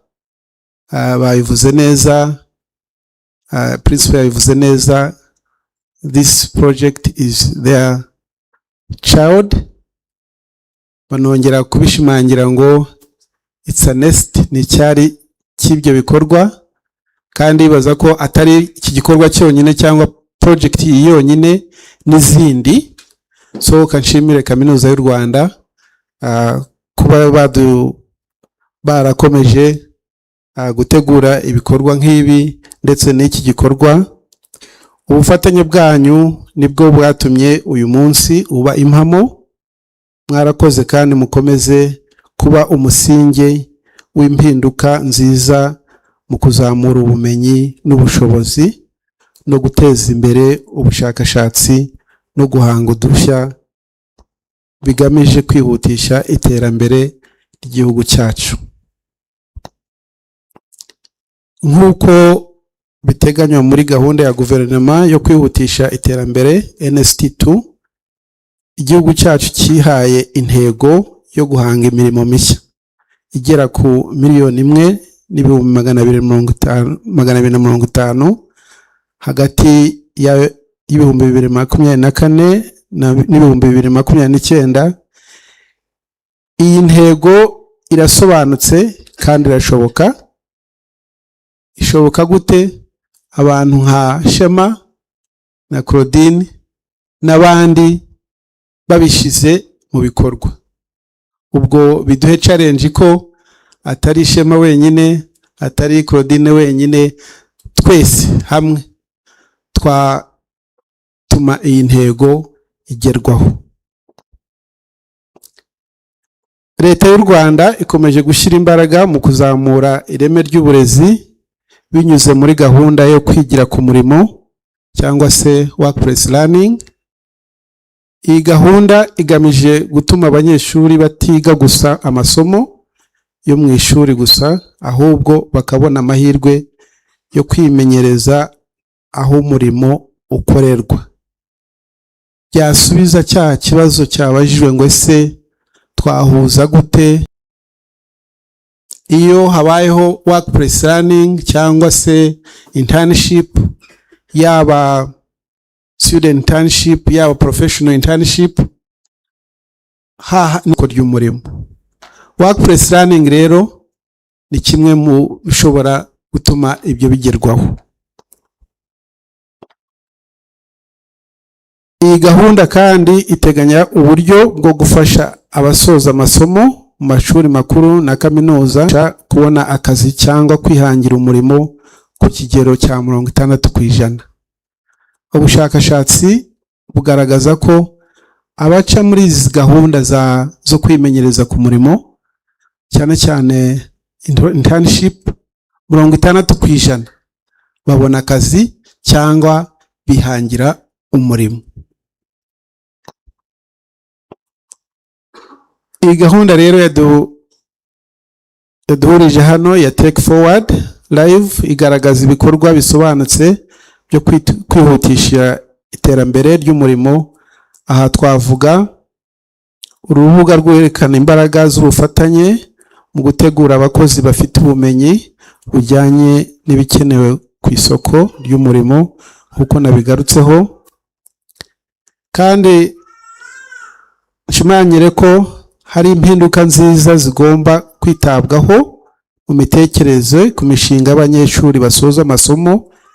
Iyo mishinga ntabwo igomba kurangira ku manota cyangwa ku mpamyabumenyi gusa, igomba kuyoborwa mu buryo buyihindura imishinga y'ubucuruzi ibyara inyungu.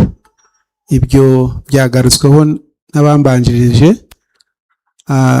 It shouldn't stop at just being a prototype, but it should be something that can be transformed into business that brings profit. That's the whole thing. Think of something, put it in implementation, but something that is business oriented. Nibwo development yaba ifatika.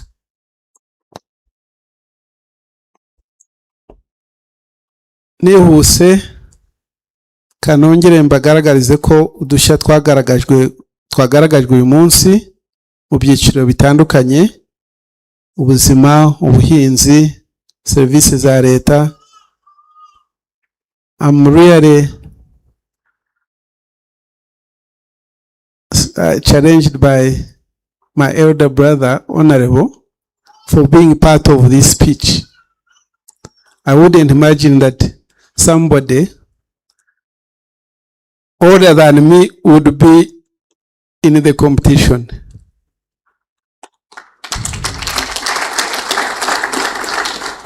What does this mean? We actually, the Ministry of Public Service and Labor, through the Chief Skills Office, always say lifelong learning, meaning it shouldn't stop at having your qualification, whether it is a PhD, and then say this is the end. No, he has actually challenged that philosophy of saying that I should stop at certain age.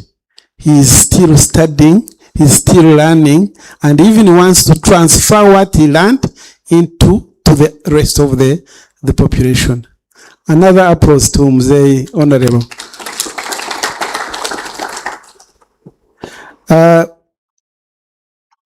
Ndasaba kandi urubyiruko ruteraniye hano, abanyeshuri and the young aspiring defense forces. I'm imagining they are still on their cadet course, but this is something I would want to request you to abide by. Mukomeze muhange udushya mu byo mukora no kubyaza umusaruro amahirwe leta yacu yadushyiriyeho. Aha twavuga nka Youth Connect, which you must be familiar with, Hanga Pitch n'izindi. These are opportunities that you can use to pitch your ideas, and then they actually don't stop within our vicinity or within our country, but can also go elsewhere and be used, and also, of course, give proceeds out of them. Mu gusoza, reka nongere nshimire SANTECH ku ruhare bagize w'indashyikirwa mu gutegura iki gikorwa. Ndashimira n'ibindi bigo bitandukanye byabashije kwitabira kandi bigakora pitch mu serivisi z'ikoranabuhanga. Ndashimira abanyeshuri, especially those young people who are here and the students from the University of Rwanda and elsewhere, AUKA and elsewhere. Ndashimira mwese ndetse no kwihangana kuba mugejeje aya masaha, being a weekend. Ndabize benshi mwakabaye mwagiye mu bikorwa bitandukanye, ariko kuba mukiri kumwe natwe ndabibashimira mwese. Ndabashimira cyane on behalf of the Ministry of Public Service and Labor, specifically on behalf of Honorable Minister of Public Service and Labor, and on my behalf, I thank you. Mugire umugoroba mwiza.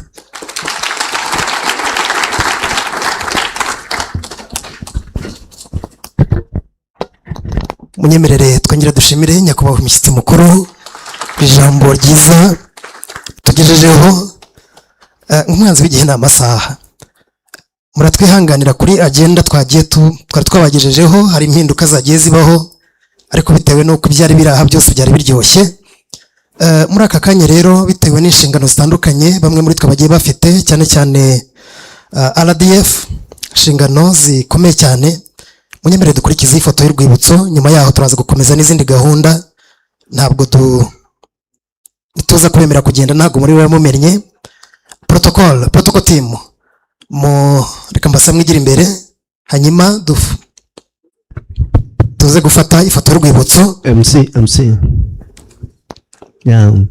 So maybe you can. Mwabonetse kugenda gatoya, mwabonetse kugenda. Turifuza ko mwaboneka muri iyi foto, niyo mpamvu twifuje ko twayifata mukabona kugenda. Yeah.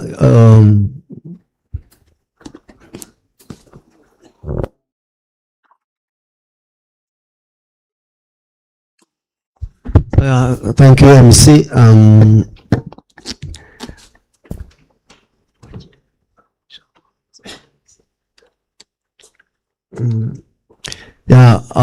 At this time, allow me, for example, to give this word to the Principal of the College to welcome our Vice Chancellor.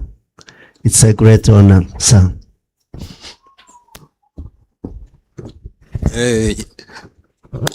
Nyakubahwa Vice Chancellor, nabivuze mvuga ko SANTECH ari umwana wacu wakuze, ko akunze kudutumira tugahurirayo tutabizi, ko uzi neza SANTECH utashoboye kuza, ariko murabona ko icyo navuze ari reality. Despite ko yaduhaye delegation, yavuze ko yumvise ko tukiri hano, ko officier hano hafi yarafite inshingano nyinshi cyane, akaba yaje hano. Reka tumwakire tumushimira ko yashoboye kuza despite engagement yarafite umunsi wose. Nyakubahwa Vice Chancellor, murakoze cyane. Reka tumwakire abasuhuze. Ijambo nabivuze ariko murakoze cyane, kandi I want to assure you ko na delegation ntayikwambuye, uracyayifite rwose. Nyakubahwa muteraniye hano mu nzego zanyu zitandukanye, nishimiye ko mbonye akanya gatoya mutarasoza kuhagera. Ngira ngo cyane nshimire Shema, nawe ndakeka ko ibyo akora ubu bimutungura. Ntabwo yari abizi ko a few years ago ari ahangaha nk'umunyeshuri, ntabwo yari abizi ko yagera ku rwego rw'aho akora ibintu nk'ibi, ariko kandi asanzwe anakora, kuko nk'uko principal yabivugaga, hari n'ibindi ajya akorera ku ofisi we aho akorera, akadutumira tukajyayo. Ngira ngo ni nabyo principal yavugaga, yaratunguwe abonye duhuriyeyo nicaye tugiye muri assessment y'abana bari bakoze imishinga. But ninde utakora nk'ibyo ngibyo? Ninde utakurikirana umunyeshuri wabaye umunyeshuri w'intangarugero, gukora ibintu by'ingirakamaro kandi akaba bikora atari ibye bwite, adashaka ko abyungukiramo wenyine? ndakeka ari nayo mpamvu uyu mwanya uyu munsi yahisemo gutumira abafatanyabikorwa mutandukanye muri hano, ariko abafatanyabikorwa b'ingenzi bakaba abanyeshuri bagenzi, naringiye kuvuga ngo bagenzi be ntakiriwe, ariko twese turi abanyeshuri, nespa twese mu buzima turi abanyeshuri, dukomeza kwiga. Kabone niyo urugero njya ntanga cyane ni senior kada hariya mwararangije yapikinze, so ni umunyeshuri nawe. Niba wari umunyeshuri genda iki je sindanatangira ahubwo ubwo sindatangira. Twese mu buzima turi abanyeshuri, turiga umunsi ku wundi tukagira icyo twunguka. Ndabashimira cyane, mu by'ukuri ntabwo ryari ijambo, kwari ukubasuhuza no kubashimira ko mwitabiriye n'ingabo hano.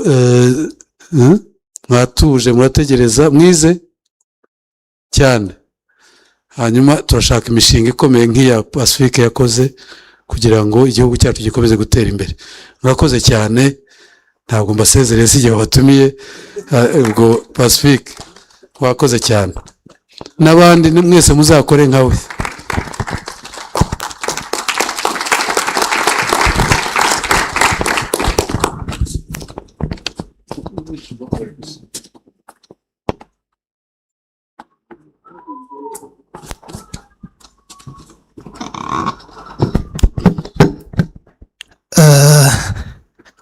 Munyemerere dushimire urugo twataramiyemo, ndavuga yuwara n'umuyobozi wayo. Tugize umugisha mu nshingano nyinshi yari afite, arigomwa. Munyemerere twongere tubashimire. Ngabajya inama, Imana irabasanga. Hari abayobozi bari bifuje kugenda, ari nayo mpamvu twari tugiye kubanza ifoto, ariko batwemereye ko bakwihanganaho nko mu minota 5 tukumva umusaruro wavuye muri pitching, hanyuma bakabona kugenda. Murakoze cyane abayobozi kubwo mu bitwemereye kwigomwa iyo minota 5 tukabona gufata ifoto y'urwibutso. Judges Dr. Alexandre twabonye, ariko kandi mbere gatoya munyemerere tubanze RDF tubashimire cyane, hanyuma tuze no kubaha umwanya, ngira ngo nimugenda ntago muri we mumennye. Munyemerere tubashimire. Murakoze umusangiza w'amagambo.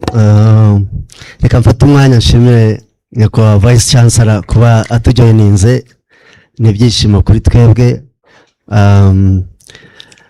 Ikindi nagira ngo nkurikizeho nk'umuntu wagiriye icyizere cyo kuba naba muri nkemurampaka, mfite ibyishimo byinshi cyane cyane nk'ukuntu nyakubahwa Honorable Prime Minister yavugaga nko kubona umuntu nka Honorable Kabandana ajoyininga team. Ni ibintu by'agaciro kuri pano, ariko no kuri UR at large. Byadushimishije Honorable, ubyumve neza.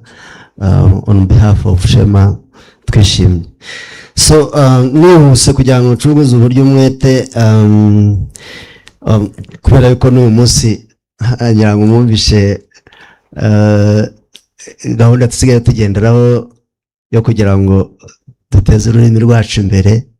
Mwabonye yuko n'abantu bafashe ijambo bagiye bakoresha ikinyarwanda, nanjye ntabwo ndi butezuka kuri uwo murongo. Twagendeye ku bintu nka 6 by'ingenzi kugira ngo ntabwo byari byoroshye. Abantu bagendaga banganya, byabaye intambara, ariko uwari wese yatsinze hano. Icyo nababwira nuko uwari wese yatsinze, ariko nkuko mubizi nyine iyo ugiye ku rankinga cyangwa se gushyira abantu mu nzego dukurikiza amanota. Uwo ni umuco twatojwe kandi turabibashimira nyakubahwa Vice Chancellor. Twacinye ku bintu 6 by'ingenzi. Icya mbere ni innovation cyangwa se guhanga agashya, ariko ubwo ni innovative ideas, igitekerezo cy'agashya. Ikindi twarebye ikibazo nyirizina, ese kino kibazo koko ni ikibazo kigaragara, gishobora kuba cyashakirwa umuti cyangwa se solution. ikindi cya gatatu twarebye ingaruka cyangwa se impact to the society. Ikindi twarebye se feasibility, ese n'umushinga ushobora gukorwa, is it doable. Ikindi twarebye kuri model cyangwa se sustainability ya project. Ubwo nyine sustainability no kuvuga ngo tubishyize mu kinyarwanda cyacu, ese ni ikintu gishobora gukomeza kikaba cyagira ingaruka ku muryango cyangwa se society at large. Noneho tureba noneho na confidence n'ukuntu upresenta, ukuntu ubivuga. So ibyo byose tumaze kubiteranya na bagenzi banjye, twabikoze in transparency way. Twari batatu, umwe yatanzaye n'undi atangaye, dukora average, niko bigenda. Ubwo noneho nishimiye kubatangariza, ariko hagati aho nagira ngo rwose mumfashe mwigore rwose nyakubahwa honorable, muhaguruke na bagenzi bawe ba presence kugira ngo na vice chancellor arebe abantu dutezeho mu minsi iri imbere. Ni proposal zabo nziza cyane, ngira ngo ni bane. Hariho waje hano imbere, Keza. Yes. Okay, tumaze kubiteranya rero, muratekereza ko ari nkande muri bari abantu? Mukurikije ukuntu batubwiye imishinga yabo, muratekereza ko yaba ari nde wa mbere? Inararibonye, abanyeshuri, urubyiruko.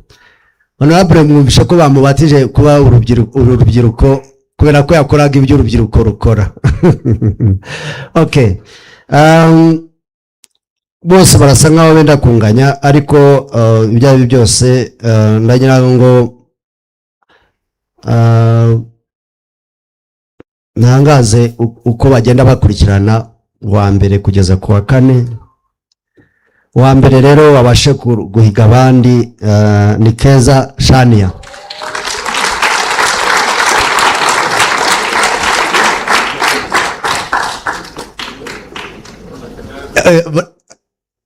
Yes, okay. Ngira ngo Keza wazi imbere ntabwo abantu barimo kureba.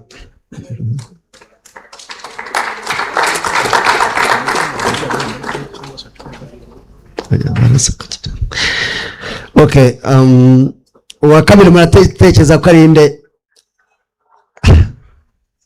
Okay, uwa kabiri ni nyakubahwa honorable Kabandana Mark.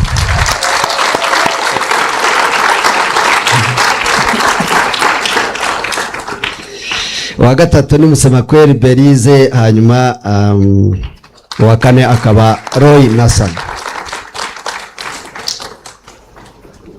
Ngira ngo mwakonya mukabamera amashyi kubera ko bakoze igikorwa gashyikirwa. Murakoze. Okay. Ntago nagiye mvuga nuza amanota bagiye babona. Uwa mbere yabonye 86.6 kwijana. Uwo ni Keza. Uwa kabiri yabonye 81.3 kwijana. Berize yabonye 80.3 kwijana. Hanyuma Roy Nathan abona 66.6 kwijana. Yeah, okay, mbere yuko bava hariya ngira ngo byaba byiza yuko mubahe ibihembo byabo kugira ngo ducunguze uburyo umwete. Murakoze. Reka nsabe CEO wa SANTECH atambuke hage dutumirira abayobozi kugira ngo tugeze ibihembo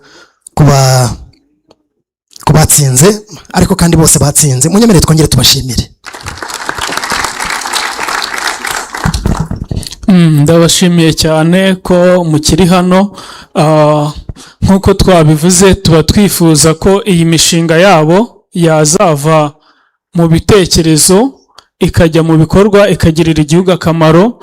Muri aba hari abo turi kuvugana na Timbuktu kugira ngo bazajye muri incubation yaho, muri make banoze ibintu byabo kugira bijye ku isoko ry'umurimo, nkuko natwe twavuye ku gitekerezo bikaba uyu munsi ari proje ikora muri beneri.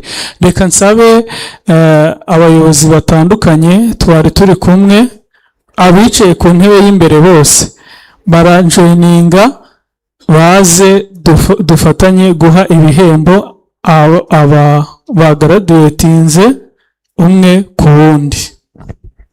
Ni karibu.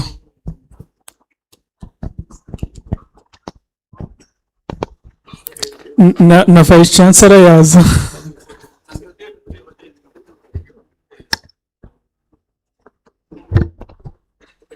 Naza, yego.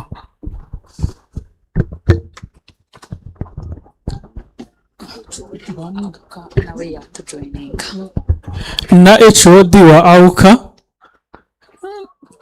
yego. Mwebwe mwasa mwigire hepfo gato duhere kuri uyu nguyu. Ya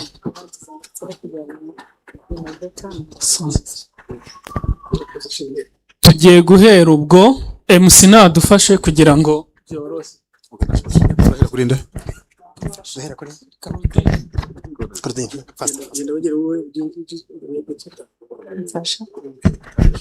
Murakoze cyane, reka duhere ku mu innovator, best innovator of SANTECH today.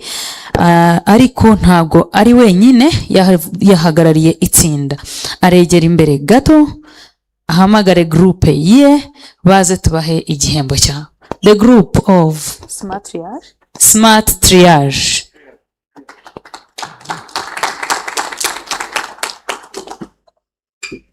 First.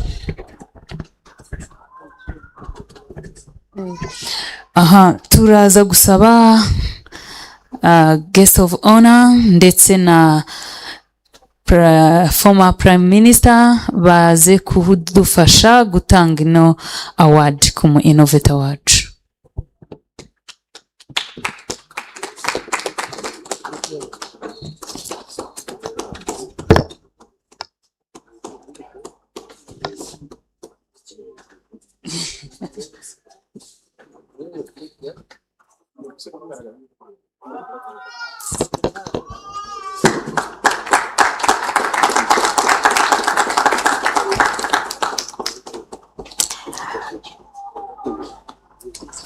Next, dufite noneho indi award twise best researcher. Dufite umusore bakomeje kuvugaho cyane, Honorable Kabandana Mark. He did mu bushakashatsi amazemo igihe muri Policy 360 yadutangarije, twifuje kumuha award nk'umu best researcher. Turahamagara abantu baturutse muri REAF begera imbere hamwe na principal wa CST badufashe kumuha iki gikombe.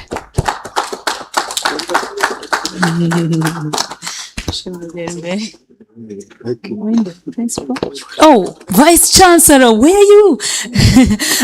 You don't miss.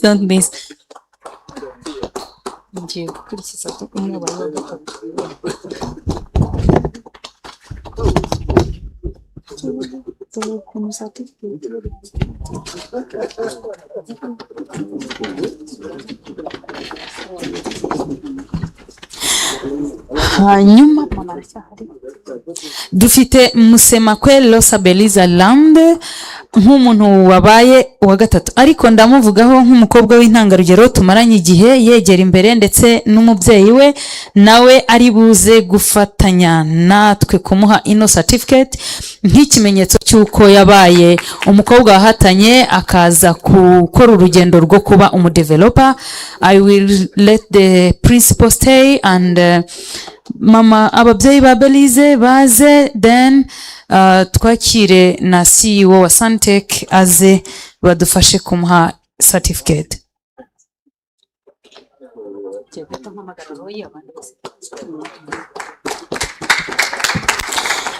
Hagati aho rero hari undi muntu dushaka guha certificate, yabaye uwa kane yego, ariko hari ikindi muvugaho as our best currently international trainee. He's from Burundi. yafashe urugendo n'ababyeyi bava Bujumbura baza kugira ngo uyu munsi batwereke ko innovation ya Afrika ishoboka.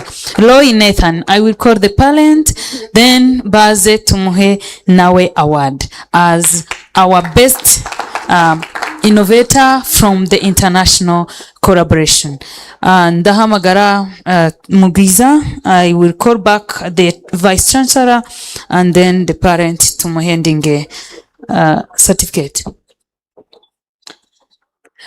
Dusoza ngiye guhamagara abandi ba innovator twari tumaranye iminsi bose baze bariyizi, ariko ndajya mvuga izina mwegera imbere n'abamaze kubona certificate kugira ngo twihute. Turahamagara Mufasha Aliette aze.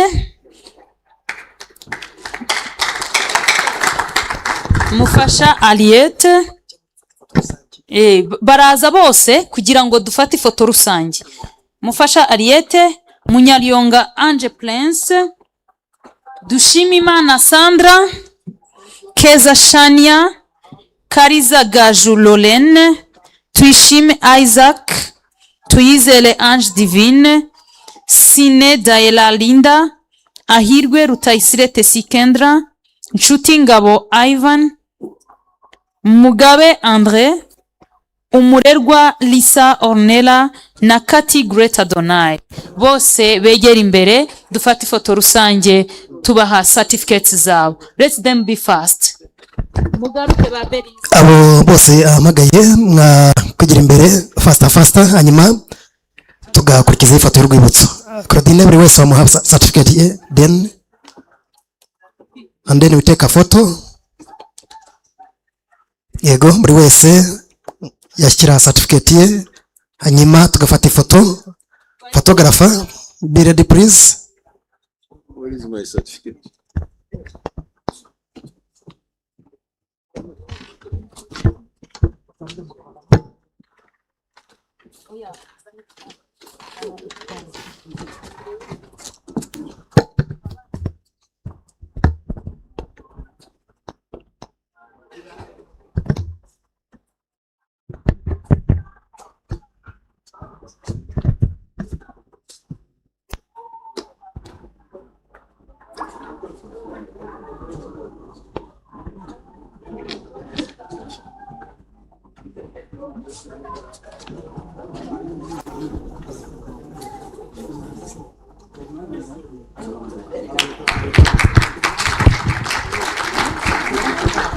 hanyuma wenda kugira ngo ducunguze uburyo umwete kandi ibintu bigende neza, abantu baguma ahangaha tugiye gufata ifoto y'urwibutso n'abayobozi n'abanyeshuri. Abayobozi numva twabashyira ku murongo w'ahangaha from abanyeshuri Nyakubahwa Chancellor mwahagaze aha bo bakajya hariya mubitwemereye. Okay. Aha abanyeshuri Chancellor tubwiye ko mwakwegera hano imbere kuko ni mwe turimo turacelebratinga. Noneho abayobozi ubwo bo barajya inyuma yanyu. Murakoze Chancellor. No, it's okay. Bo babisabye. Mwe muze hano imbere. Abantu bafite certificate n'ibihembo mwese hano imbere. Kugira ngo cameraman namwe rwose amafoto muyafate na video kugira ngo tucunguze uburyo mwete. Abanyeshuri bacu n'abayobozi ku buryo rwose amashusho yose agaragara. MC nawe zamuka byo mu ishusho niko je. Cameraman simba cyingereze. Tuntuka tubaha nta kibazo.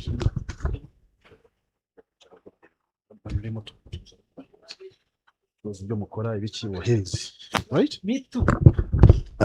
Yes, Dr. Gamariye. You are most welcome.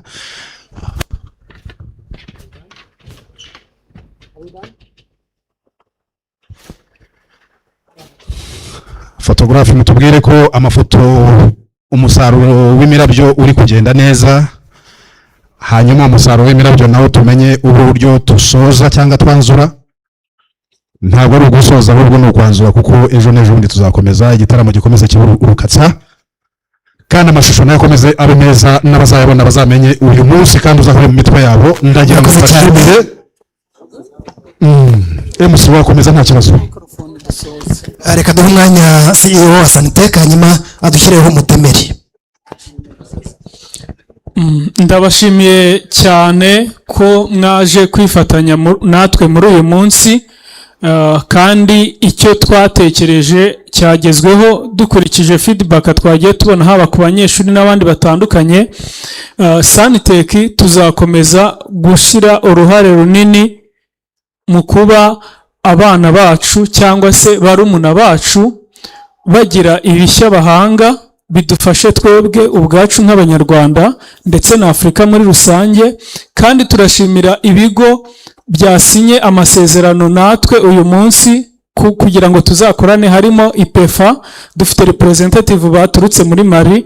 Reka bahaguruke kugira ngo tubabereke gusa. People from Mali, you are most welcome. Just raise up and stand up. So, thank you so much. You are most welcome. Twakoranye amasezerano, Eziri TSS director waho, n'abandi batandukanye. Murakoze cyane, ndabashimiye. Murakoze. Arakoze kudukiraho umutemeri kubwo igitaramo cyari kiduteranyirije aha ngaha. Turacyakomeje kuvuga ngo ikoranabuhanga rikomeze rijye imbere. Murakoze cyane mwese mwitabiriye ubutumire bwa SANTECH. Imana ibahe umugisha, ibirenge bijye kujya imbere, mugere muhira amahoro naho ubutaha. Iki gitaramo ntabwo ari bucura, tuzasubira. Nta gahera kandi turabakunda. Ejo n'ejo bundi tuzakomeza tubatumire. Ibi ni ibirori ngaruka mwaka cyangwa se ngaruka gihembwe, twese tuzahurira hano.